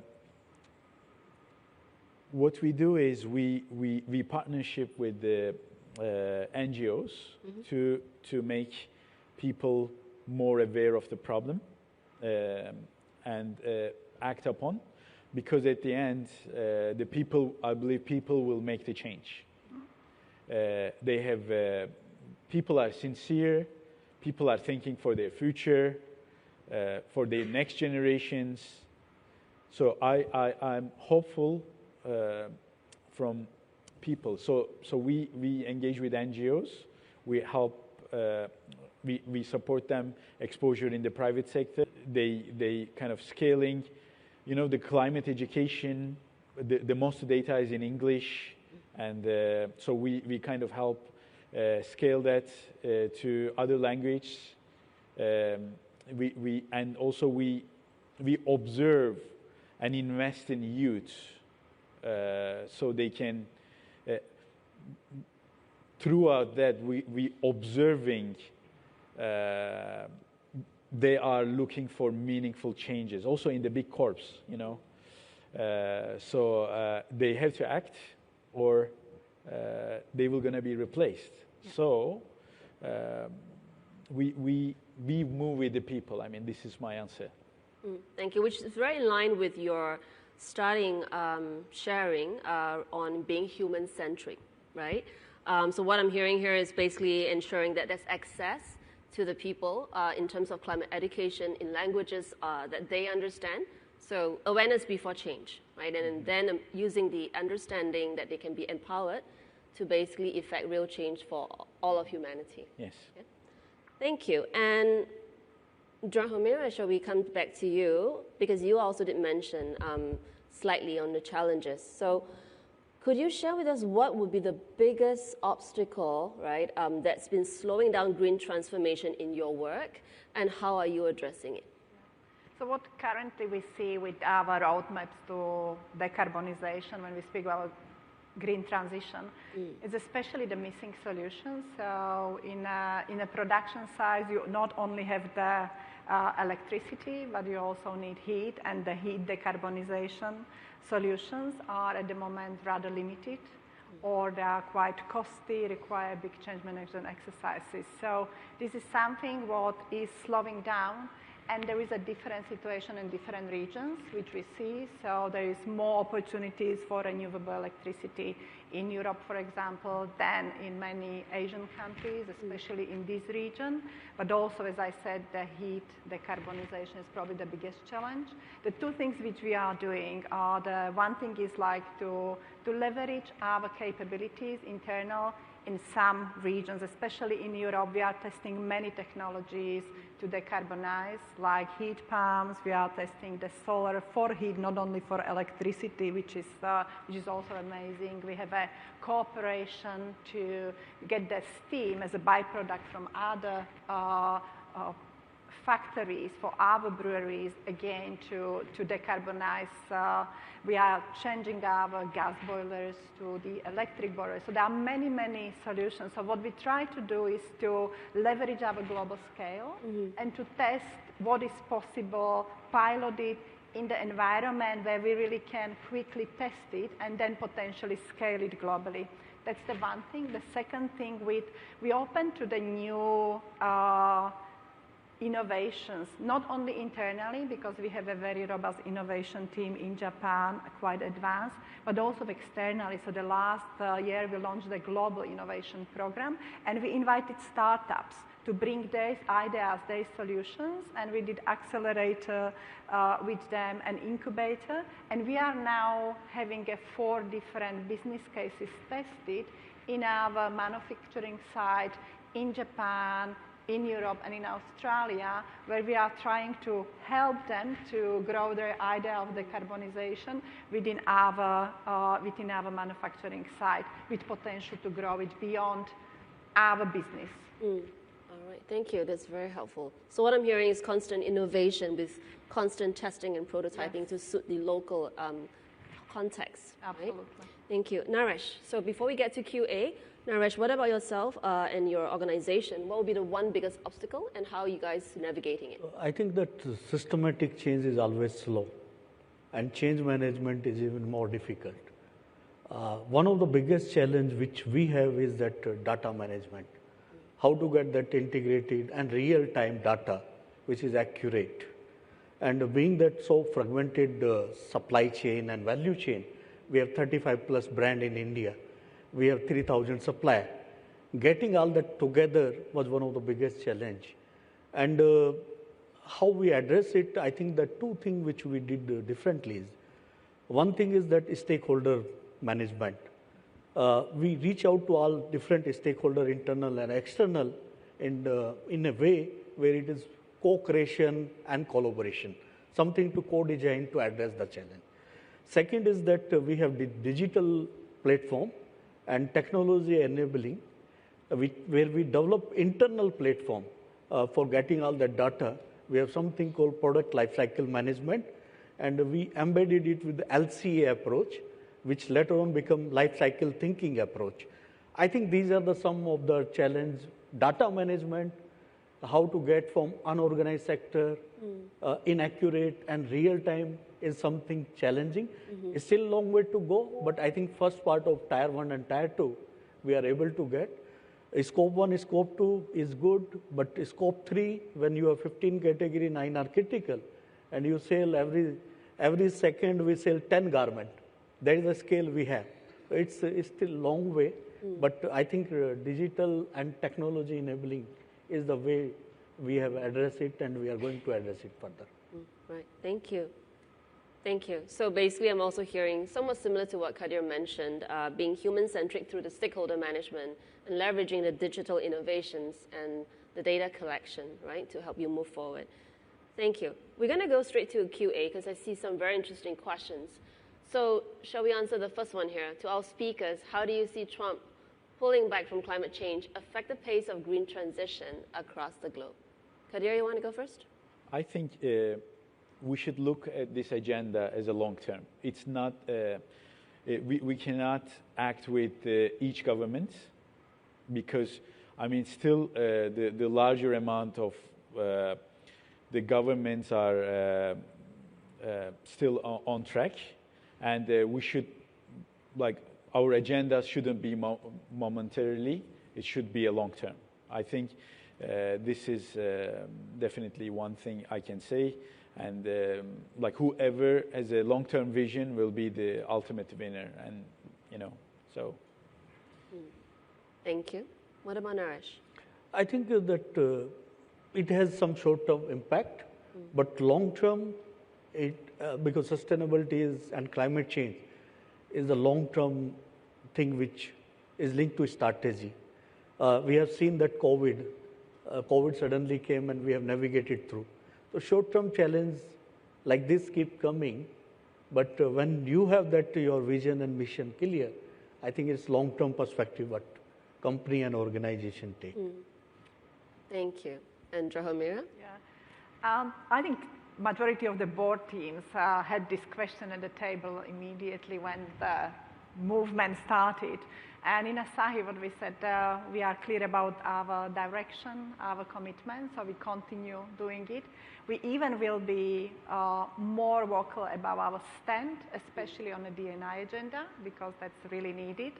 And yeah, we continue. Of course, there can be a slowdown of the flow of the money or the solutions, but it will not stop direction. So the direction is right. Every company I speak with is actually committed to continue the journey. Thank you. Focus on the long term, focus on the ultimate goal, and stay resilient regardless of whoever tries to distract. Okay, I like the second one. What impact have tariffs had on your sustainability strategy and broader supply chain, and what are you doing to overcome uncertainty around them? The big T. So, Drahomira. So Scope 3 is a big chunk of the emissions for us in Asahi. So the overall 91% of our emissions are from Scope 3.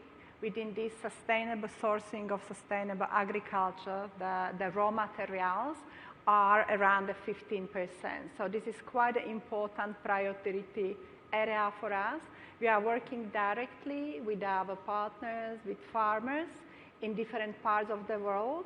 We have different programs where we are focusing on the decarbonization, the climate adaptations, but also the farmers' resilience and well-being. And it's quite successful from the performance perspective. We are currently in 2024, like the decreased 14% of our Scope 3 emission versus 2019, which is our base year. And our commitment by 2030 is to decrease Scope 3 by 30%. What is important is that we really have the roadmaps, very clear plans, or every year what to do, what to focus on, where we can achieve this journey to 30%, what needs to happen to achieve it. Thank you. Kadir? So I think for Aditya Birla Fashion, we are the first retail company from India to sign SBTi target. And being part of that SBTi advisory committee, we understood it, and we have taken that 9 category. Scope 1 and 2, we are reasonably good because 67% of our energy requirement is through renewable source. Supply chain and value chain, when we go to extreme side of it, is Scope 3. We have plan, we have decarbonization pathway, and we have signed place for that net zero. We are very much on that track, whether it is alternate materials, sustainable supply chain, or even sustainable manufacturing. We have all that to plan in order. Hopefully, we should be able to achieve it on time or before time. Thanks, Naresh. Kadir, off to you. I think this is more of their question. We, as a financials, I don't want to waste their time now. No problem. With that, I'd like to save some time for, okay, let's go for the question for Asahi, right? In a traditional industry like beverage and brewing, how do you foster a culture that welcomes disruption and experimentation for sustainability? So one of our Asahi 3 values, the globally, is challenge and innovate. So I think this is the most important thing, and it was mentioned by more CEOs here, like we need to be more open to make mistakes and learn from mistakes. So this is something what we definitely need to accelerate, but that mindset of the challenging, innovating, disruptive, the way how we do things as enable of this transformation, I think it's a part of the DNA of Asahi people. Thank you. Perhaps for Kadir as well as Naresh, do you have any advice as well pertaining to this question on fostering a culture that welcomes disruption and experimentation in your context? Well, I think what I observe is like most of my team and the people around me, they're all youths, they're all under 35. And I can see the change. That's why I can think of future. And so the Gen Zs, they are more looking meaning in anything. And I think this is an opportunity and risk for today's corporates. And they should consider those changes. I don't know. As I know, only 1/3 of Gen Zs are drinking alcohol. So it leads companies like Asahi to switch other, maybe more functional drinks and all. But what I want to say, we have to look at humankind more. We have to invest human, like we're looking at AI, for example. You know, because AI get tremendous investment, today got to the point it is, and so today, it's even at the risk of getting at unethical points where they want to replace humankind, like as they think they don't need anymore. But I think we should put more investment in basic human needs, enable their capacity in order to take humanity next stage. I think this is something we should stop and think and serve a little bit more in underprivileged so we can go a better future altogether. Thank you. On that, Naresh, any final words before we get to Drahomira to close the session? So I think that I would say to all audience and participant, walk the talk. Every small action matter, and a small action become collective action. So I will encourage you to buy, you all are consumer, buy the product and services which is made responsibly, which is sustainable, and which take care of that society, environment, and business at large in equilibrium. So walk the talk. Walk the talk. Thank you. Take action. Walk the talk. Everyone take one action. Yes, sir. Thank you. And Drahomira, final words? Probably just work together. It's about collaboration. We can only achieve green transition if we all care on individual, company, society level and collaborate. Thank you. Thank you. So the future is not going to be green by default, ladies and gentlemen. It's going to be green because we choose to lead, right? Thank you so much. Thank you. Thank you. Thank you. Thank you.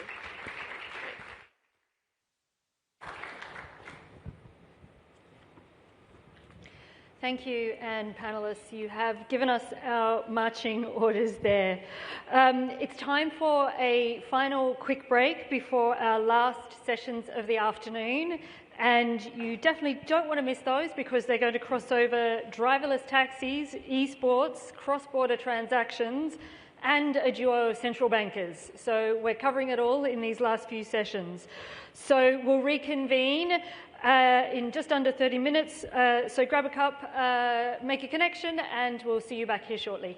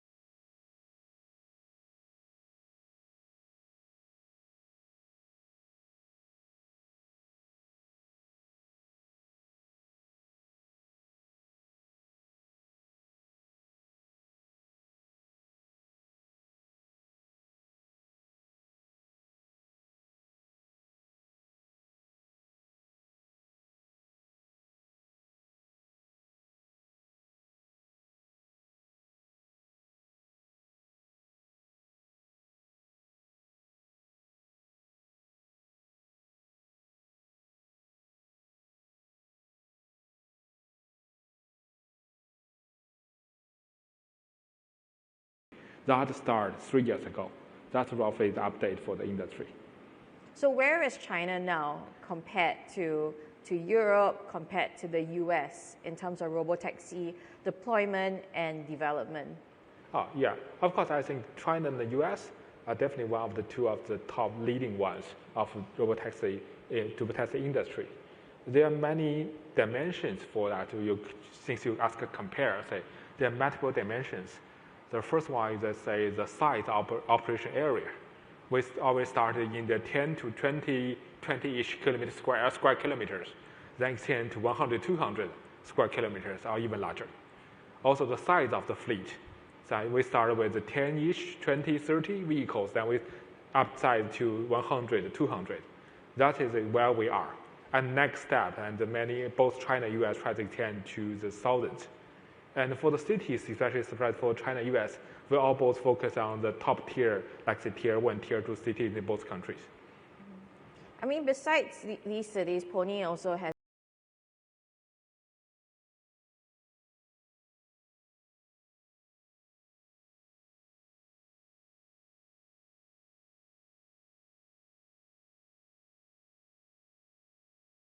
touching that, maybe a little bit counterintuitive, but I want to say the technology for robotaxi is very generalized.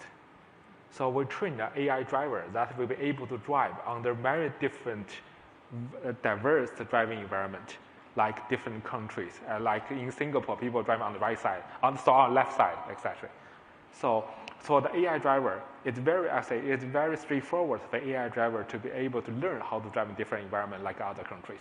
So technology will not be a blocker for that technology. So that's why most of the leading companies in the world try to extend their business market to other countries like you mentioned.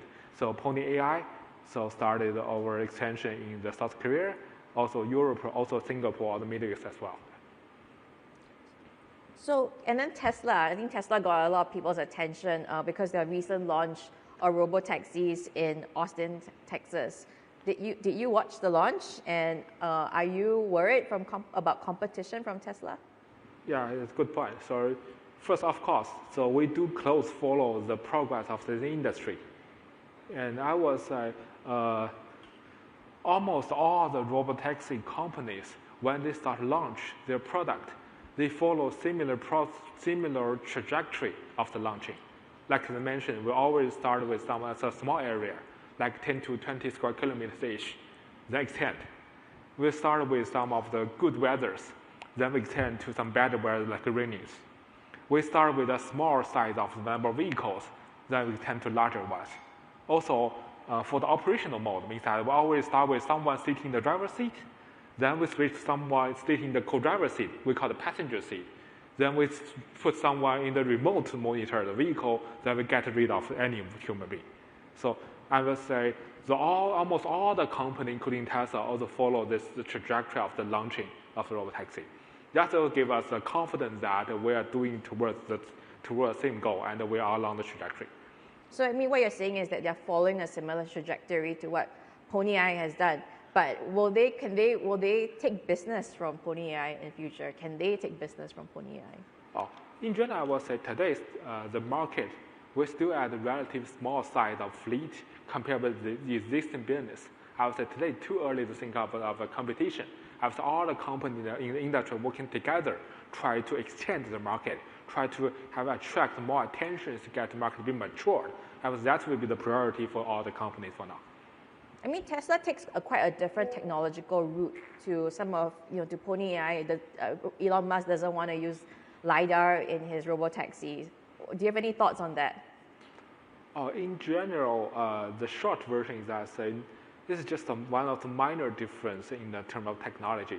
Like we all use in the AI approach, we use the neural network, we use end-to-end, we use word model, we use reinforcement learning. We use a group set of sensors. And for the sensors, probably one thing is different from China and US. So especially in China, we can leverage off the much advanced supply chain. So it's easier for Chinese company to have even a lower price to purchase some of LiDAR, radar sensors. That may change the decision. So for me, I would say because of those LiDAR, radar, they have a similar price range compared with the camera. So that's why for me it makes perfect sense to use a combination of different sensors That may trigger the different decision for the sensor setup. But in general, I would say, if you're asking the difference in technology, I would say this is just a small, very small percentage of the difference for technology. So overall, back to the question, the majority of the tech track are also the same for different companies. And so how long might it take for Pony AI to break even, to turn profitable? Yeah, okay, good point. So I just mentioned 3 years ago, 2022. So yeah, we started doing operation, we started charging money. But that time, definitely we are not reached the point to break even, as mentioned. So there's one thing we haven't touched yet. That's about mass production. So mass production means that I want to mass produce vehicles to significantly drive down the cost. So over latest generation, as shown in late April, which we released, we unveiled over latest generation, that we got cost down by 70%, almost 3 times lower than before. Also, we already started the mass production for today, and our vehicles for the latest generation, we already started testing in Guangzhou and Shenzhen public road. Then we are planning to extend the fleet size to 1,000 by the end of this year. That will be the target for that mentioned break-even point of the robotaxi. So Pony AI also, you are headquartered in China, but you also have a presence in the US. And there was a report in the New York Times late last month about Travis Kalanick wanting to buy your US unit. So what's happening there? Are you selling? Are you spinning off your US operations? Sorry, no further comment I'm putting here today. But I was we still leave the US office to have some exploration or study of the latest technology, development of AI technology. That's mainly for the US side. But again, no further comment can be made on this point. I mean, US President Donald Trump also has been, has been a big topic of today's conversations. And there is no clear end in sight to his tensions with China. How is this going to impact Pony AI's overseas plans? And are you worried that Pony AI could be forced to delist from the US? In general, I would say, even without this, I would say global market overseas expansion is one of the core business for Pony AI. They're also one of the top priority. Because again, as I mentioned, technology will be not a blocker because they're very generalized to cover different driving environment. So it makes perfect sense for Pony, for also the other autonomous driving company to try to extend the market other than the China and US. That's definitely something we will focus in the future. But so in a sense, then Pony AI is pretty insulated from the trade war. Is it? Is the company insulated? In general, I would say our supply chain is diverse, and so also especially for the latest generation. So our supply chain leverage the mass-produced component mix that very standard-produced components. So minor of those can be affected by some of the geopolitical reasons, especially for that one. Okay. The next topic I wanted to kind of ask about is safety. I mean, when I think about robotaxis, I also think about whether I'll be willing to put my kids in a robotaxi to go to school. I mean, what would you say to parents like me, and what are you doing to improve the safety or the perception of safety of robotaxis? Okay. First of all, safety is not something can be claimed. So I should not claim that this vehicle is safe. There are multiple ways to prove that I'm good enough. Maybe I've used the word example in China first. I will say in almost all the cities in China, to acquire a license, we should conduct a significant mile of the testing to prove that your safety record is at least one magnitude and less tenfold safer than just a regular human driver. That will be the entry point for robotaxi. I'm not saying we just have 10x safer. Actually, that's the entry point. That gives the passengers, give the government, give the regulators the confidence give us the confidence that we can serve without any participating or others driving. We can drive itself. I mean, but do you think consumers right now? I mean, when you have a fleet operating in China, what kind of concerns have consumers voiced out, and what improvements still need to be made to the service, or what things have you all been doing to try and change or improve the perception of robotaxis? Good point. First, regarding the customer feeling, I would say that's probably the time 3 years ago. So I remember a certain percentage of the customers when they took the first ride, they may be curious about safety. They may, maybe in the first few minutes, they may unconscious a little bit about the movement of the vehicle. But later, because the vehicles move safely, move very smoothly, they earn the confidence. We have a mutual trust of the vehicle that we started. So today, I would say per vehicle, we already have at least 15 daily orders per day, like just a regular taxi. So this one working. But one part that I would say one thing definitely we need to improve is the size of the fleet. We need to have more vehicles, to have a better coverage, then to significantly improve the efficiency, also reduce the time of the waiting time. Because we have more vehicles, we'll have less waiting time, etc. So to improve the overall experience of this fleet, of this new product. I mean, when people talk about AI these days, there's also a lot of worry about the jobs that AI could threaten. And in some places, they worry that, maybe robo-taxis could take the jobs of taxi drivers or ride-hailing drivers. Do you all have a view on what percentage of the taxi fleet and future robo-taxi could account for? And do robo-taxis threaten jobs as well? I will say this could be one of the misunderstandings, and put it this way. Today, I will say even the sum of if we add all the number of robo-taxis in all the cities, I will say that's lower than, especially lower than 1%, or even lower, I would say. In general, robo-taxi will serve as serving the area that will be lack of drivers, try to complement the minimal transportation of the city. That will be the ultimate goal for the taxi. Also, another thing I want to highlight here that the intention I started working on AI is I want to try to AI to improve human lives. So I will try to provide a very elegant and a decent experience to the riders, not just, I would say, to just try to compete with the existing human. That will be the ultimate goal for the AI, try to improve our lives. Maybe we can move on to some questions from the audience. I think we have one question over there. It says, what's going to come next after robo-taxis? Very good point. That's actually discussing something I want to cover next, I will say. Okay, so today the vehicle is designed for human driving. So like the steering wheel, like the panel side, like the design of the vehicle. So for robo-taxi, that implies that there could be no driver in the vehicle. That may indicate some potential change of the design of the vehicle. The vehicle is designed for the passengers. We don't need steering wheels, so we can redesign the in-cabin experience to improve that. I would say revolutionize the vehicle design will be the next for robotaxi. Later, robotaxi technology will enter some of the person-owned vehicle, this market. That was the next big milestone for robotaxi. So when you talk about the vehicle design, I mean, how might it look like for a future passenger in a robotaxi? How could these taxis be reimagined as cars? Like say, today the car is designed for driving. So there's just a very few of things the passenger can be done in the vehicle. But later could be different. You can have a conference. If you go to sport, you can have some preparation for that sport in the vehicle. So vehicle can be purposely designed for different purpose of the rider. That will be the next one. Again, not for today, not for tomorrow, but I would say in the future, I believe this something could change after robotaxi launch. Alongside robo-taxis, people also talk about robo-trucks. Yeah. Is that an area that Pony AI has also looked into? What do you think the potential is there for robo-trucks? Pony AI, we do have robo-truck business running already.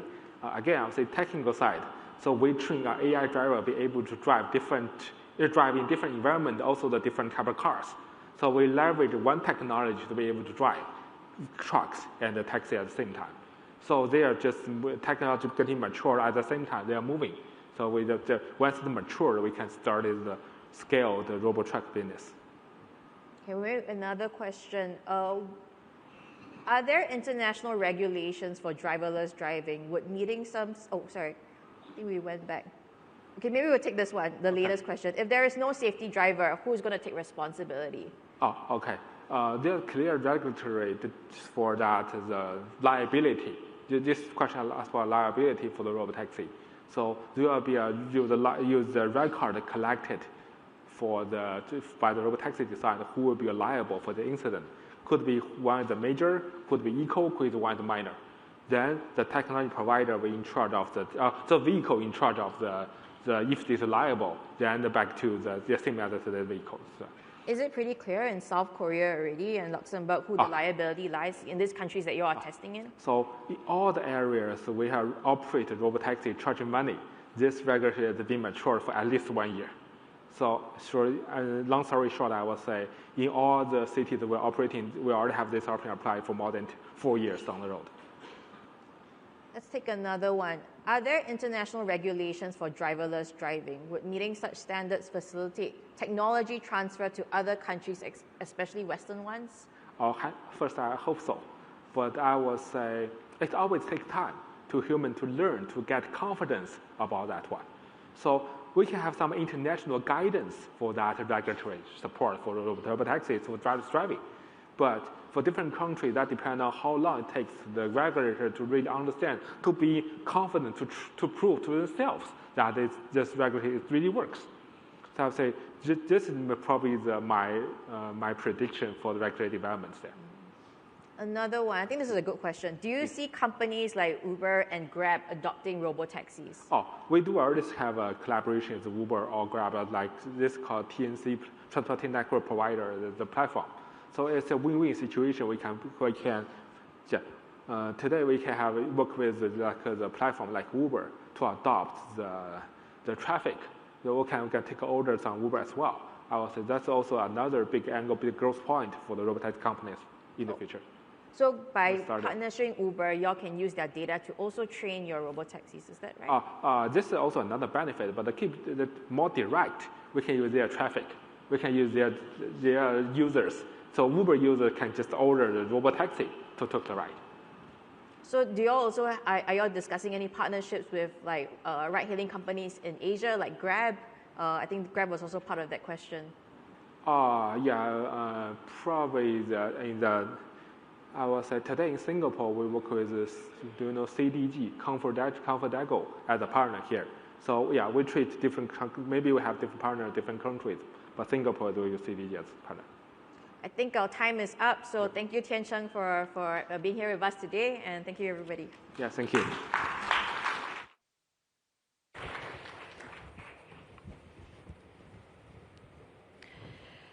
Thank you very much. We are continuing with the innovation theme, except we're moving from robotaxis to sport. So global esports audience, little tidbit, is now larger than that of Major League Baseball and the NHL combined. So I'm sure we'll hear a little bit more about that from one of our next speakers.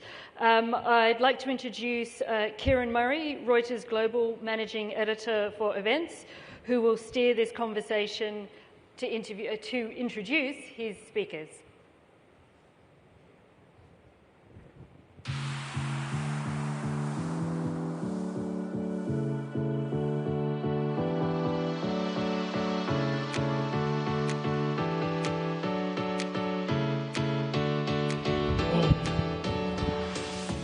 Good afternoon, everybody. Delighted to be running this session, in part because both of these companies are a big deal in my household. I have two boys who are gamers and spend too much time playing League of Legends, so they follow your company's events.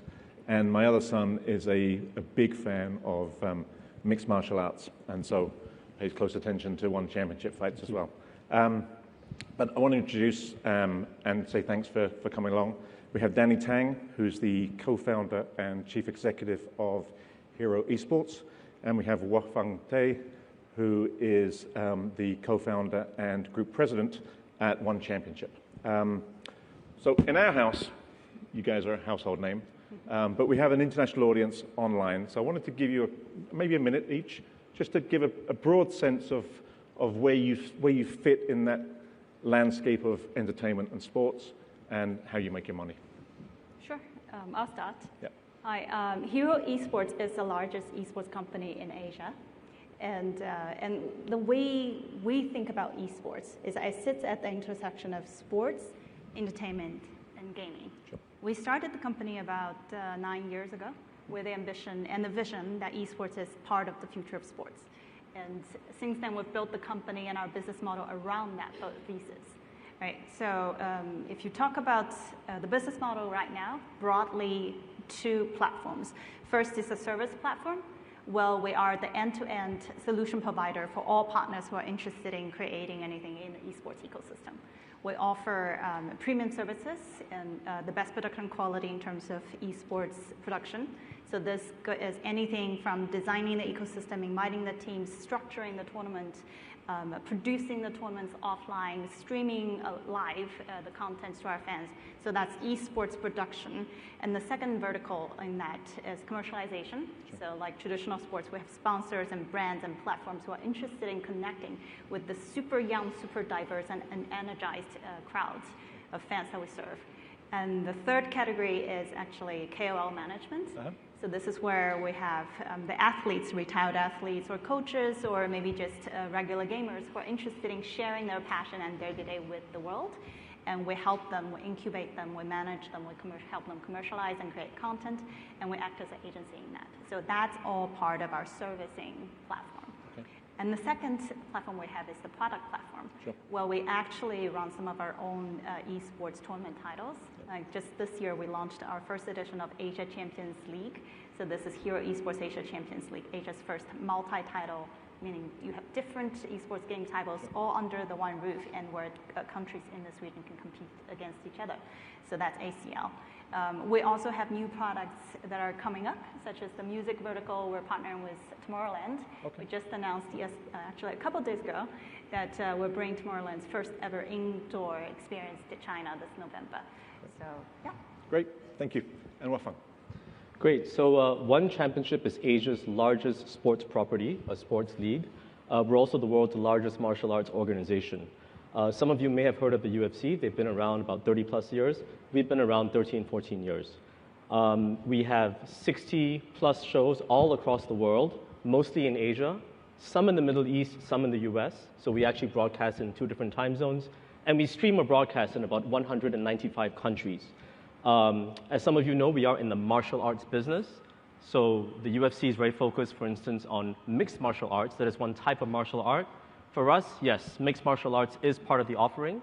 But if you come to one of our 60 shows, you will notice kickboxing, Muay Thai, Jiu-Jitsu, different types of martial arts in one show, both male and female. In terms of the business model, to be honest, it's relatively straightforward in the sense that we are a traditional sport. So the model is not that different from the NBA, the EPL, etc. Now, of course, traditionally, most of the big global sports leagues are from the West. We are the only ones in the top 10 leagues in the world that are born in Asia and that are growing from Asia to the Middle East and to the West as well. In terms of revenue streams, we have traditional revenue streams that all of these leagues enjoy. Sponsorship, so sponsors paying us to put their logos, to feature them in our programming. We have media rights.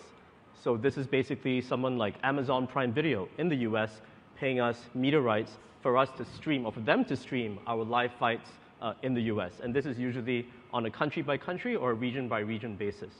These are traditional. Oh, of course, we have ticketing, right? When you come to an event, you buy a ticket, you watch. So media rights, sponsorship, and ticket sales are some of the more traditional income streams of this type of business.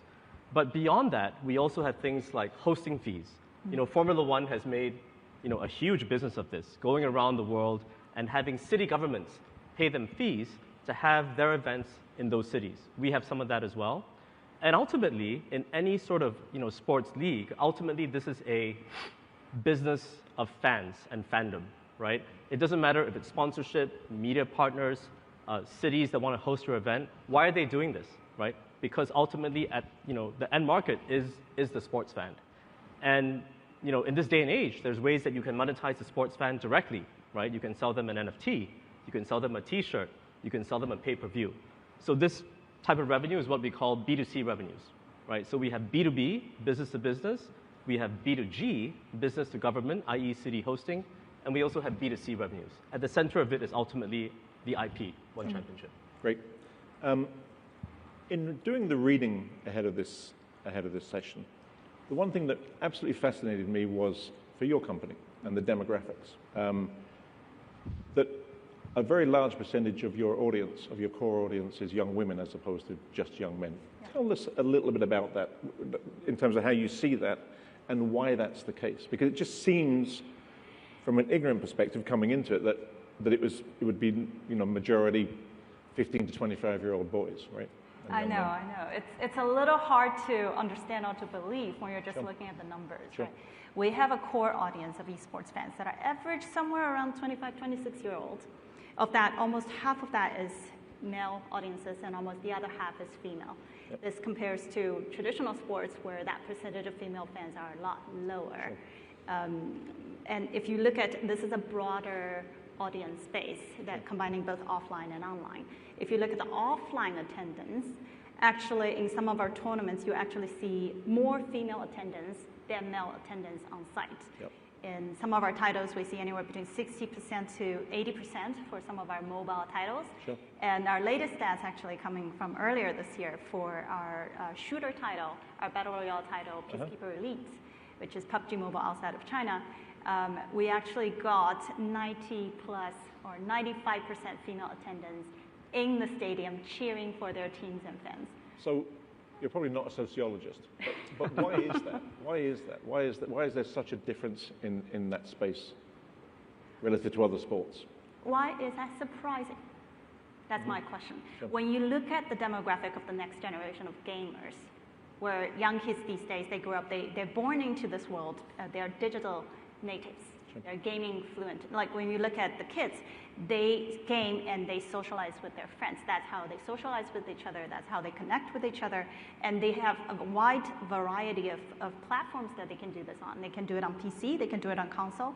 And now it's particularly in our region, they're doing it on mobile devices, which make it a lot, makes it a lot easier for people to access and makes the barrier to entry, the skill levels to entry a lot lower. So which means when you look at the gaming demographics, it's identical. Right? You get equal amount of boys who like playing games as well as girls who like playing games. When you have that as a starting point, then the people who are interested in who's the best in the sports naturally is going to be male and female. Sure. Okay, great. Well, fine. That's not the case in your industry, I'm guessing, or is it? Well, you'd be surprised. I would say yes. Traditionally, this has been more of a male fan-driven industry. But, depending on, and we've done surveys over the years. I would say today, our female fan base is about 30+%, which is probably a little bit more than you would expect. Sure. But depending on the survey, there have been times when surveys have thrown up numbers as large as 40 to 45%. Okay. I think we really live in a world today where sports is, participated in and consumed by both males and females. In fact, female sports right now, there's a big wave, popularity, participation, media, content creation. Look at, for instance, in the US, the WNBA, yep. And their growth, right? And new franchises, new teams being formed. In our experience, actually, a lot of the big faces of the franchise traditionally have been female. Mm-hmm. There's a fighter called Angela Lee. She has since retired. Some of you here probably have watched her fight, in Singapore and other countries. She was one of the faces of the brand. If you look at all of our big events historically, 1 century, our 100th event, 1 century, our 100th event. We had a 10-year anniversary event as well, 1X. They were actually headlined by female fighters. Mm-hmm. So actually, the nice thing about this sport, unlike, say, American football, which is very popular, obviously, in the US, is this sport is actually very gender diverse. Sure. We have a lot of female athletes, in one championship. Okay, great. Yeah. My next question is around technology, and I see that one of the questions from the audience is very similar to my next question. You're fairly young companies, 9 years and 14, 15 13, years. 14, right? Yeah. Can you explain to us what you got right on the technological side? What were the big technological initiatives or elements of the business that you got right that drove that growth up until now? And what you think will be the key elements of the technology part of the business for the next few years? You go ahead. Sure. I think, look, for us, it's that answer to me is pretty straightforward. We made a big bet on digital when we started the business. Sports traditionally has been consumed on linear television.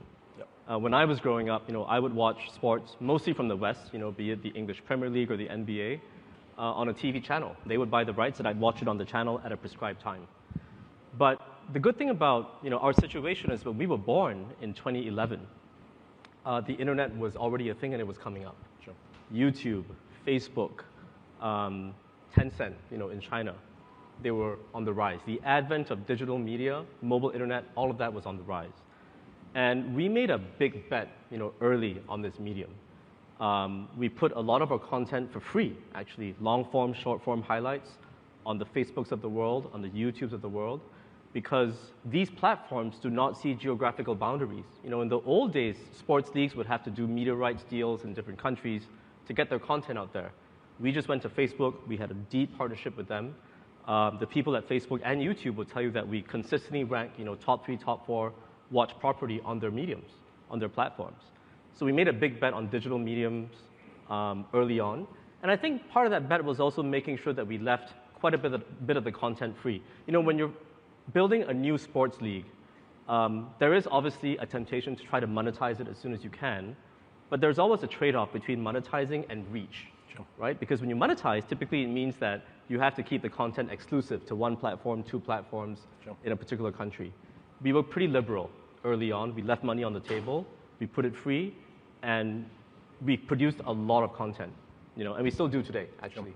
And in terms of that growth for your specific company, in a way, you're kind of sacrificing profitability in those first few years. When does that change? Is that changing now? Does that change in 2 years' time? Does it change in 5 years' time? When does profitability kick in because of the expansion you've got? That question hits, I think, right at the heart of building a global sports league. This is not the type of business you can just start and monetize on day one. You have to build it. You have to get the athletes, the broadcast, the distribution, and the product has to be good too, right?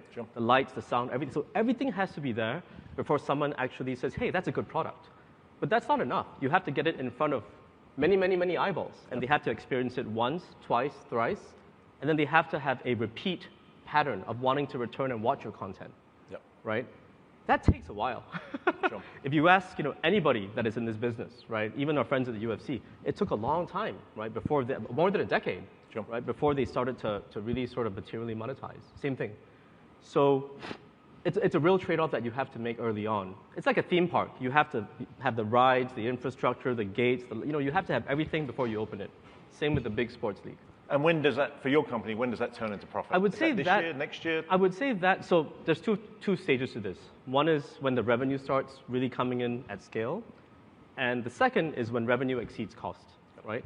So the first point was probably hit, I would say, mid to late COVID. That was a decade in, right? Because our viewership basically hit a critical mass, and it started growing exponentially. Okay. I think it helped as well that during COVID, people were at home looking at their screens, right? With nowhere else to go. That definitely helped. But during COVID, we saw our viewership just go. If you look at post-COVID and pre-COVID, we're talking about hundreds of times, even thousands of times, depending on the country. Got it. Right? Yeah. So today, we're doing in excess of 30 billion organic, okay, not boosted, organic video views every year. Got it. You know, so revenue, then you see the revenue deals start coming because you hit a critical point where you become too relevant and too interesting and too engaging to fans, around the world to ignore. Okay. And that's when media rights. So all the streams that I talked about, they all start happening at the same time. Sponsorship gets bigger, media rights gets bigger. You start selling out stadiums. So every single revenue stream, you start setting records. And for us, the profitability point is very near. Okay. It's a fixed cost business, right? Once the revenue exceeds, because it doesn't matter if it's this year or 2011, the cost of staging X number of events doesn't really change. Sure. Less inflation, right? Except for inflation. And Danny, the successes, the technological successes that drove your growth, what were they? We talked about our fans being digital natives. Yep. We're actually, as a company, a digital native company. Sure. And the whole promise of esports, it being like differentiated from traditional sports, is that esports is interactive, esports is immersive, and it's the perfect blend of the physical reality that we live in and the virtual space that we operate in. Mm-hmm. I mean, our generation, and also our kids' generation, we live, we work, we game, we compete, not just in physical space, but also in virtual space. Sure. So for us, from the get-go, technology is a core part of our DNA. So when we talk about our different revenue streams, right? When we talk about creating those esports tournaments, everything is a combination of both physical, online, in-stadium experience, as well as the online, the virtual experiences. Meaning that we have employed all the new technologies out there in our production, in our presentation, to ensure that we give our audiences the kind of immersive experiences.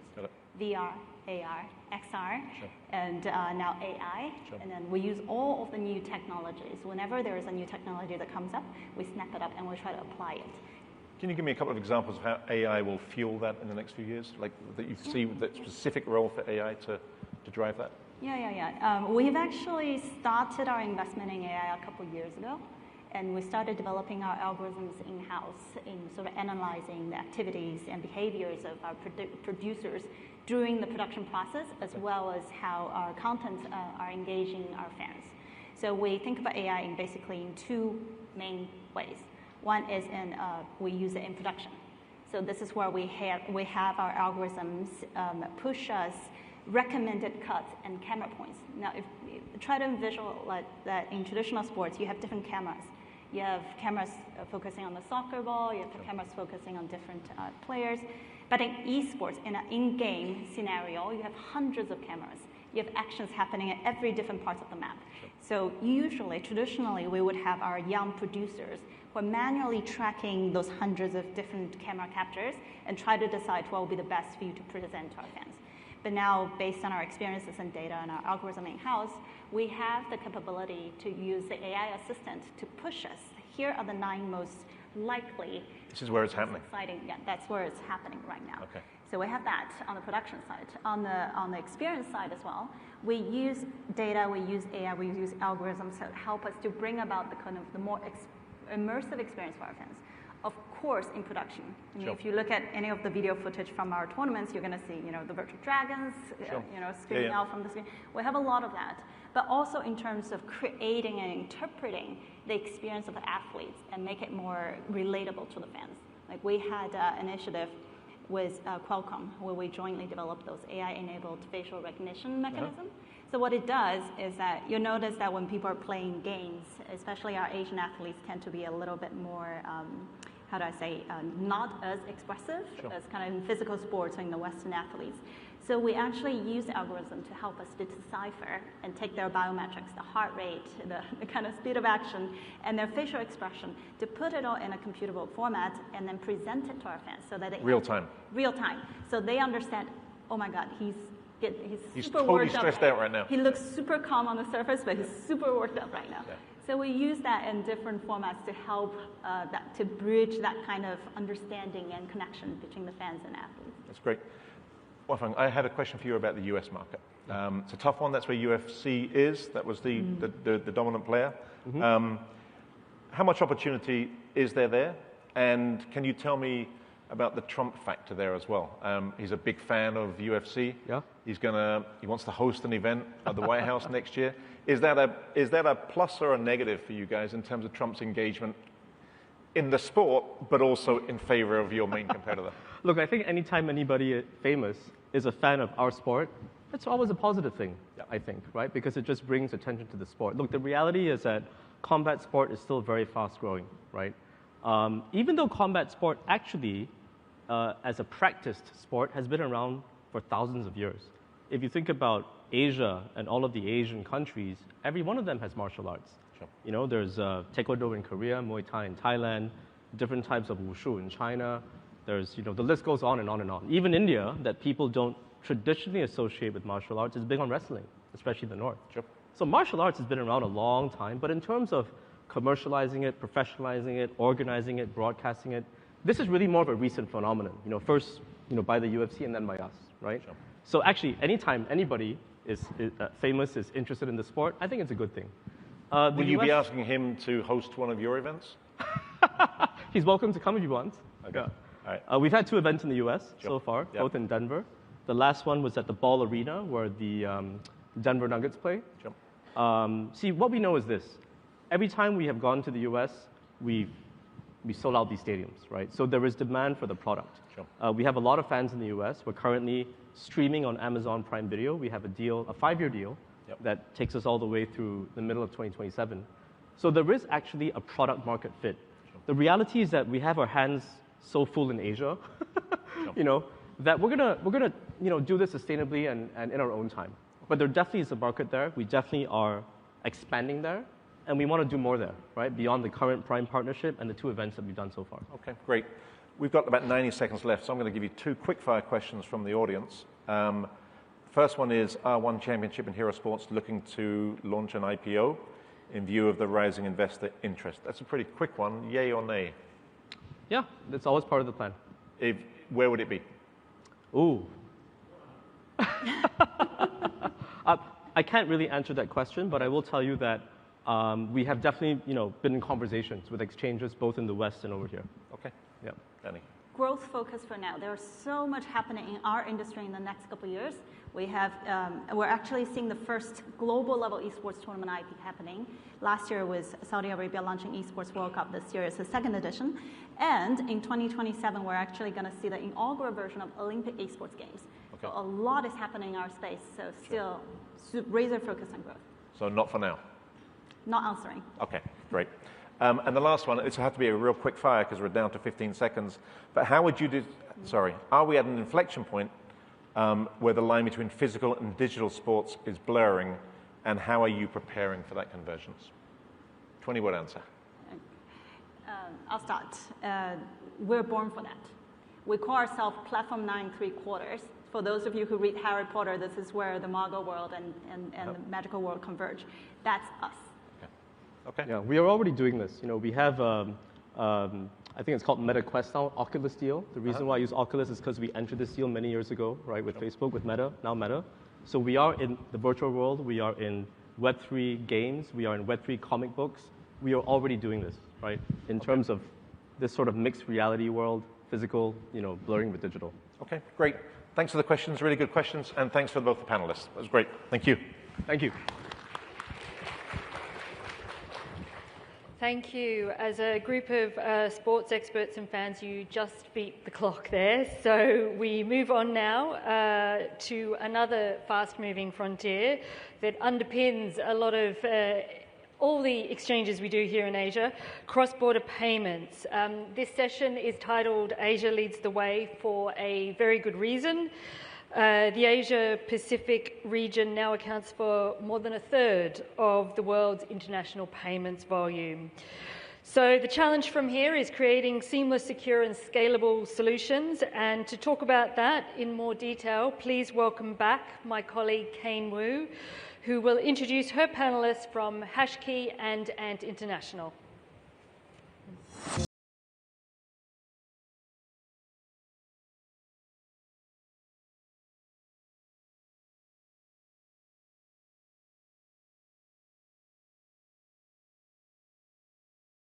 Super excited to be moderating this panel with 2 of Asia's very technology pioneers. And Sia Yan here is the Japan business partner of HashKey OTC Global, which provides virtual asset trading services to professional and institutional investors. And next to her is Calvin Lee, who is the head of platform tech for Ant International. Ant International is an affiliate company of China's fintech giant Ant Group, which was founded by billionaire Jack Ma. For starters, could you walk us through how you are applying new technologies such as blockchain and AI in cross-border payments? We'll start with you, Sia. Thank you for the question, actually. For blockchain, the normal use case in cross-border payment is stablecoins. So stablecoin has dramatically reduced the settlement time and the cost of cross-border payments. If we take a 1,000 USD cross-border payment as an example, if it is settled on chain with USDC, the cost is only less than $1 or $2. But comparing with normal way, if it goes with Swift approach, it costs about over 80 USD. So that's a gap. And also for the settlement time, if it is happened on chain with USDC, it is always settled within seconds, and comparing to like 3 days traditional banking transfer. So that's a big difference. By that, we can see like stablecoin volume has hit 27.6 trillion in 2024, which is Visa and MasterCard combined together. And also for that, we can, in the industry, we have witnessed a lot of like payment gens already embracing this stablecoin infrastructure. For example, like PayPal issued PYUSD, their own stablecoin, and Stripe actually acquired Bridge. And then the Visa is also adopting like stablecoin stablecoin settlement networks called Treasury Up, and the market cap of stablecoin is actually went into like over 250 billion by the year of 2024, and then it will be with a forecast of like 2.8 trillion in by the year of 2028. So there's a huge like institutional adoption and also the interest about stablecoin as well. A lot of like compliant players in the industry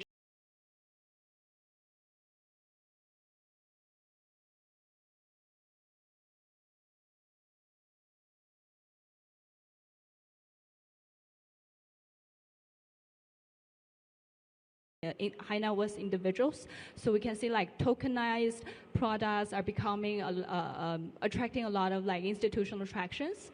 And the last point is like we can see stable coins now becoming from the instrumental currency to the infrastructure currency. So by the year of 2030, the U.S. Treasury actually expects 3.7 to 3.9 trillion of like the stable coins circulating globally. And also like we can see Hong Kong just issued the policy statement 2.0. So it's very eagerly to position itself as the RWA publishing and also circulation hub for the world. Thank you, Sia. Over to you, Calvin. I mean, we understand Ant Group has been a traditional cross-border payments giant in terms of wallets, online wallets, and facilitating businesses, for cross-border transactions. But what are you doing actually in AI or blockchain these days? Okay, so good afternoon, everybody. My name is Calvin Lee. I lead the platform tech business unit of Ant International. In fact, we run the treasury infrastructures for Ant internationally. We support the Alibaba ecosystem, our merchants around the globe. I think let me start by introducing how we are structured and using and then probably this blockchain. So in Ant International, we have 4 business lines, including Alipay Plus, in which we have a unified e-wallet gateway supporting a lot of economic activities, especially travel. And then Anton, which is our merchant acquiring business, followed by World First, which is the unified account to serve small and medium merchants around the globe. So my business belongs to the 4th business pillar, which is called Better, which is embedded finance business. So we provide treasury services to merchants and payment businesses around the globe. Last year, we processed over $1 trillion to support various lines of business, payment business. About 1/3 of this payment we processed on blockchain. So we worked with more than 10 global leading banking partners using tokenized bank deposit to move liquidities around the globe to achieve a 7/24 service and instant payment experiences. This helped us a lot to reduce our liquidity costs and working capitals. Depends on different use cases. This helped us to lower our cost in FX and liquidity management by 30 to 60%. On the other hand, we also process a lot of FX transactions annually. So in 2024, we processed close to $200 billion of FX. So in FX business, there is a major pain point, which is the volatility of the market. The longer the time that you expose to the market, the bigger the risk. So we are using an AI technology, which we call it Falcon Time Series Transformer, which is a transformer-based model we use to forecast future cash flow. We used to forecast every line of our business cash flow by hour, by day, by week. Based on that, we manage our FX exposure. Using this technology, we effectively used these to manage our hedging activity, lower the cost by 30 to 60% for our own business, for airlines, and for various customers. Right. Yeah, thank you, Calvin. I mean, Sia, you brought up the topic of stable coins. We understand that U.S. President Donald Trump is a big promoter of cryptocurrency and stable coins, and we saw, the IPO of Cycle, which I think has given the market a big boost. I'm curious, and both of you are advocates for stable coins, obviously, but I mean, what is your vision in terms of enabling stable coin in the context of cross-border payments, especially when we are faced, a lot of the businesses are faced with trade tensions and tariffs. I mean, how are they going to, is this actually a viable way for them to hedge potential risks?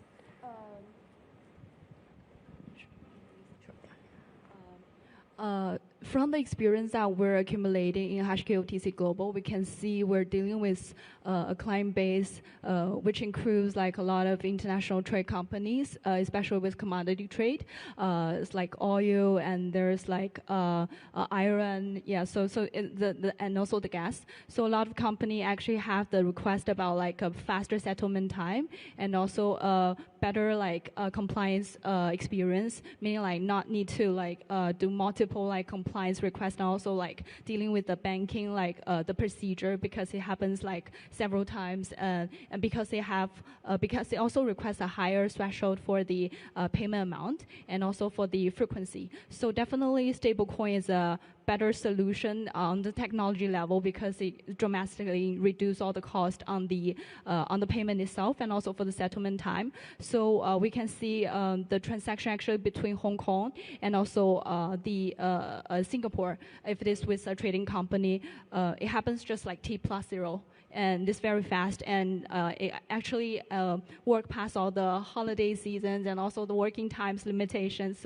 So that solves a lot of problem. But for the sanctioned areas, their business activities, we still like are operating our business under license system. So definitely there is AML and KYC requirements. And to everyone's surprise, actually, because we're emerging technology and the emerging industry, so the KYC and also AML requirements are more stringent than comparing to traditional finance. So that's also a question. But they help us to improve our service to like only institutions and accredited investors, and to actually provide a more compliant and smooth transaction for them. Yeah. Thank you. And how about you, Calvin? Yeah. So we do see great potentials with stablecoins. The main reason is stablecoin is actually using blockchain technology and will greatly enable real-time payment and much more financial service to be upgraded. For us, we see global real-time payment and real-time treasury as a big opportunity. And stablecoin is a means, not the objective. We have been using tokenized bank money for years. We see the benefit of using it actually to upgrade our in-house clearing system to support many transactions, enable 24/7 service, and also enable instant payment. However, we are thinking that the potential that stablecoin and tokenized money can bring just started to show, probably 20% of its benefit. A lot more benefit could be achieved by further upgrading smart contract, which enable programmable payment, which allow us to complete the current payment activities at a much higher efficiency and better customer experience, and of course, lower costs. For us, yeah. So if I could stay with you for a second. I understand that Ant International is planning to apply for a license to issue stablecoins in Hong Kong. I think there's also reports that you're going to enter Singapore and Luxembourg as well. I mean, could you tell us a bit about that, your expansion plans and licensing plans? Yeah, we are seriously considering and preparing stablecoin license application in multiple jurisdictions around the world. We see big opportunities. But for our strategies, we may consider to go a different way and build a new paradigm for stablecoin business. I think this comes from a few angles. Firstly, we will not be focusing on crypto transactions. On the other side, we'll be focusing on global payments. We believe stablecoins is an important means that will enable us to provide global payments in a much more efficient way and bring much better customer experience. Secondly, this will also bring us to a different business model in which the current stablecoin operators receive most of the income from net interest income. We are thinking of having probably part of the income from interest and more from payment. And by having a better payment activity, we may actually have other associated income from financial services, for example, foreign exchange or even wealth management. So we hope that we can build a new paradigm under this development of stablecoin legislation. Right. Yeah. The next question is for both of you. I understand that you are, you're either seeking or have multiple licenses in different markets in Asia and Europe as well. I mean, how do you navigate different regulatory requirements? Maybe we'll start with you, Sia. Yeah, for sure. So at Hashkey OTC Global, we have actually 3 licenses. One in Singapore is the DPT license under MAS, and there is like a license in Japan, which is under GVCEA, and there's a license in Dubai, which is under VARA. So definitely we're dealing with multiple jurisdiction and their compliance regulators on a daily basis. So I think the compliance cost is relatively high comparing to the unregulated business. That's a for sure question, but that's also the key competitiveness when we're considering our business model. So that helps us to introducing our business to the institutions and making them feel safe about their own assets. And we have like underlying technology, the custody technology that is using HSM technology to help them make sure their assets are safeguarded. By dealing with like different jurisdictions, they have like different requirements on the KYC and AML. We're also working with our compliance team to see if there are any experience that can replicate it, and maybe to enhance the experience with users that from different jurisdictions want to work with us in the future. I guess our compliance team handles the most part of that. And as of now, I can see the compliance is picking up the industry trends very fast, and they gave us like RFI, and we coming back with a question at a very speedy reaction. So the current like flow and also the communication is very smooth. Yeah. Kelvin? Yeah. So we are also focusing on researching the legislations in different areas. Our main focus on 3 areas. One is firstly, reserve management. How to ensure our customers' asset, should they purchase our token, they can be well preserved.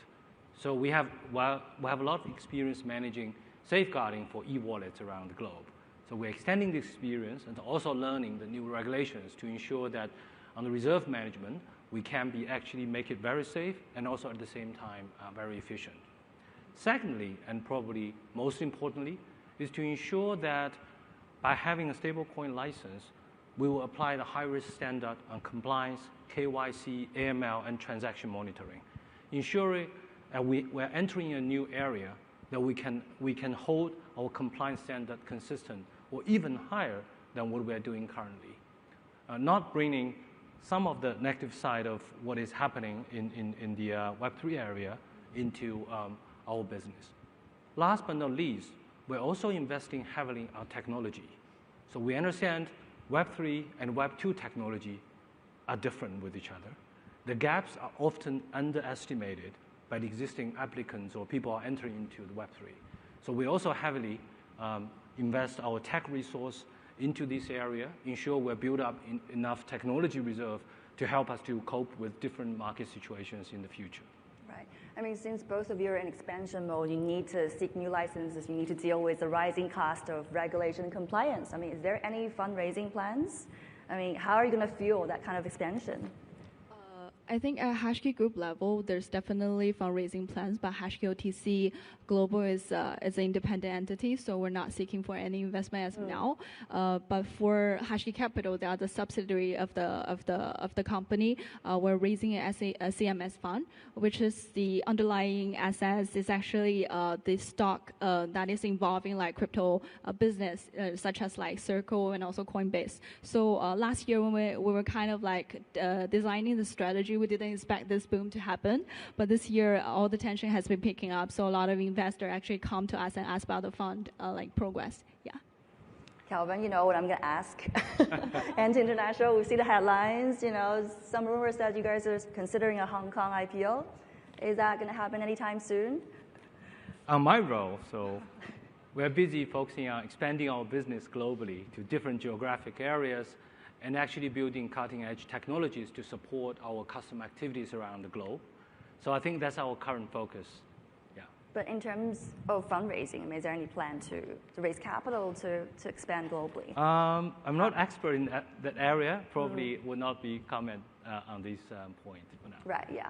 Well, next I want to talk about China onshore market. Actually, I know that a number of the leading people, the leaders in Bitcoin or Web3, are actually from China onshore originally, but due to regulation, they have since immigrated to Singapore or Hong Kong or Dubai. I mean, China is still very much the largest market, right, for this part of the world. I mean, how are you navigating China in terms of introducing, I don't know, whatever you do? Are you trying to open up the market still, or what's the thinking there? I think we're always keeping an observation of the things going in mainland China, but definitely we can see Hong Kong is the test field for all the business involving like digital asset, and sometimes Hong Kong is very aggressive, and the ambition is to becoming the hub for Web3 on a global scale. So you can see like Hong Kong is actually positioning with like the new like policy statement 2.0 actually launched. So they're emphasizing on stable coin and also like RWA. So you have like tokenized ETF, tax exemption, and also like digital asset funds profit tax exemption. So the policy here is very luring, and I guess if the Hong Kong can accumulate a lot of like good experience from regulating all the business players in Web3 in Hong Kong, and also like attracting a lot of investment from overseas to Web3 in Hong Kong, and also like cultivating some like university and also talents in Hong Kong. So maybe the ecosystem will be more promising, and then the signal will be eventually passed to the mainland China to see how this will react. But if it has to be like open up for China's stance on digital assets, I would say like stablecoin is the most promising narrative we're seeing right now. Definitely just facilitating like international transfer and also like trade helps with the manufacturing industry based in China. So that's kind of like our minor observation about the stance of China, on digital asset. Yeah. So for me, so we operate in many countries. Some of them are with foreign exchange regulations, so including China. So we now operate smoothly among all these jurisdictions, including China, through the foreign exchange channel and also the cross-border RMB channel.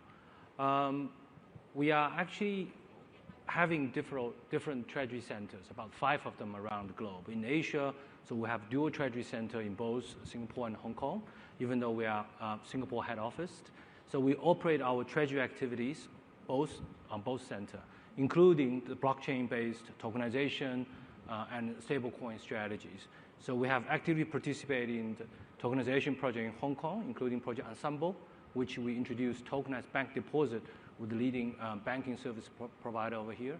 And in Singapore, we worked within Project Guardian, which is led by MS. So we also launched tokenized deposit and also built recently the FX protocol together with the industry group and ESTA, which will facilitate foreign exchange settlement with token, so that all the foreign exchange settlement on blockchain could possibly be done on a real-time basis. Right. Kelvin, you're based in Singapore, and Sia, I heard you're moving to Hong Kong probably very soon. I mean, how do you guys see the rivalry between Hong Kong and Singapore in terms of making things easier for people like you, for what you do? I would say like both the Singapore and also like Hong Kong is the leading regulator in the region, because like they have established a very clear licensing regime and also regulatory regime like back in the days, maybe like several years ago. So the things have been changing all the time, and Hong Kong, you can see the attitude and also the ambition is very strong. So they want to lead the way, even comparing to the U.S. So if you can see Stablecoin Act will be officially come to the market on this year, like 1st of August. But like on the other side, like far overseas, like U.S. stablecoin bills, the Genius Act, it has only passed Senate but not housed yet. So and also like in the Europe, like the MiCA is a very comprehensive like compliance structure, but definitely doesn't have like an independent stablecoin regulation or maybe like licensing regime. And also under like the policy statement 2.0, Hong Kong is the first jurisdiction that has like custody digital asset service in its independent licensing system. So there's a lot of like very progressive advancement like happened in Hong Kong. So for Singapore, a lot of like players in the industry are questioning is Singapore becoming more and more strict about digital asset? But what we observed is it's a very natural way that they're monitoring and also like regulated digital assets. So they actually produced a regime like 3 years ago. It's just like followed by their plans, and last month at the end of June, definitely they're moving like like crypto-related unlicensed players out of the market. But that's has been decided three years ago, like at the beginning of designing of the system. So definitely most of the players follow the rules, and they actually benefited from the clear regulations here in Singapore. So I would say like the both sides has its chains and it has different edge on the regulation and also development of digital asset industry. Now Hong Kong is very focusing on stable coin, also like RWA. It has picked up this track already. Yeah. How about you, Calvin? So we see these two financial centers complementary to each other, and our customers also believe so. I think we see a good customer mix of both centers. Singapore focuses on Southeast Asia, but also overlook globally, and Hong Kong cover Greater China, and also even North Asia, including Japan and Korea. So we see a different mix of customers and actually financial products over here. We will remain actually present in both financial centers to ensure that we can cover our customer needs. Right. We do have some questions from the audience. Let's see. Oh, yeah, this is a very interesting one. Could we go back to the other page where questions about crime? Give it a second. Right, so Sia and Calvin, what are your companies doing to deter criminals or crime organizations from using cross-border transaction digital assets to launder money? Yeah, so we have designated workforce, which actually accounts for a significant portion of our overall tech people, to develop the latest technology to help us to manage different kind of risk, including financial crimes, AML, and others. I think these people using our own in-house technologies that we learned, accumulated from our earlier operation, and also with our partners. We're not only actually building it for ourselves, we also open this technology to our merchants and other payment partners which worked with us as well. How about Hashki? Yeah. As a compliant entity, I would say we're just follow the compliance requests that we're doing, the KYC and also AML every transaction, and not even just like offline banking transfer, but also like online on-chain analyze. So we use like Moody's service and also like chain analyze to monitor every like wallet transaction and the wallet address. So definitely it's a real-time monitoring, and also like we have a very comprehensive system to help us filter out all the criminals and also the bad act from our clients. Yeah. Thank you very much. I think that's our time. Again, thank you to Sia and Calvin for your wonderful insights today. Thank you. Thank you. That concludes our panel. Thank you.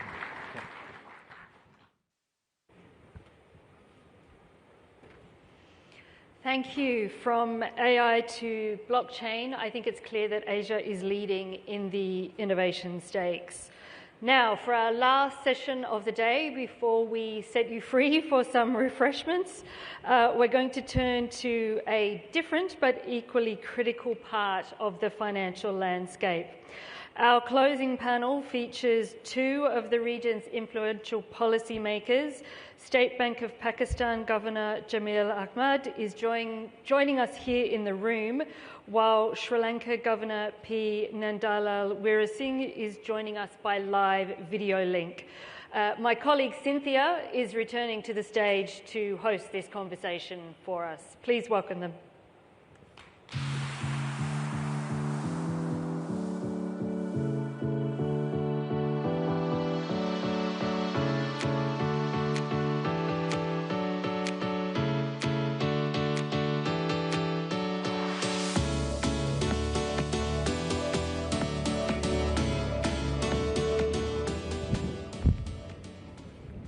Wow, wonderful to be back. So I've never interviewed two central bank governors at once. Not once, two of them. So I have Jamil here with me. Thank you so much for coming. Thank you very much. And also joining us remotely from Colombo is Governor Weerasinghe. Thank you so much for making the time. So for this session, if I could set it off with you, briefing us about how the second half of your monetary policy will be going ahead. We know that you've held in June after 6 consecutive cuts. So how is the second half of this year looking? Thank you very much, first of all, and good afternoon to all of you. I think let me first give some of the background from where we have come to this stage, and then we'll talk about the future also. So as you may recall, and some of you who have been monitoring the Pakistan market, that we have two main problems which we are facing in 2022. One was the rising inflation, and the second was the current account deficit, huge current account deficit, and which was at that time 4.7% of GDP, and our inflation was also increasing. Inflation peaked up at 38% in May 2023.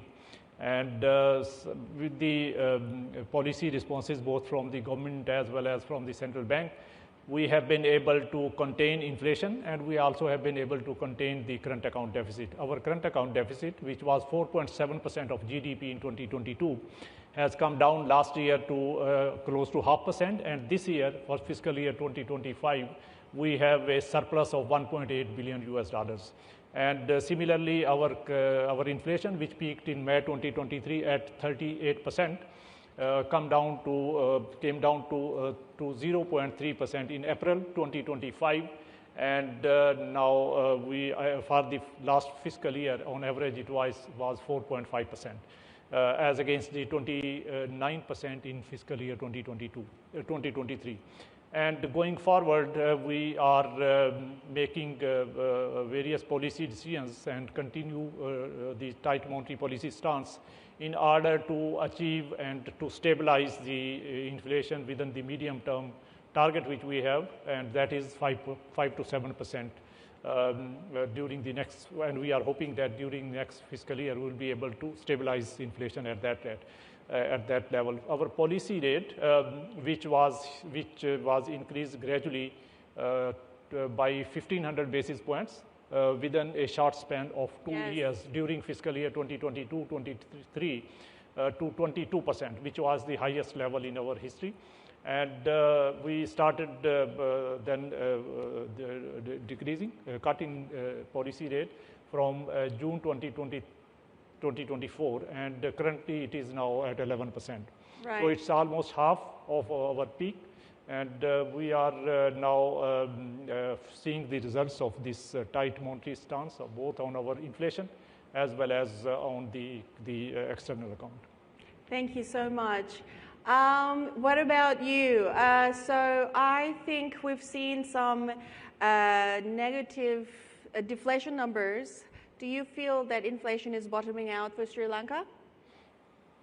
Yes, of course. This is the third quarter running we are having this deflation situation. At the lowest point, we had negative 4% inflation, deflation 4%. Now we are gradually moving into a positive inflation. Now next month or so, we are hoping that inflation will cross the positive territory. It came mainly from the fact that there was administrative price changes of electricity tariff was reduced sharply during 2023, 2024 and 2025. As a result, this headline inflation became deflation. But from the monetary policy point of view, we have been in this cycle mainly because of the sharp inflation we had in 2022, 70%. We have brought it down to almost zero within 12 months. Since then, we have seen a very stable inflation. In between, we had the deflation situation because of the administrative price changes, but now we are going back to normal positive inflation. Our target is 5% medium to long term. I think we are on the path to reach 5% target in next 4 to 6 quarters. Right. That's why we are in the easing cycle. Right now, our policy rate is 7.75. The last two, we relaxed further 25 basis points. So I think we are in a right balance in the monetary policy. We have some space if we are to relax further. But I think right now we have a very cautious approach. Looking at forward-looking inflation 5% and growth is around 4 to 5%. I think we are in the right place right now at 7.75 policy rate. Market rates also have adjusted nicely, and also transmission is happening nicely. So we can see we have right balanced monetary policy at this point. So while I'm with you, Governor Weerasinghe, I just want to find out what would be the next trigger for another rate cut. For example, could it be the energy prices, or do you think any changes in tariff policies or geopolitical tension? What are your top risks that you're looking at? The main thing we are looking at from the forward-looking basis, what would be the inflation expectations going forward next 12 to 8 months? So in our survey, we see inflation expectations are very well anchored. Second thing, what we are looking at this actual inflation versus what we have projected. For example, our current projection is for us to reach 5% next year, somewhere at the beginning or second half or second quarter. But if you're going to see next month and next quarter inflation is lower than what our projected path, then obviously we see some space for us to relax. That's what we are closely monitoring. This is one thing. Second thing, we are looking at mainly the private sector credit growth. How credit is flowing into the economy compared to the economic growth.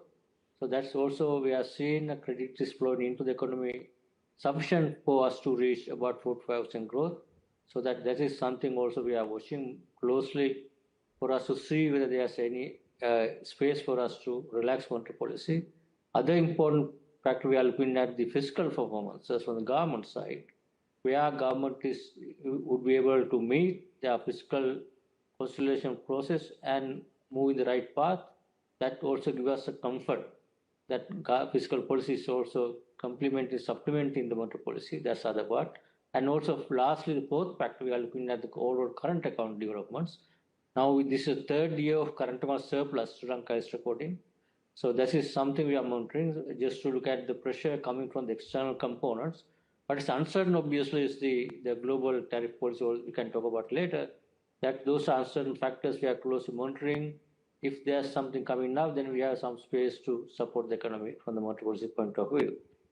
So before I go to you, Jamil, what about the Fed? What if the Fed cuts in September?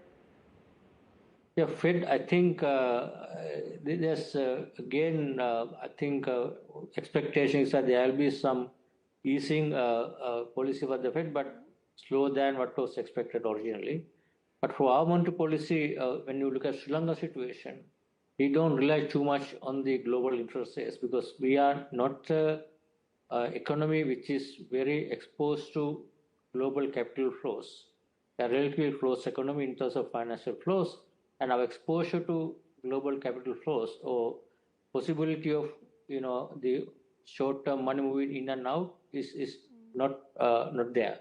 As a result, our monetary policy is mainly focusing on the domestic economy, and obviously foreign external economy, global interests is a factor for us to look at whether there are any portfolio inflows coming in or going out, but we don't see that much of exposure in that area. So we are very much focusing on the domestic economy when we set monetary policy, not pretty much on the global interests. We are obviously monitoring that situation, but it has not much impact on our monetary policy here in Sri Lanka. Thank you for that. So what about Pakistan? So key triggers? So for us, the monetary policy decisions are taken by the Monetary Policy Committee, which is an independent body and it's a statutory body. They take into account all the developments since the last MPC meeting, and particularly they focus on the forward-looking inflation as well as the current prevailing trend in price movements. And they also take into account the external account situation and if there are any pressures on the external account. And in addition, obviously, the economy growth and demand side factors are also taken into account. So there are multiple factors which are taken into account. Yes. It's more a data-driven approach. And based on the developments and the reflections in the data, then they take a decision. I love it when the central banks say we have to be data-driven. Yeah. If I hear it one more time. So at this stage, I'm curious about what your take would be on the US dollar. The US dollar has fallen to more than a 3-year low recently, and then does that complicate your policies for the second half? I will say that not as such any complication, because of the reason that when we look from the debt perspective, our foreign debt is, although it's mostly dollar denominated, but we have a very low contribution of commercial and euro bonds. Only 13% of our foreign debt is comprising of euro bonds and commercial loans. And similarly, in the trade also, although bulk of it is in dollars, and similarly our reserves are predominantly in dollars. So we don't see as such any impact, except that when the dollar depreciates, the other currencies appreciates, and as a result of that, it has some impacts. But we take into account the market developments, and based on that, the market response. Since we have a market-driven approach adopted as far as the currency movements are concerned. So based on the fundamentals, the currency can adjust itself either way. And as a result of that, any shocks which are there are absorbed by the currency itself. And secondly, we have also over a period of time built up substantial buffers. Since our reserves have increased from a low of less than $3 billion 2 years back, and currently at $14.5 billion. So as a result of that, we have ample buffers if there are any risks emanating within the FX market. So there are safeguards available which can address that situation. Got it. So that's very helpful. Governor Weerasinghe, I want to take you to your reform efforts under the IMF program. Having defaulted on external debt before, how confident are you that this time around you can pull very tough reforms successfully? And specifically, before the end of this year, is there anything that you can achieve in concrete terms by the end of the year? I think in terms of reforms under IMF program, we are right at the middle of the program. Since the crisis in 2022 and 2023, we started the program, 4-year program. Now we are exactly halfway, completed the 4th review, and all the program performances in terms of quantitative targets, structural benchmarks, all have been fully achieved so far. It has been very successful in terms of stability. We have been able to meet all the parameters, and also other important part that we have been able to complete the external debt restructuring process. It was completed last year. So that gives us much more space, especially for the government, much more space for them to meet their service obligations for next 10 years at a level which is much more comfortable and affordable. So that is a bit of a comfort from the debt servicing point of view for the government and for the country, that external debt service burden is no longer going to be a burden compared to the level of resources we have, compared to fiscal consolidation, and also monetary policy and other policy measures. But that is about the stability. But going forward, stability is not sufficient. We need to move into a higher growth path after the crisis. That's where now government and central bank is focusing on the necessary reforms, especially by the government, to growth enhancing reforms. There are several that kind of reforms with the IMF program, as well as with other World Bank and ADB reform programs. Those are going on. What about this? Sorry. The fiscal part, there's a strong reform program. The fiscal, first one is Public Fiscal Management Act. That's an important legislation. This was passed last year, under which there are clear fiscal rules in terms of primary surplus, target for 2.3% for next several years, plus the expenditure ceiling of a public expenditure. There's a ceiling. Those two crucial fiscal rules will ensure fiscal policy and its sustainability will be maintained going forward. And also, in addition, another important reform we introduced last year, 2023, that was the Central Bank Independence, new Central Bank Act, which ensures central bank independence as well as accountability and independent central bank monetary policy implementation. So, together with fiscal reforms as well as central bank reforms and debt management office, medium-term debt management strategy, and with the complete debt structure, we are in a now much better place in terms of stability, as well as we are now ready to go for a high growth path in the next couple of years. Thank you for that. And you are confident that that's well underway successfully? Yeah, of course, it's all in place. I think, and another important part is that we had the election, now we have a stable government now. There were some concerns before the election, this new government will change the course in the direction of the policies, but the government has committed to work with the IMF and move in the same direction as well as earlier governments to implement the reform with a much stronger commitment. So that is going on. That is comfort we are seeing, that there's a policy consistency over next several years. So that's a comfort factor for us. Thank you for that. I need to go to Jamil. What about Pakistan? So from our side, I will say that a large number of reforms are already underway, both from the government side as well as from the central bank side. Some of those reforms are part of the IMF program, since we are already currently under a program. And there are a number of other reforms which are outside the programs. From government side, energy sector reforms, SOEs, privatizations, then revenue generation, expenditure controls. So these are the major areas of focus currently. From central bank side, we are more focused on the FX market reforms, as well as we are focusing on financial inclusion and digitalization. In the FX market, we have, during the last 3 years, have taken a number of reforms, and those are very wide-ranging reforms, I will say, and they have a major impact on our FX market, as also building up of the buffers.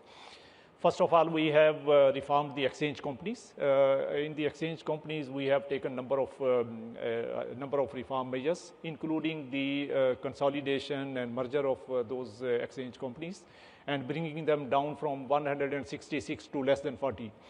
And then we have come out with a new supervisory and regulatory framework for them, focusing on the internal controls, strengthening, focusing on their IT platforms, and a number of other measures, including the increase of capital requirements. And also we have coordinated with the law enforcement agencies, whereby we have taken a number of measures to control the smuggling of goods, and also stop the misuse of Afghan transit trade, with a scheme which we have in place. And also we came out with the AML and trade-based money laundering program, whereby we have taken a number of measures to stop the misuse of those measures. But more importantly, what is the result of that? We have been able to bridge the gap between the interbank and the informal market, as well as the open market. The exchange rate between the two markets have now converged to each other, and as a result of that, we have been able to divert bulk of the remittances, workers' remittances, which were previously coming through the informal market, hundi hawala market, to the formal interbank market. And as a result of that, our remittances have increased from $30.3 billion in fiscal year 2024 to $38.3 billion in fiscal year 2025. It's a $8 billion increase as a result of these reforms. And I will say the most important outcome of this is that we have been, from the central bank side, have been able to buy almost $20 billion from the interbank market during the last 3 years. And this has provided us ample FX availability, and this has helped us in building up the reserves. As I said, our reserves currently are now $14.5 billion. Jamil, thank you so much for that. I just want to point out about the military equipment purchases that Pakistan is really thinking about. Is there any financing plans that you could talk about, a purchase of military equipment from China? So I'm not frankly aware of any such plans, but from the central bank perspective, we focus on meeting all the requirements which are there for the FX, whether it is coming from the the procurement of services or for the procurement of goods. So we are more focused on the interbank market functioning, smooth functioning of the interbank market. And for that, we ensure that ample FX is available in the interbank market so that there is no problem as far as the trade financing is concerned. So our focus is more on that. Wonderful. So both countries, we know that FX reserves are rising and external debt is falling, which is great, and the stability is strengthening. So we have a question from the audience. When do you think Pakistan and Sri Lanka will be out of the IMF program? I know there is a scheduled timeline. Do you think both countries can be there on time? So I can say from my side that we have a 3-year program in place, and it will be ending in September 2027. And we are on track to complete it as per the scheduled timeline. And we are also expecting that it will have a major impact on the buffers, FX buffers, which will be available with us by the end of the program. And that's the reason we are confident that after that, maybe we will not require an immediate program. Right. Nandalal?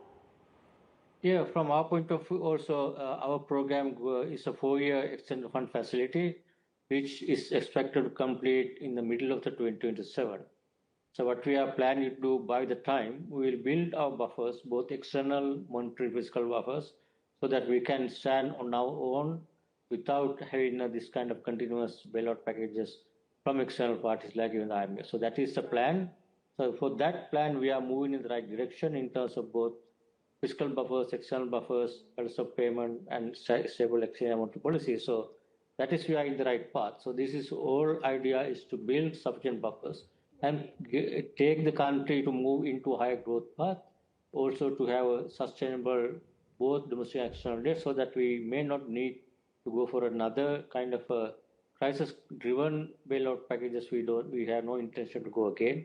This is hopefully government has already announced this probably would be the last program, and before that, government will and central bank will prepare the country to go on its alone without any kind of that kind of bailout package. I certainly hope so. And there is one very hot topic among central bank community that we need to bring up, and thankfully we have that from the audience. So what is your position on stablecoin? Lots of countries are trying to develop their own, denominated on their own currency. Do you see that as a risk to policymaking and outflow risks, or would there be more opportunities for the financial markets? Jamil? So I think most of the central banks currently are in the exploratory phase as far as the digital currencies and stable coins are concerned. Same is the case with us. We are building up our capacity on the central bank digital currency, and we are hoping that soon we'll be coming out with a pilot program on that, launching of the pilot program. From the government side also, the government has formed a crypto council, and that's a overarching body, I will say, which is providing oversight on the latest developments in this area. And from that platform, we are also working on coming out with a new law, which will be laying down the foundations for the licensing and regulation of the players in this area, virtual asset players. And also recently the government has approved the formation of a virtual regulatory body, virtual assets regulatory body, which will be providing oversight to the players, which will be licensed under the proposed new law. From central bank side, I think the important thing is that we are already in touch with some of the tech partners.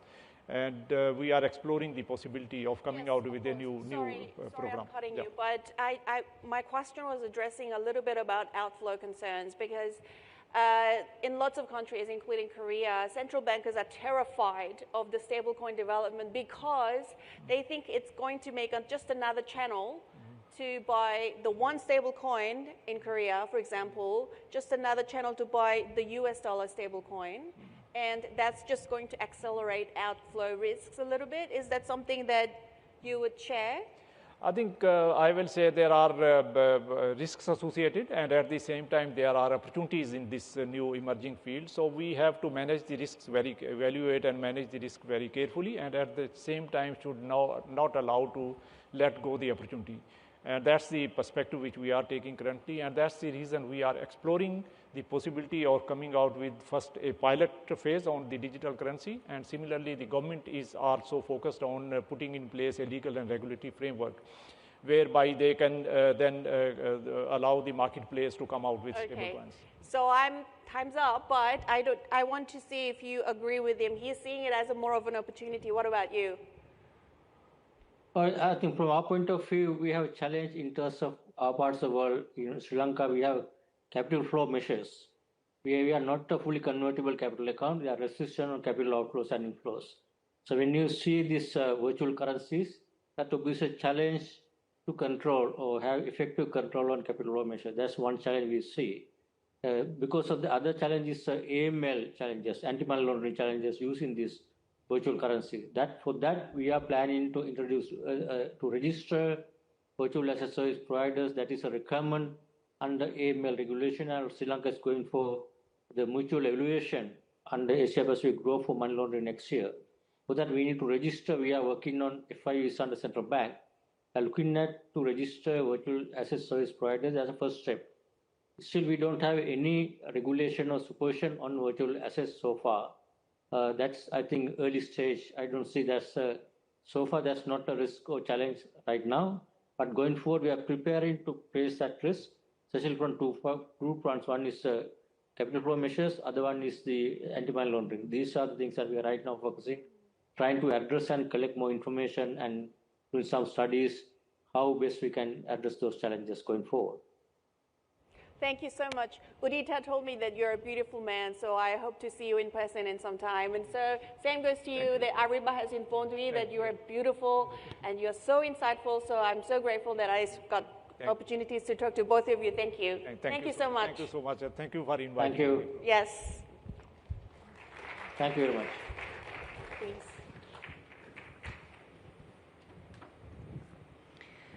Thank you, Governors. Thank you, Cynthia. What an incredible day of insight, ideas, and inspiration. To all our speakers, thank you for your candor, your expertise, and your vision. To our sponsors and partners, thank you for your support in making this event possible. And to our audience, both the 400 plus of you who joined us here in Singapore and the more than 5 million of you who have watched the live stream over the day, thank you for being part of this important conversation. For those in the room, please do remember to share feedback via the app. We like to think of Reuters Next as more than a summit. It's a global platform for progress, and the journey continues. Our inaugural Reuters Next Golf takes place in Abu Dhabi in October. So if you're in the neighbourhood, drop in. Otherwise, please do join the global live stream for that one. And then we will also return to New York in December. And of course, Reuters Next Asia will be back next year. So the last thing for those here is for me to invite you to join us for refreshments out on the Cloud Terrace. And to everyone, thank you again for being part of Reuters Next Asia, and we'll see you soon.